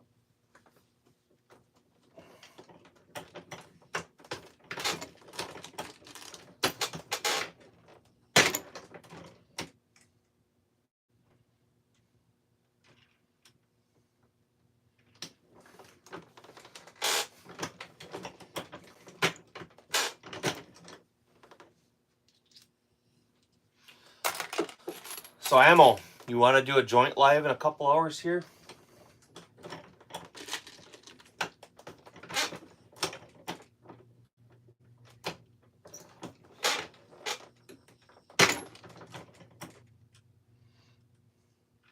I always stay within the recipes too. I generally won't even go up to maximum. Usually about 10% below maximum is where I'm comfortable. But I will tell you, different load manuals are different. Like the Richard Lee second edition has a lot different published maximum loads than Richard Lee first edition, and vice versa. So it's always great to have more than one source of information, and then check it amongst, or cross-reference it between them.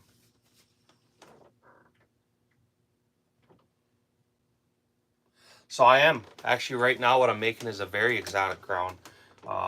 You won't find the information for this in any load manual. What I am making is 9mm major. So I'm sure you've heard of 9mm, right? It's nothing fancy, but this is 9mm major. This is designed for race and competition type handguns. It's an extremely hot cartridge. You put it in a normal gun, you're gonna blow the gun up. So I think that's pretty exotic, right?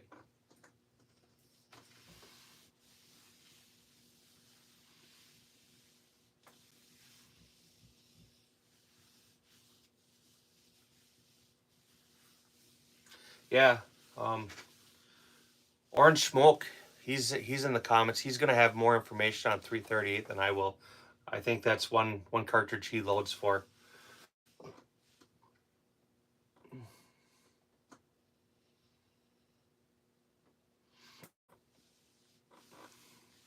All right. Ain't a big deal. When my son gets home, we're gonna set up and do a live upstairs, throw the gun table out, throw some stuff on the table.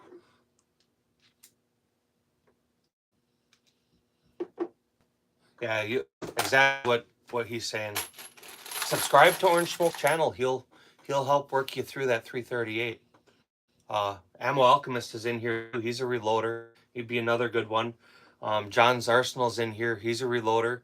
He'd be another good one to help you.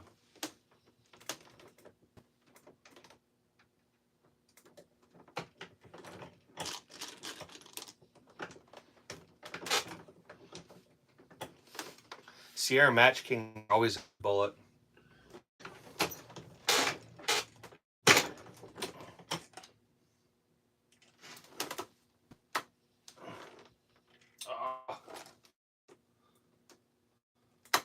There we go. I think I just lost all my comments I can read. See if they come back.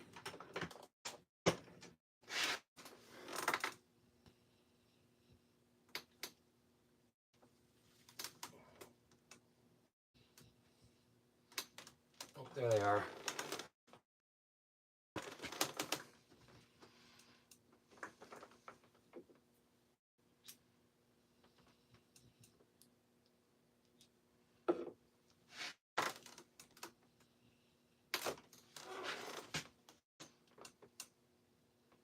All right, man, go make your money, Ammo.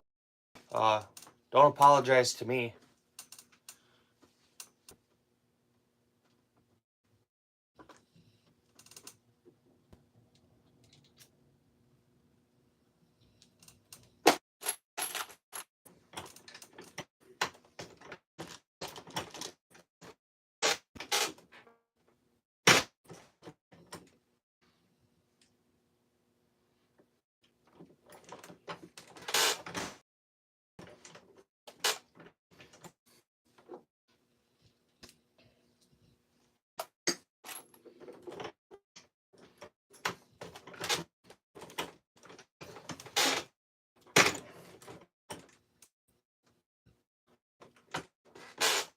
So my son 6:30. It's what